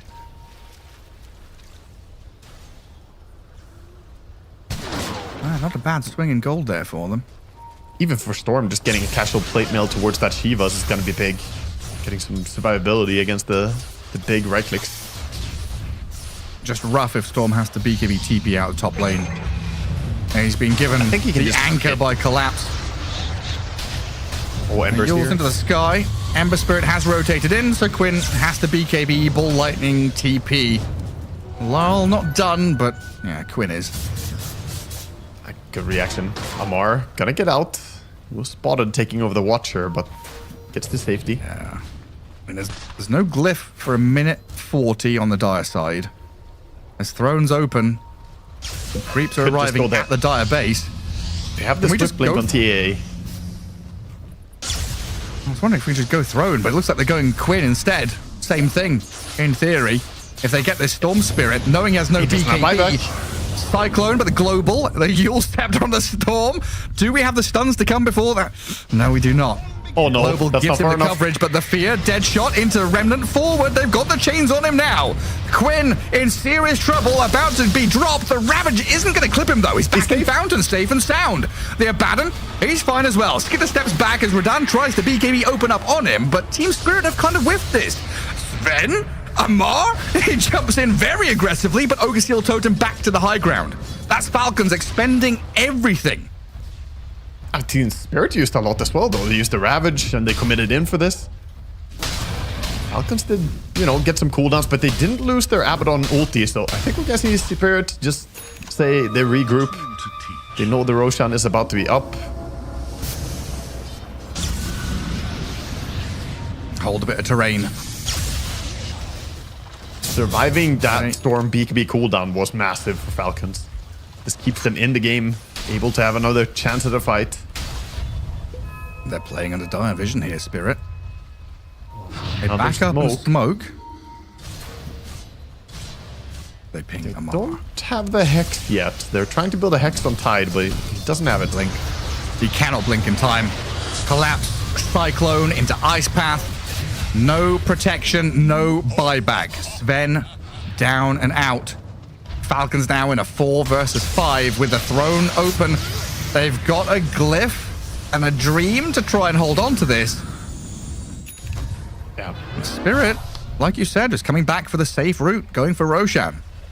I mean, they could just go, but why would you not take Roche when there's no way for Falcons to contest this? They can zip over and try and steal it. As they hear the roar, they know what's up. You almost have to go for a play here with Storm. I think if you give away Aegis, you ought to lose, but it's also a lot to ask to blindly steal this one. No steal attempt coming in, so Radan gonna happily pick up that Aegis Refresher Shard on Tide. Also massive. Double Roshan banner for TA. They should combine into something, Take 2 banners, you make a coat. Or a cape.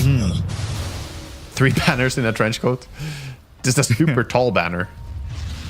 Or a nice little red carpet for TA to walk down, Straight to the throne. Into this Carpet dire is down mid. base. Which Lol is doing right now. Yeah, the red carpet for him put out by himself. Move on to the Storm Spirit, nearly kill him off with the Radan damage, and now focus the throne. Glyph is available, so they can buy a bit of time through this Will-O-Wisp and delay tactics. Sven has also respawned. So Storm jumping into this TA, trying to force out the Aegis, some kind of defensive play. Nothing working out for Falcons just yet, though.